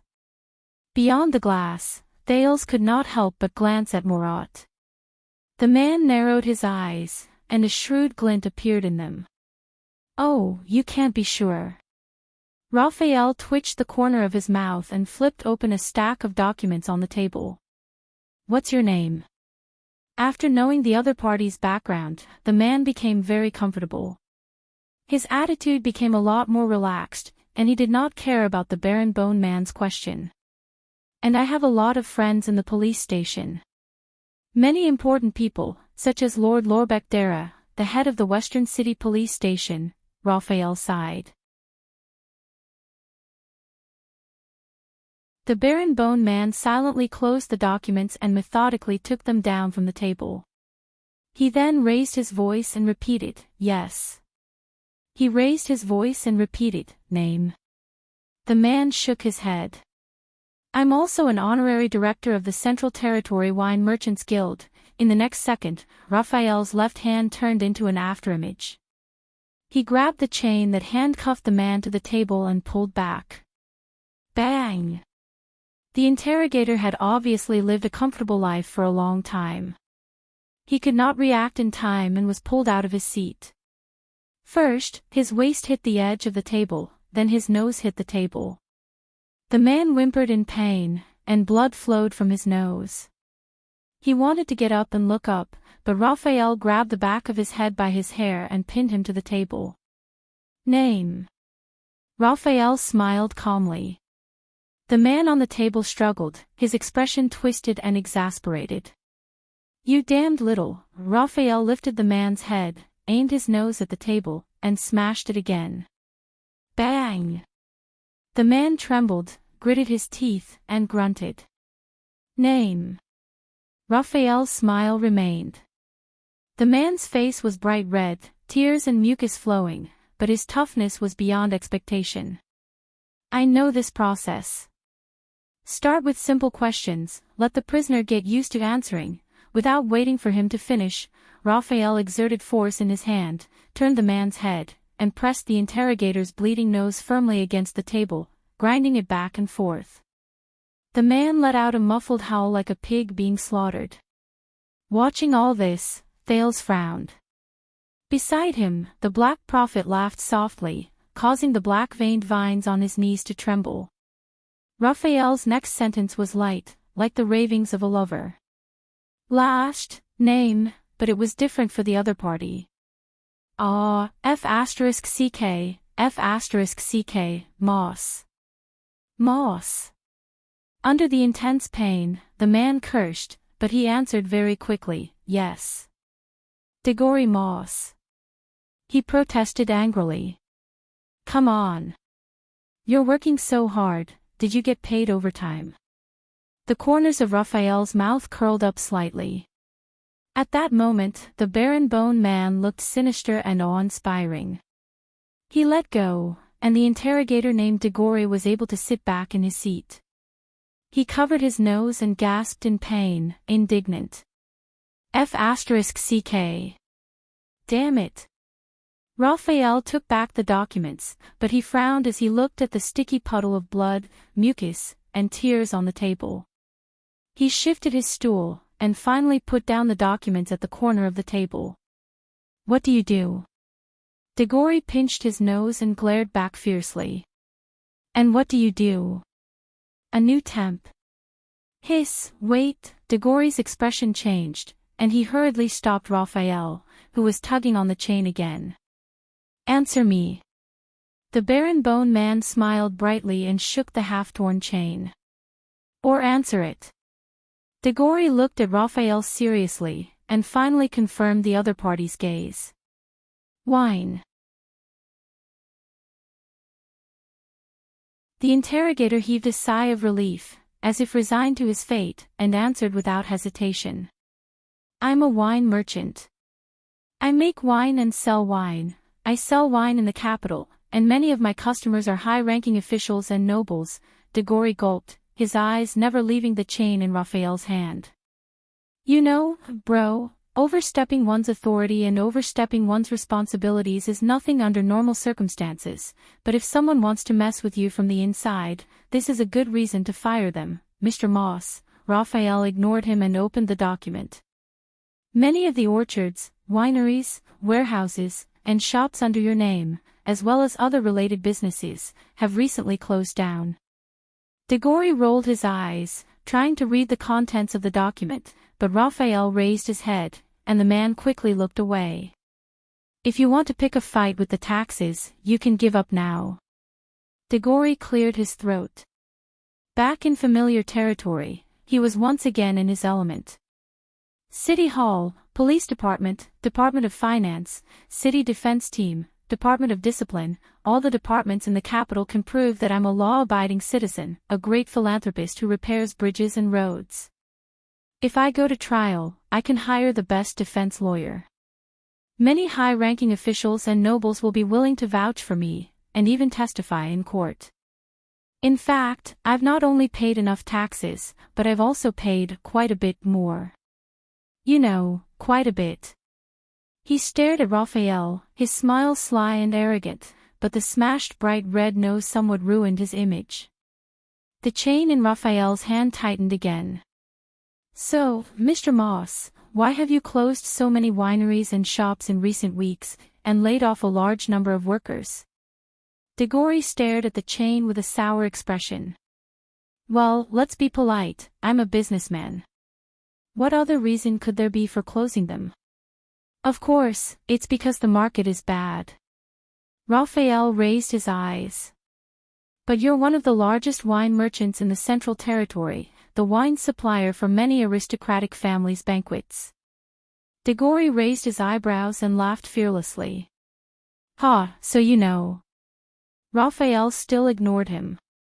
So, the many people who work in your winery industry, farmers, workers, craftsmen, assistants, including a few venture partners and some raw material merchants upstream and downstream, as well as distributors and retail wine merchants, totals up to hundreds of people. Raphael looked at Diggory. They intend to file a joint complaint and send you to trial. The wine merchant's expression changed. It was first indignation, then disdain. Ha, I knew it. He spat harshly, his eyes fierce. That bunch of little bastards, ungrateful bumpkins, on the other side of the one-way glass. Thales frowned at the Black Prophet. This guy is an experienced and cunning businessman, but I don't understand why I'm here to see this. Relax, Your Highness. Morad raised his finger to his lips and said softly, some things may be small, but you can see the big picture. Some things may be small, but you can see the big picture. Some characters may be small, but they can understand everything. Thales was stunned.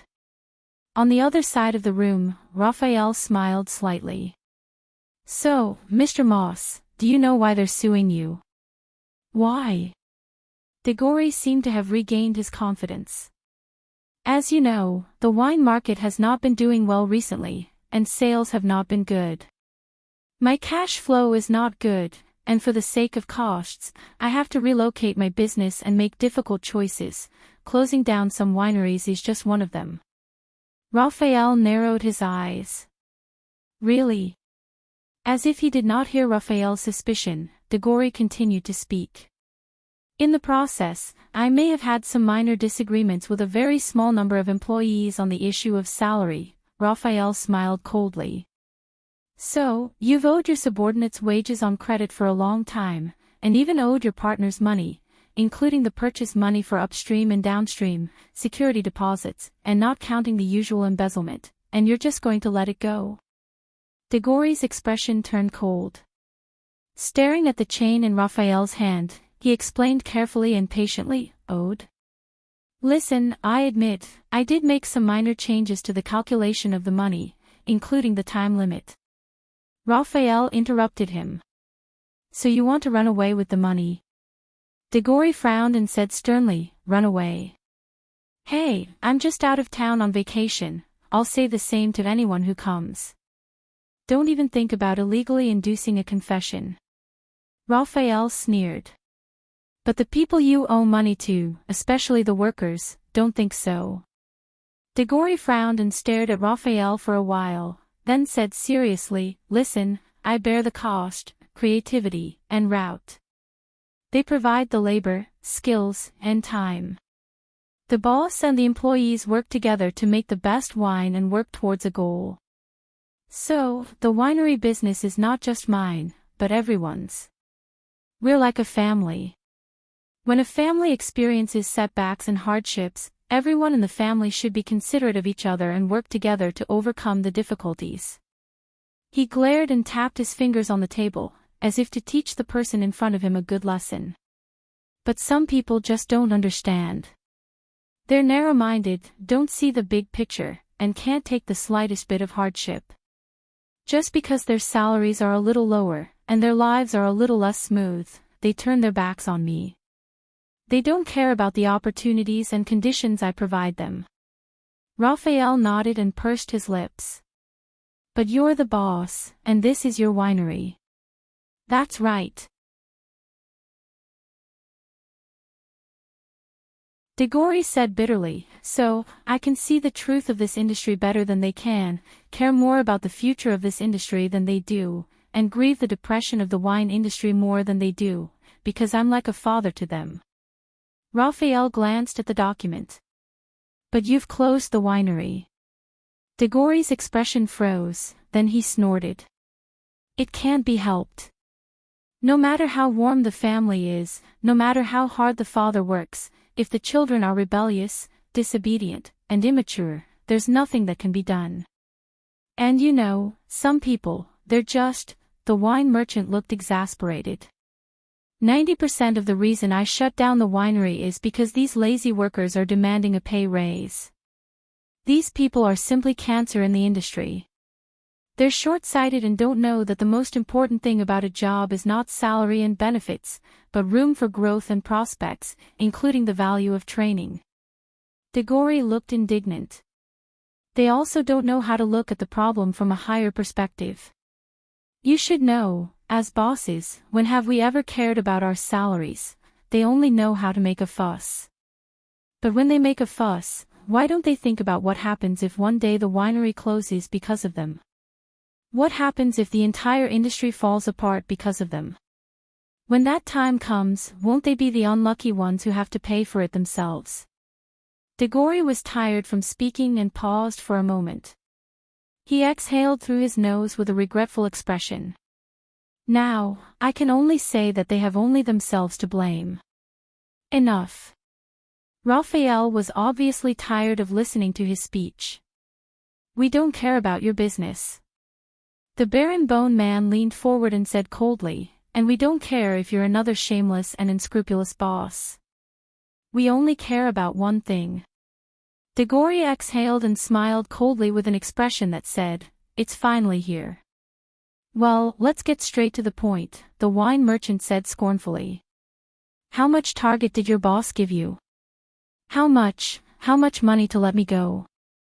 Raphael stared at him, his eyes cold. He said coldly, I want to know the real reason why you closed the winery and withdrew from the wine industry. Degory was puzzled. What? Raphael sneered. Before you closed it, you said at a private gathering at the Winemakers Guild that the wine industry has no future. So you'd rather withdraw your investment and run away. Degory's expression changed at first, then he said indignantly, I'm not running away. I'm just going abroad for a vacation, but Raphael repeated emotionlessly, answer me.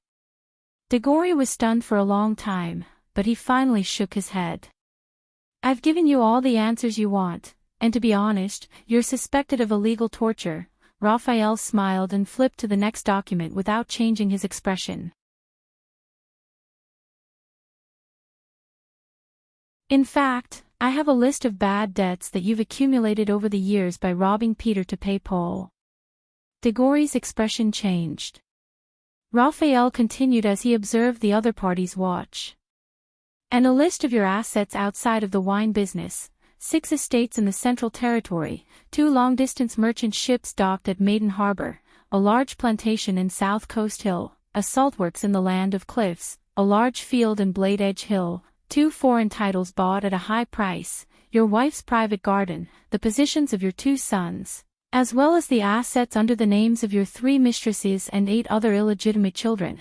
Seeing the change in Diggory's expression, Raphael narrowed his eyes. If I send them to the Department of Finance and the Department of Justice, Diggory swallowed, but he said firmly, you're right. Then go ahead. Raphael frowned. Diggory got up from the back of the chair, leaned against the table, and gritted his teeth. I can guarantee that no matter where you go, you'll only get one answer. That's my legal income, with all the necessary documents and clear property rights. If you dare to use the public power of the king's officials to extort, illegally embezzle private property, and do such a vicious thing to a powerless civilian businessman. Wow, this is a serious crime, and it goes against the kingdom's policy of encouraging the market and supporting commerce for more than a decade. The wine merchant glared at Raphael fiercely, as if he wanted to return the favor of having his nose broken. It won't be good if this news gets out. With my status, I guarantee that many chambers of commerce will protest, including many righteous and open-minded bureaucrats and nobles, and powerful people from all over the country. They will all speak out. By then, it'll be your boss who doesn't want to see me anymore. Diggory's tone was threatening. Because you're not touching me, but the cheese of many big shots behind me. Do you understand? Now, whether it's a labor dispute or a tax issue, you have no reason to detain me. Raphael closed the document in his hand and began to size Diggory up again, as if realizing for the first time how difficult this person was to deal with. The latter looked back at him coldly and shook the shackles on his hands. After a few seconds, Raphael smiled. He was handsome to begin with, and this smile was warm and bright, which made him feel even more favorable. The baron-bone man stood up, took out his key, and unlocked Diggory's shackles in an almost ingratiating manner. Please rest assured, Mr. Moss. This evidence will not be sent to the Department of Finance or the Court of Justice. We don't want to be troubled by the people behind you. Seeing that his strategy had worked, Diggory, who was freed from his shackles, looked overjoyed. Very good. In my opinion, you're young and have a bright future ahead of you. You're a promising young man. How should I address you? But Raphael did not answer. He just continued the topic. I'll just pack up these documents and send them to Jade City. Diggory was stunned. What? Raphael's smile was like a spring breeze in rain. Yes, send them to Iris Castle, to the desk of the ruler of South Coast Hill, Duke Zane Covendier. How's that?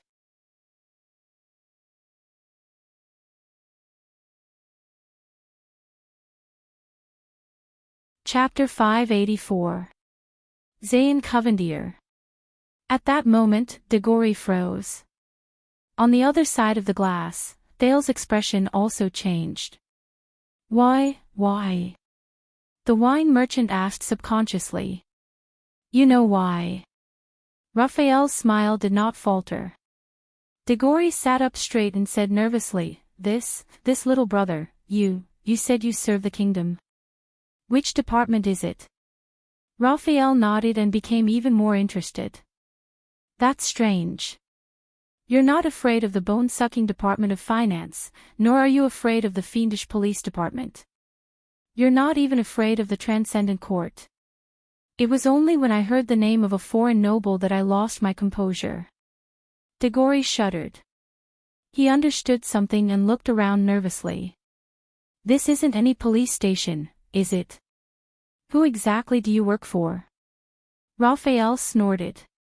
Oh, perhaps you're afraid that the Duke of Iris Flowers will find out that Diggory Moss, the capable businessman who received his help, grace, and mission as his representative in the Central Territory wine business, has been pocketing his own money behind his back, reaping huge kickbacks for so long, and running so many private businesses elsewhere. Thales saw Diggory tremble with every word Raphael uttered. Raphael smiled amiably. And he actually dared to say that the business had failed, and that he would go back and complain to the Duke that he was poor. Diggory's breathing quickened. He swallowed hard. Listen, little brother, there must be some misunderstanding between us. I don't understand a single thing you're saying. Raphael picked up the documents and left his seat, looking like he was going to pack up and leave. Don't worry, we will arrange for a carriage to send you home with great fanfare in front of everyone to thank you for your cooperation and confession, right after the evidence is sent to Jade City and into Duke Zayn's hands. Diggory froze. The confidence and arrogance on his face were gone. You can't. He wanted to say something, but he was tongue-tied. Raphael turned his head sideways and smiled wickedly. He threw the last straw. After all, you know that the kingdom's secret intelligence department is not allowed to interrogate people illegally. In that second, Diggory shuddered violently. What? You said you're the king. What king? The wine merchant asked blankly. The Baron Bone Man just smiled and turned to leave. Wait. I remember. Perhaps the last sentence was too powerful. Diggory threw himself off the chair and got up from the ground in a panic. His voice was choked with sobs as he said, Today, I have a large amount of funds coming in. I guarantee that those who are owed wages and debts will soon receive the money. There is still a large amount of surplus. I want to donate all of it to you or your department to support your work. Can you just pretend that I have never been here? But Raphael smiled wickedly and remained unmoved. Don't worry. You are very familiar with Boss Catherine, right? When you go out, the Blood Bottle Gang will definitely treat you well. Or I heard that the custom of Jade City is to sail a ship and bring people out to sea. No matter what happens on the high seas, it has nothing to do with the laws of the kingdom. He narrowed his eyes and smiled.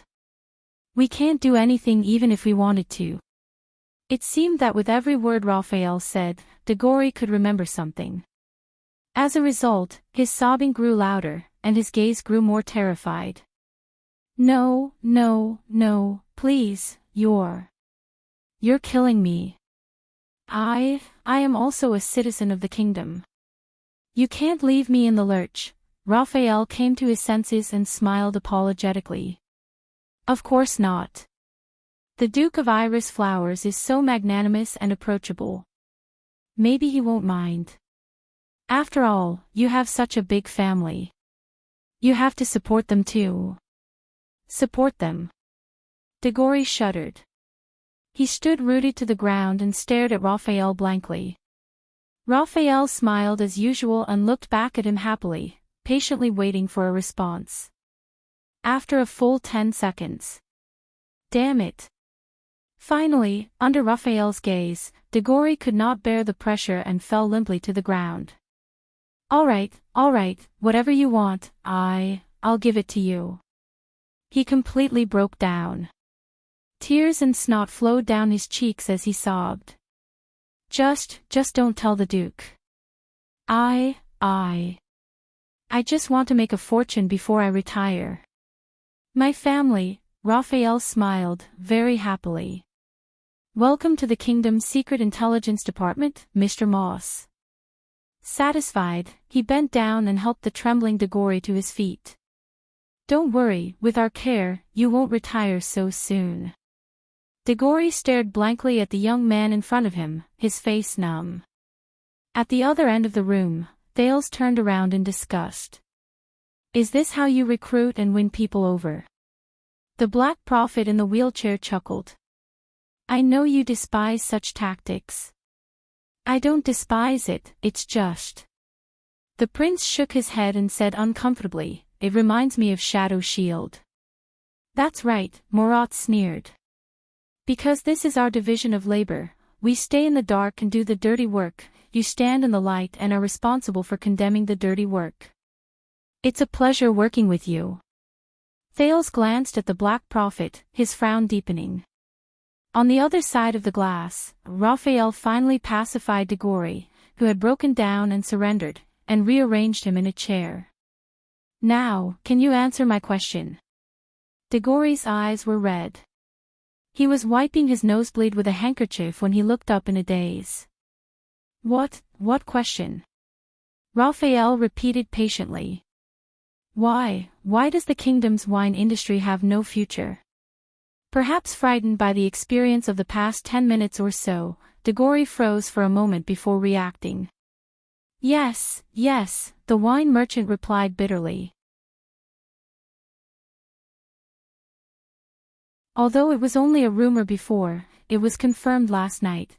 Now, it should have spread among the wine merchants in the country. Raphael's eyes flickered. What's wrong? Diggory, who had just experienced a drastic change in his life, pursed his lips and said reluctantly, that prince. Hearing his own news, Thales was taken aback. Diggory said sullenly, our wise Prince Thales, the Duke of Star Lake doesn't like wine. At yesterday's banquet, the wine that my family brewed was placed on his table. He didn't touch a drop. Not even a drop.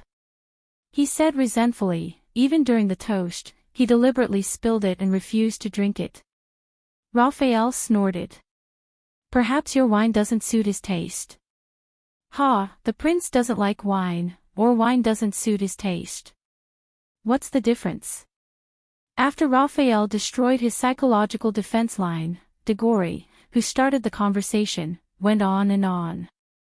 He looked like he had given up on himself and was ready to give up. And not only does he not drink. The wine merchant said unhappily, he doesn't like others to drink. Thales looked up in surprise. Raphael also frowned. Really? Diggory laughed, his face full of sarcasm. I didn't go to the royal banquet yesterday, but a friend of mine did. He saw it with his own eyes. Before the hostage incident, there was a noble girl. She was very beautiful and had a good family background. She asked the prince to dance. In the end, just because she drank 2 glasses of wine before talking to the prince, she was publicly reprimanded by His Highness and came back in tears. Raphael was still skeptical. Are you sure? It's all over the socialite circle. Diggory spat on the ground.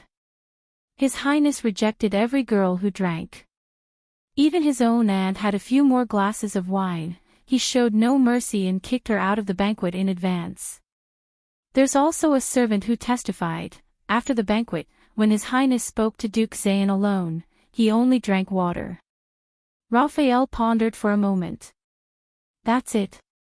Just based on the trivial incident at the banquet last night. Maybe this is just an excuse you came up with to cover up your act of running away after your business failed and implicating hundreds of families, Diggory interrupted him indignantly. I said I'm just going abroad for a vacation. Listen, the prince hates wine. This has been going on for a long time, not just last night. What do you mean? Diggory snorted softly. First of all, the Northland merchants from Black Sand region. They have a rumor that Prince Thales and the current king of Ekstedt fell out over a glass of wine and detested each other. I don't know how the prince is in the north, but his return to Constellation is also very obvious. He lives in seclusion, lives a simple life, and doesn't indulge in wine or women. Diggory raised his finger and pretended to be serious. In Blade Fang's camp, my colleagues in Western Desert prepared a bottle of fine wine, bribed the legendary winged soldiers, and prepared to dedicate it to him and advertise it at the same time. In the end, the prince didn't give them any face and smashed it on the ground without even looking at it. You know, that's the heir to the kingdom. That's when the rumors started. Diggory exhaled indignantly. And I just heard what happened this morning. 2 of Prince Thale's personal guards, royal guards, former members of the 7 Jade Star attendants, drank a few too many glasses of wine last night, so they messed up and caused an accident in which they took hostages. So the prince ordered them to be whipped in Mindy's hall. They were beaten half to death. It said that he even personally counted the lashes. Raphael listened attentively, glancing at the one-way glass from the corner of his eye. Diggory slumped, then looked up. This is great. Soon the whole of Constellation will know that the future king doesn't like to drink, and he doesn't like people who drink. Damn the prince. Raphael coughed. Maybe you're overreacting. The prince's dislike of alcohol won't have that much of an impact. Oh. He's the prince. The future king. Diggory interrupted the Baron Bone Man impatiently. Everything he does, every minute, every drop, has a super, huge impact, okay? Raphael did not speak. The other side of the one-way glass fell into a dead silence. Listen, little brother, you're still young, but I've seen it, I know. Diggory grabbed his handkerchief and wiped his nose. This may not happen so soon, but as time progresses, the upper-class circle in the capital will gradually form a trend. In order to curry favor with the prince and get close to the duke, first, some people will start to drink less, then everyone will follow the trend and drink less.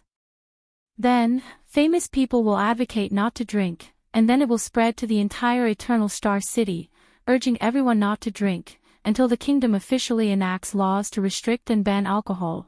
Raphael was dubious. Isn't that a little too exaggerated? Diggory shook his head.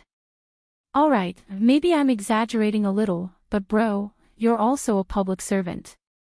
When the higher-ups like it, the lower-ups will add to it. Haven't you heard?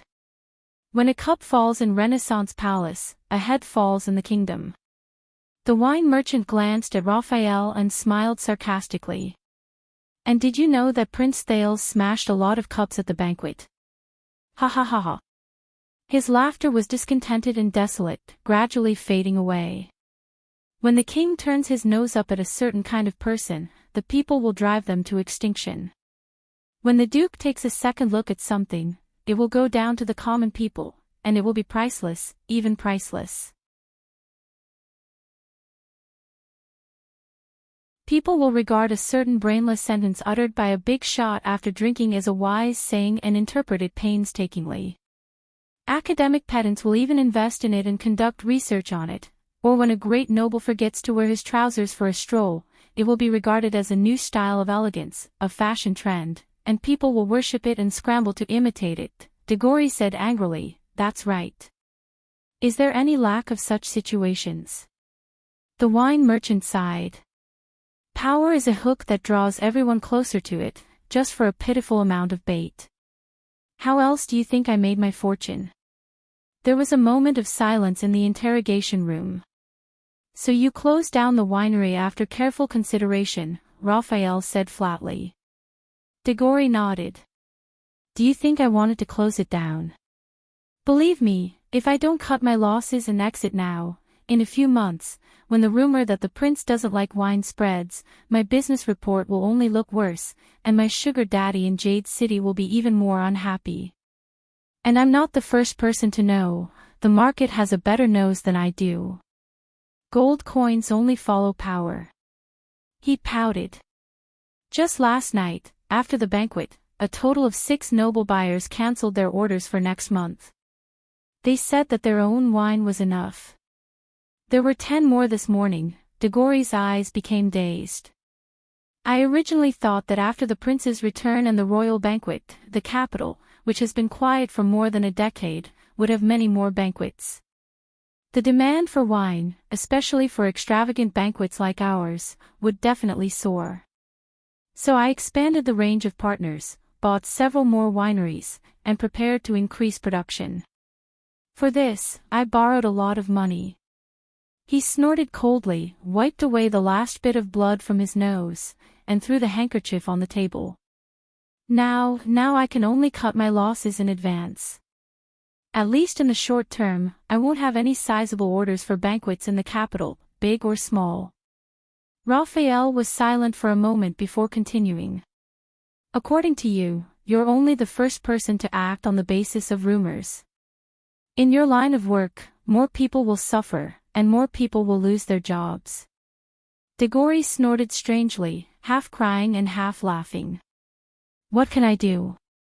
I'm in despair too. He was in low spirits. But who's the one who caused the wine merchants to lose confidence, the future of the wine industry, and all my workers to have to eat dirt?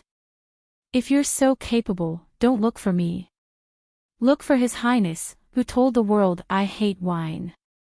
Moses slumped in his chair and muttered for the second time. Damn aristocrats. Damn prince. The interrogation room returned to silence. Raphael sighed. Very well, thank you for your opinion. I'll make sure he knows. Make sure he knows. Soon, Moses, who was immersed in his decadence, realized something. No, I hashtag and %yen and, the wine merchant's expression changed drastically as realization dawned on him. Don't write down what I just said. Sunset knows that my whole family is loyal and wholeheartedly supports the Jade Star royal family. He waved his hands in an attempt to defend himself to Raphael. But Raphael only glanced at the one-way glass, then waved his hand to have Moses taken away. It's true, my mother can testify. I've been a loyal supporter of His Highness Thales since I was born, aren't we on the same side? You can't set me up like this. The wine merchant's words slowly faded away, but lingered in the ears. Well, may the Duke of Star Lake be healthy and crowned king soon. Hey, no, don't get me wrong. I'm also very supportive of His Majesty Kessel. I sincerely wish the Iron Hand King a long life and eternal rule over Constellation. The door to the interrogation room closed, and Diggory's voice disappeared completely. Raphael exhaled and looked at the one-way glass. On this side of the glass, the Black Prophet looked at the prince with interest. And for a few minutes, Thales just stared blankly in silence. He was silent for a long time.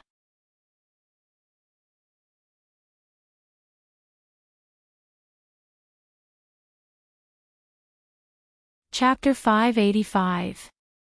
It took Thales a long while to recover from his discomfort and confusion. What is this? He turned to Murat, who was sitting calmly. The Black Prophet smiled mysteriously. What do you think it is? Thales was silent for a few seconds. My father, when he sent me here, he said, the prince's voice was heavy and gloomy. Let me see my own mess. Mess. Thales was in a daze for a while. Murat said faintly, then you've seen it. At least, the liquor industry in the capital will be in a state of panic and depression for a while. Thales clenched his fists. Damn the prince. Everything he does has a huge impact, okay? The voice of the wine merchant, Diggory, still seemed to echo in his ears. But I didn't do anything, Thales muttered. The Black Prophet's sneer reached his ears. At your level, not doing anything is also a form of attitude. Whether you mean it or not. Thales frowned hard. Drink a little. A few sips is good. Princess Elisa's words to him on the day of the banquet rang in his ears.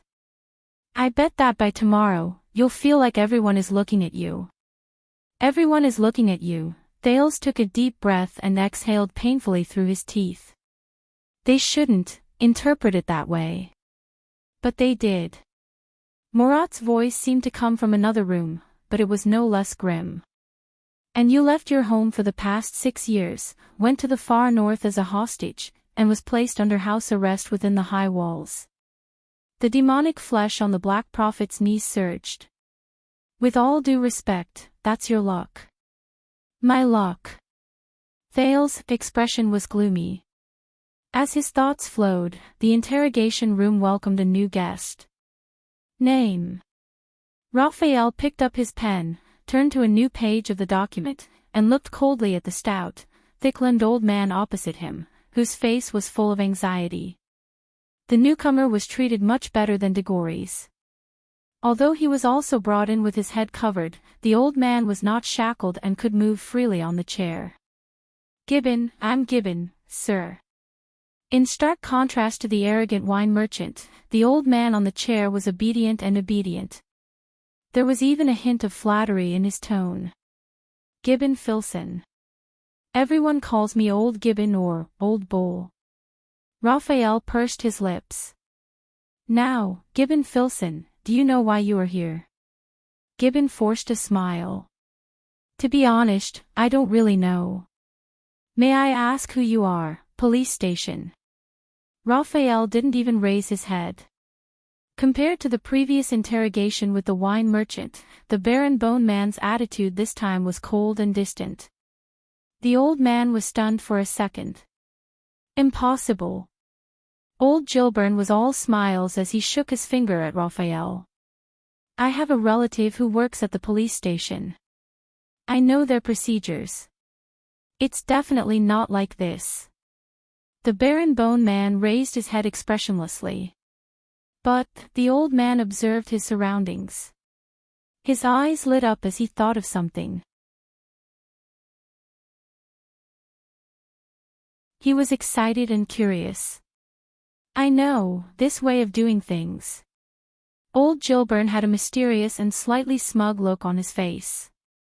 He leaned forward to the edge of the table, close to Raphael. You are the kingdom's secret intelligence department. Am I right? Raphael's expression changed slightly as he looked at the old man who was winking at him. I've experienced it. A long time ago, when there was that serial blood-sucking murders in the capital. Old Gilburn nodded with a sinister smile, obviously eager to show off. The famous time-limit police officer fought with the people from the secret intelligence department in my shop, bang. Raphael tapped the table and interrupted Gibbon. That's right. You're absolutely right. The Baron Bone Man's gaze was profound and mysterious. He approached old Gilburn and said softly in a tone as if he was telling a ghost story. We are the kingdom's secret intelligence department. We work for the Black Prophet. In that second, the old man's smile froze on his face. On the other side of the glass, Thales frowned and turned to Morat. But the old man in the wheelchair was unperturbed. What? Old Gilburn blinked in disbelief as he looked at Raphael's unfriendly gaze. He looked around the interrogation room again. It's really the secret intelligence department? The kingdom's secret intelligence department? Old Gilburn's gaze fell on the wet bloodstain on the table. He thought of something and shuddered. You're not lying to me. Raphael snorted in disdain. The kingdom's secret intelligence department. The Black Prophet. The kingdom's secret intelligence department who had a target of killing 10 people every day. The Black Prophet who bathed in the blood of children every night. Gilburn first smiled uneasily as he thought of all kinds of mysterious legends. Then, he huddled in his chair. His gaze was fixed on a small spot on the edge of the table. He did not even dare to breathe loudly. First of all, I'm not a child anymore. The Black Prophet won't like it. Then, I hope I'm the 11th person who came here today. Thinking of this, Gilburn wanted to cry but had no tears. So, old Gilburn, what do you do? What do I do? Gilburn repeated blankly at first. When he came back to his senses, he cleared his throat fiercely and began to tremble visibly. I run a blacksmith shop in Twilight District. I've been doing it for many years. Smithing, smithing, smithing. Smithing.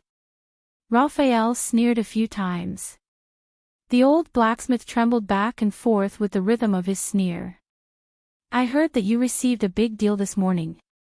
A big deal. Old Gilburn's face paled and he quickly composed himself. Yes, yes, yes, a business deal. It's not a big deal, just a small deal. Old Gilburn put on a long face and tried to curry favor. Ahem, it's not exactly a small deal.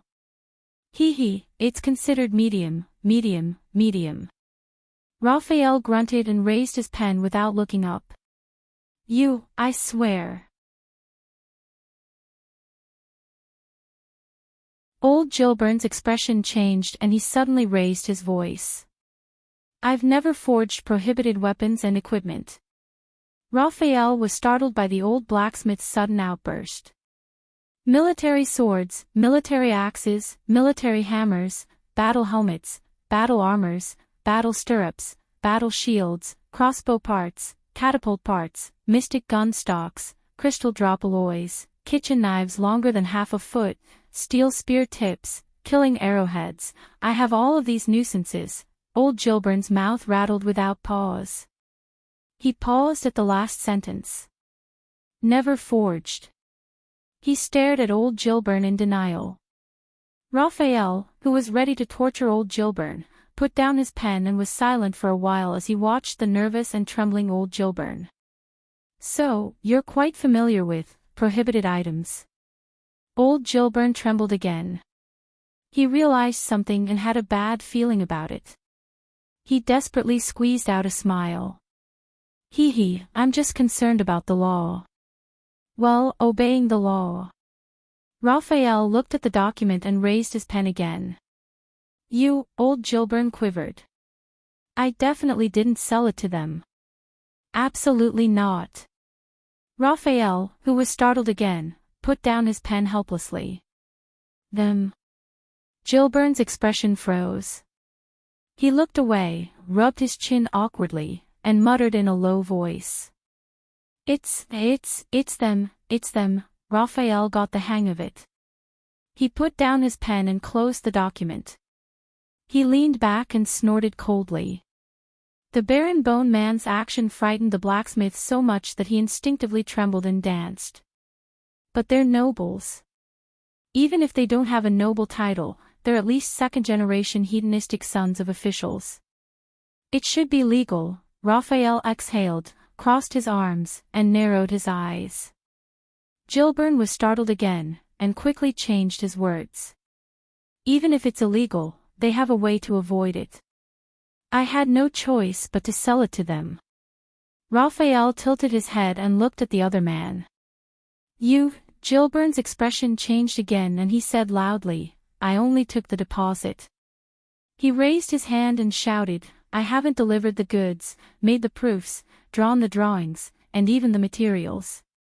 Gilburn explained nervously, fumbling to take out an expensive piece of paper from his pocket. Look, all the orders from those customers are here. All of them. Raphael looked at the trembling order form in the old blacksmith's hand in bewilderment. He didn't seem to have he asked anything.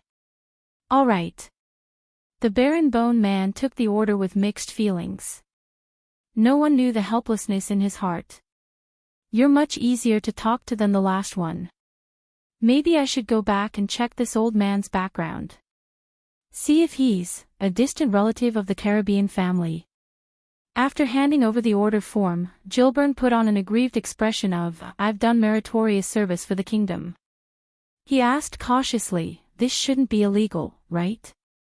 Even if it is, can this be considered as surrendering? Raphael looked at the order form and snorted casually, scaring old Gilburn once again. Let's see, Raphael read aloud so that the person on the other side of the glass could hear. XXX hereby orders a long sword with the following requirements. One look and you'll know it's used by nobles. The material must be good, the color must be awesome, the luster must be shiny, and it must be easy to maintain. The heavier it looks, the better, but in fact, the lighter, the better. It's best to make it slightly old and leave some traces, so that people know it's often wielded in battle. On the other side of the glass, Thales also frowned. Under Gilbern's nervous and fawning gaze, the Baron Bone Man continued to read the first line of the order form. The grip must be comfortable, the sound of the wind when swung, the attack must be effortless, the defense must be effortless, the style and design must show heroic spirit and chivalry, elegance and firmness, fashion and classical, gorgeous and simple, simple and profound. Most importantly, it must look handsome when carried, so that it's convenient for the painter to paint from all angles. Raphael looked up in confusion. What's this? An invincible holy sword among knights that slays gods and demons. Well, The old blacksmith rubbed his hands in embarrassment and lowered his head shyly. Party A. With a strange expression, Raphael did not continue to read the other items on the list. Then do you know what they're going to do with the things on these orders? Old Gilbern rubbed his fat belly. You know, these customers are nobles. Of course I don't. Raphael made a nasal sound contemptuously. But I happened to hear it. Old Gilbern's expression turned serious and he corrected himself in time. Raphael glanced at him sideways. These noblemen come one after another to order weapons. Most of them are going to. Old Gilbern paused and smiled obsequiously. Duel. Despite having expected it, Thales still tensed up. Duel. Raphael pondered and nodded. Do you know why? Speaking of this, old Gilbern was enraptured. What else can it be? Of course, it's because the Duke of Star Lake solved the case like a god last night, and he's strong and agile. He defeated the kidnappers in an earth-shattering duel, and the news spread throughout the capital. So now the noblemen are all. At that moment, Thales felt a buzz in his ears. Duel. But didn't he make it very clear that he wanted to eliminate the impact? Since we're going to enjoy its convenience once and for all, we have to bear its price once and for all. But why? Why would there still be people? At that moment, Thales did not dare to look at the Black Prophet's reaction. He forced himself to turn his attention back to the interrogation room.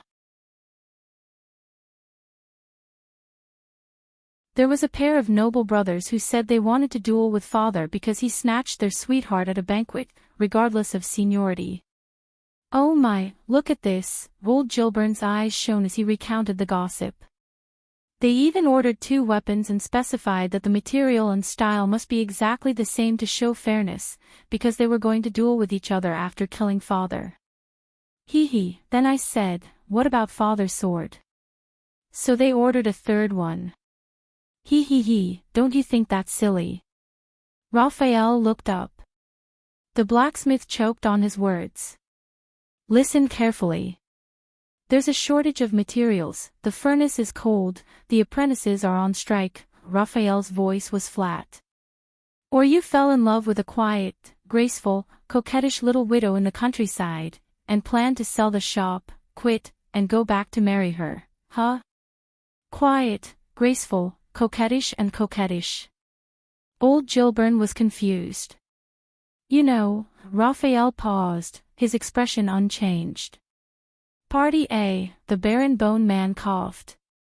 But I don't care what reason you use. Raphael coldly handed the order back to old Gilbern. Refund the deposit and cancel this batch of orders. The old blacksmith was slightly startled. Cancel. This is such a big order. Raphael ignored him and took out a document and pushed it in front of Gilbern. If there's no problem, take a look at this confidentiality agreement, sign it, and you can go. Old Gilbern looked at the agreement and rubbed the order in his hand reluctantly. Well, I don't have any good reason to cancel the order in such a short time. Bang. Raphael suddenly moved. He grabbed Gilbern's hand, his gaze as sharp as a sword. Then put on a bandage for 2 months and say your arm is broken. Gilbern was scared silly and allowed the Baron Bone Man to hold his wrist. Go to the Department of Finance and show them the seal on this agreement, Raphael said calmly. Someone will pay for the breach of contract and the bandage. Old Gilbert felt wronged. But, it's no use. He tried to argue. There's more than one blacksmith in the capital, although I'm indeed the best, but I'm alone. Those foppish brats will definitely go to other shops. Why don't I make a few shoddy and unkillable? Be gentle. Amid old Gilbert's screams, Raphael tightened his grip on his wrist and threatened. So, you want us to pay for the medical expenses as well? Old Gilbert choked out a few sobs and put on a smile that was uglier than crying.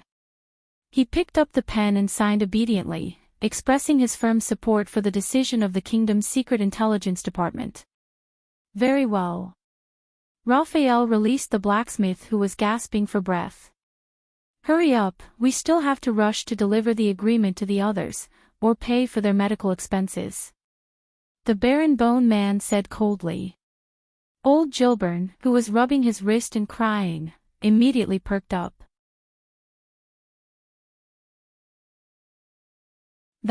Don't forget Karachi's blacksmith shop on South Street. By the way, that old cunning bastard is terrible. For decades, he's forged contraband for scum like the Blood Bottle Gang and the Brotherhood more than once. He even lied to everyone that it was produced by my shop. You mustn't believe him. Raphael shot another glare at old Gilbert, forcing him to swallow his words. The old blacksmith could only pout and try hard to sign page after page. Okay, I understand. You have a heavy responsibility to suppress the unhealthy atmosphere of duels and maintain the legal system and stability of the kingdom. I get it, but these things can be solved as long as you arrest the duelists. Why make things difficult for us little? You see, this is the problem. Raphael supervised him to finish signing the agreement and looked at the one-way glass casually. If the kingdom explicitly prohibits it, their dissatisfaction and resentment will move upward. Raphael looked at the old blacksmith. But if a supplier like you cancels for some reason, he narrowed his eyes and approached old Gilbert. Do you have a problem with that? Old Gilbert had a tacit understanding and shook his head faster than the bellows in his house. No, the old blacksmith finished signing the agreement and handed it to Raphael obsequiously. Raphael scanned the signature on it, closed it, lit a candle and covered it with wax. Very well, then as a reward for your cooperation, in the next few months, there will be a large demand for equipment for the regular army of the royal family. They will even have to recruit blacksmiths to forge it directly. There will be a large number of new orders. Gilbert's eyes lit up in surprise. But only for the army and the person who holds this agreement. Raphael narrowed his eyes and held up the sealed agreement. Do you understand? On the other side of the one-way glass, Thales watched in silence as the ecstatic old Gilbert was put on a hood and taken out of the interrogation room. I'm sorry. Murat, who was in a wheelchair, picked up a cup of tea and chuckled. Raphael rarely deals with these small matters at the grassroots level. He's not very skilled. But don't worry, we will have someone talk to the craftsman later and follow up on his mental health regularly to ensure that he won't resent you or even slander you. Or, there will be news of orders for specialized weapons for duels. Looking at the Black Prophet's meaningful smile, Thales felt increasingly uncomfortable. I thought that the nobles of Constellation would despise Extet's customs. The prince stared at a stain on the glass and said with difficulty. Murat put down his teacup. Duels have always been a martial ethos that originated from the empire. In the primitive times, it carried the spirit of chivalry and filled in where justice could not reach. The old man in the wheelchair was unperturbed, as if he was an outsider. Do you know how many centuries, how much blood, how many tragedies, and how many lives our ancestors paid, from the Imperium to the kingdom, in order to get rid of the outmoded customs that gradually fell behind with the development of time and disregarded justice and tore apart the internal structure? His words were like a blade, cutting into Thale's heart over and over again. But now, what people see is only the deeds of the North Star, and they are scrambling to follow him. Especially the story of how you used your wisdom to avoid being killed in Ekstead in the name of a duel. Plus your supreme demeanor last night, which won the hearts of countless boys and girls. The Black Prophet shook his head and did not continue. But that was enough. Thales was expressionless. Duel. That was what he brought to the Constellations? Saving Doyle and Anchor, but ultimately causing the death of even more people.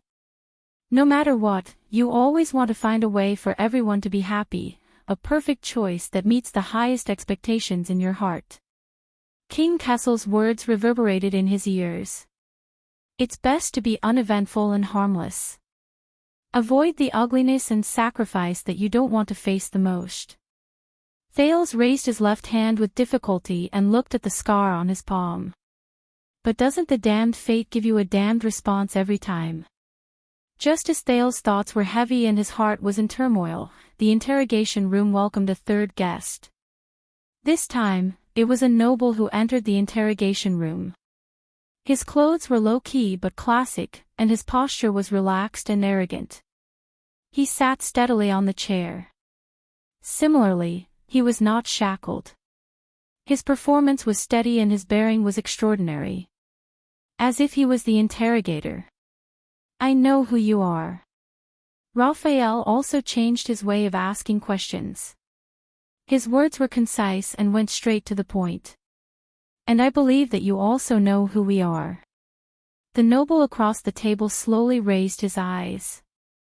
He did not look around like old Gilburn, nor did he put on a fierce front like Degori. Of course. You are the darkness of stars. The noble said slowly. But what I don't know is, without the king's warrant, does the secret intelligence department still have the power to secretly interrogate the kingdom's nobles?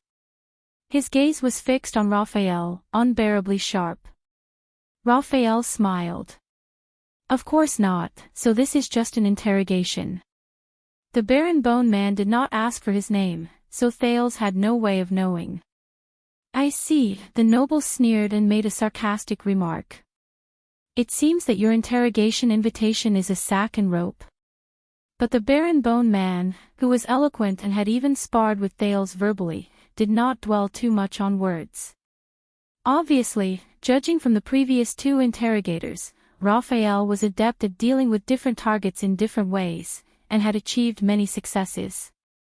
2 weeks ago, you came to Eternal Star City from Blade Edge Hill. Raphael flipped through the records, his gaze also becoming sharp. And a week ago, you secretly ordered a weapon from a blacksmith named Karachi on South Street in Twilight District.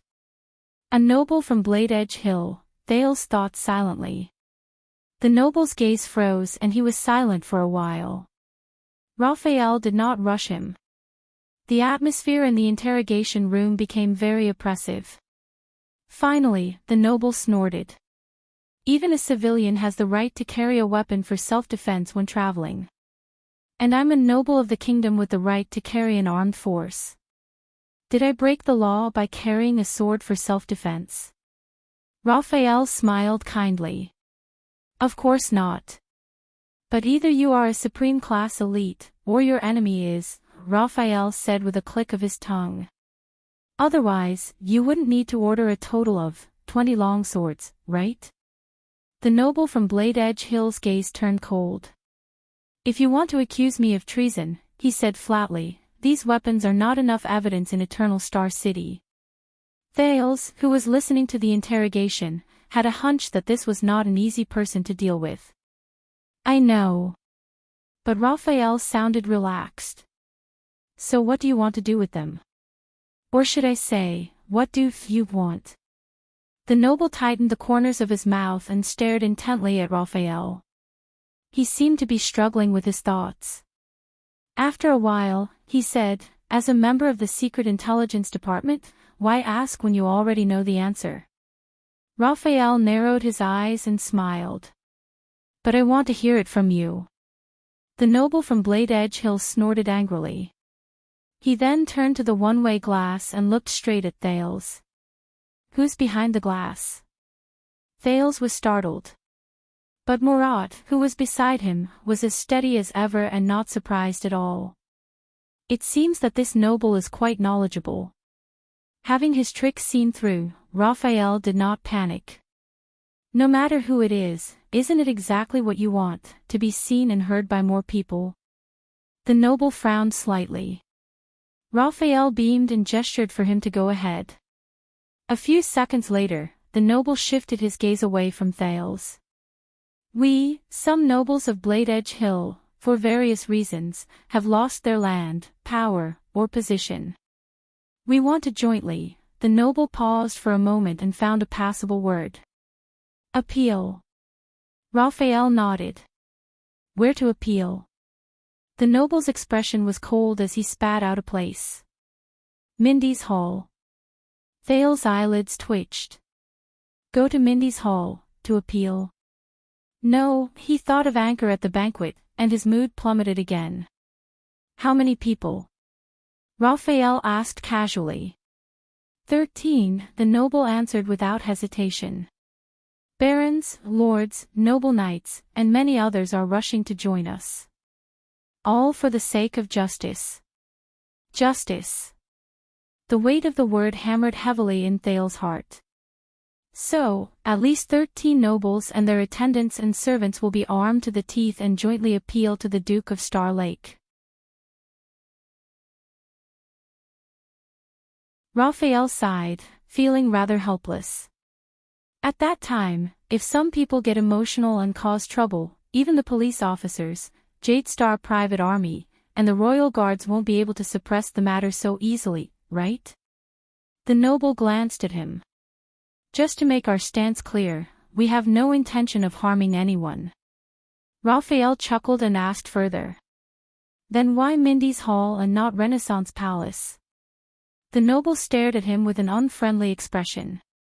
"You want to imitate that idiot from last night," Raphael said what he was thinking, "find the Duke of Star Lake's tutelage, take advantage of his recent return and lack of worldly experience, and bring your swords to the meeting. Make a big scene." Big scene. Thales' gaze was unfocused. "If you don't kill, no one will listen. If you don't shock the world, there is no way out. If you don't wallow in degeneration, you will suffer. Please tell me, Your Highness. What kind of logic is this?" That night, Anchor's indignant gaze when he held a hostage and barged into the banquet to force an abdication reappeared in his mind. "We're not imitating," the nobles seemed offended, "we're determined to be earlier and smarter than that idiot from Western Desert." Raphael clicked his tongue. "But you must have been encouraged by the precedent, especially since that idiot survived. So you've made up your mind to knock on Prince Thales' door and force him to see a problem that only His Majesty can solve." Encouraged by the precedent, a problem that only His Majesty can solve. Thales subconsciously clenched his fists, but then he remembered that the Black Prophet was still watching from the side, so he forced himself to loosen his fingers. "He's also a Jade Star." The noble leaned against the back of his chair, his speech was neither fast nor slow, and his words were clear. He held the Northland hostage, went on expeditions to the desert, and was even revered by many noble families, including the Four-Eyed Skull. Last night, he displayed wisdom and skill, courage and drive, as well as the ambition to reform the kingdom. He also displayed benevolence and loyalty, magnanimity and generosity, and would not turn a blind eye to us. Raphael nodded as he listened, and said sarcastically, "And this is your repayment to the great philanthropist, Prince Thales, as a group of loyal subjects and good aides. Carrying 20 swords and visiting Mindy's Hall as if to force an abdication." The noble of Blade Edge Hill suddenly looked up. "He's our future king." His voice was like steel, and each word weighed a ton, making it difficult for Thales to breathe. "He can afford it." Raphael was silent for a while, and did not look at the one-way glass. "But if he doesn't want to, and it's not convenient for him to meddle in your messy affairs that involve the interests of many parties and can't be resolved. Then he's not fit to be king, the noble said decisively. Raphael snorted coldly. You really have the guts to say that? The noble laughed, his laughter chilling. Have you been to Blade Edge Hill, young man? He looked at Raphael in an aggressive and unflinching manner. If you've never been, then shut up. And if you've been, then you'll know that there's nothing we don't dare to say. Raphael was silent for a while. Thales could feel that the barren bone man was at a disadvantage. A few seconds later, Raphael snorted softly. You seem to be a smart man, sir. His words were polite, but the meaning behind his words was clear. And you're already sitting here. Do you know what to do? The noble turned away, snorted softly, and pondered for a while. But in the end, he still turned back and said in a low voice, of course. I'll go back and tell them to cancel this appeal and protest. Raphael's eyes lit up. Very well. The barren bone man closed the document happily. If everyone was as reasonable as you, I wouldn't have to collect overtime pay every day. He stood up, ready to end the interrogation, or questioning. But the noble called him back. You may have one today, young man. The noble of Blade Edge Hill raised his head and looked straight at Raphael. You stopped us. But his words made Thales extremely uneasy. But as long as the root of the problem is not solved, and the chronic disease of the kingdom is not cured, there will be more people like us. More people like us, Thales felt like he was in a trance. Then I don't mind seeing you a few more times. Raphael did not back down, whether it's here or in the courtroom, or in a coffin. The noble laughed out loud, but his laughter immediately turned into a warning. Secret Intelligence Department, do you think this is the solution? He stared coldly at Raphael. We haven't been forced into a corner yet. We have families and businesses to worry about. For the sake of the bigger picture and our livelihood, we can swallow our anger when we encounter injustice, but what if there's another anchor viral? What about the next person who presents himself to Prince Thales just for these questions? The next anchor viral. Thales closed his eyes. The noble from Blade Edge Hill shook his head disdainfully. Just you wait. What you did today won't solve your problem once and for all. Neither can the Black Prophet. His eyes focused and his tone was firm. Only one person can. Although he was not in the main interrogation room, Thales, who was listening, felt like he was about to suffocate. Raphael forced a smile. Then I'll make sure he knows. Yes. The noble looked at him with a profound look in his eyes. You better be. The noble stood up and allowed the two burly men to put a hood over his head without any resistance. The atmosphere in the interrogation room was finally less oppressive. Take care, my lord. We shall meet again. Raphael sent the noble from Blade Edge Hill away with a smile. Finally, he exhaled and said in a voice only he could hear, I hope not. On the other side of the glass, Thales broke away from his complicated and subtle feelings. He's right, Lord Hanson, he forced himself to speak, even if I didn't stand up last night and respond to Anchor Byril directly. The Black Prophet looked at him with interest. One day, something like this will still happen. My identity will definitely attract this kind of accident again. Thales gritted his teeth. This has nothing to do with my actions last night. Morat took a deep breath and endured another unusual movement of the vines on his knees. Perhaps you're right, and of course, you can convince yourself that, so that your actions last night seem justified and justified. The Black Prophet closed his eyes. If he did not look at his lower body, he would look like an ordinary old man resting with his eyes closed. But you know, this is not what I want you to see. Thales looked up abruptly. Raphael. He spoke loudly. His voice traveled to the other end of the interrogation room. Raphael calmly turned around and bowed to the unseen nobleman through the one-way glass. How much more? Thales's breathing was erratic. He clenched his fists, gritted his teeth, and raised his voice. Cases like this that are related to my behavior last night, as well as the things that have happened since my return, how much more? Raphael did not answer immediately. He remained silent and bowed again to the mirror. Until Thales realized that he was waiting for the Chief of Intelligence's permission. But the Black Prophet beside him did not say a word. Raphael. He would not listen to the prince's orders. An inexplicable anger suddenly flared up. It flared up Thales' already inexplicably depressed heart. It even triggered the sin of Hell's River. This beast was scratching at his blood vessels again. This made him feel as if he had immense strength and boundless anger, but nowhere to vent it. He could only suppress it. Raphael. The Duke of Star Lake tried his best to ignore his terrible state. Answer.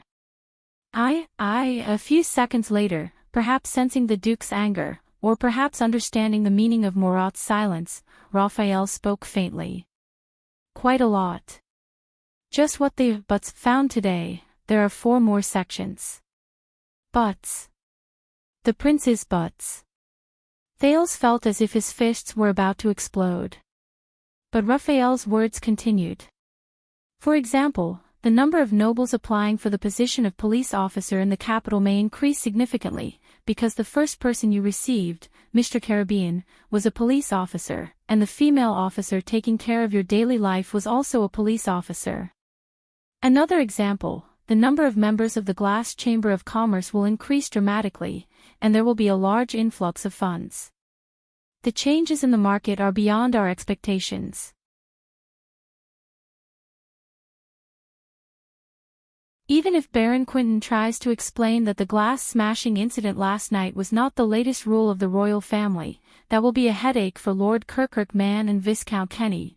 Another example, for the banquets held in the capital recently, no matter which family it is, security will be at the highest level, because your actions last night objectively encouraged everyone to bring weapons to the banquet. Take revenge if there is a grudge, and take revenge if there is a grudge. Perhaps you might even get a response and sympathy. With every word Raphael said, Thales' breathing became more and more difficult. And this morning. Raphael's words were steady and flat, even with his usual ease and ease. But for some reason, at this moment, it sounded so piercing to Thales. There was a new murder case in the suburbs of Eternal Star City. Murder. Thales' nerves jumped. According to the preliminary investigation by the police station, the deceased is an agricultural tool merchant, and the murderer is a farmer working in the fields. He confessed to the crime, and it should be an impulsive crime. Thales swallowed the discomfort in his body and spoke with difficulty. Why? Raphael hesitated for a moment, as if searching for the right words. Then, the Black Prophet coughed unhurriedly. Raphael sighed slightly. An eyewitness said that the agricultural tool merchant, who is also the deceased, had a conversation with the murderer before the crime. He changed his mind at the last minute, and wanted to sell the lettuce seeds that the two of them had previously agreed on, increase the price by 20 times. Thales was stunned. Lettuce. Increase the price. No. No. In an instant, an inexplicable sense of loss and confusion took over his body and mind. It is said that the farmer was poor and struggling to make ends meet for his family. So, in his agitation, a conflict broke out, and the other party died from his injuries. Raphael's voice sounded like it came from the bottom of the water. It was erratic, but it was real. And according to the eyewitness, the reason the deceased raised the price at the last minute was, the prince loves it. As soon as he finished speaking, Thales' figure swayed.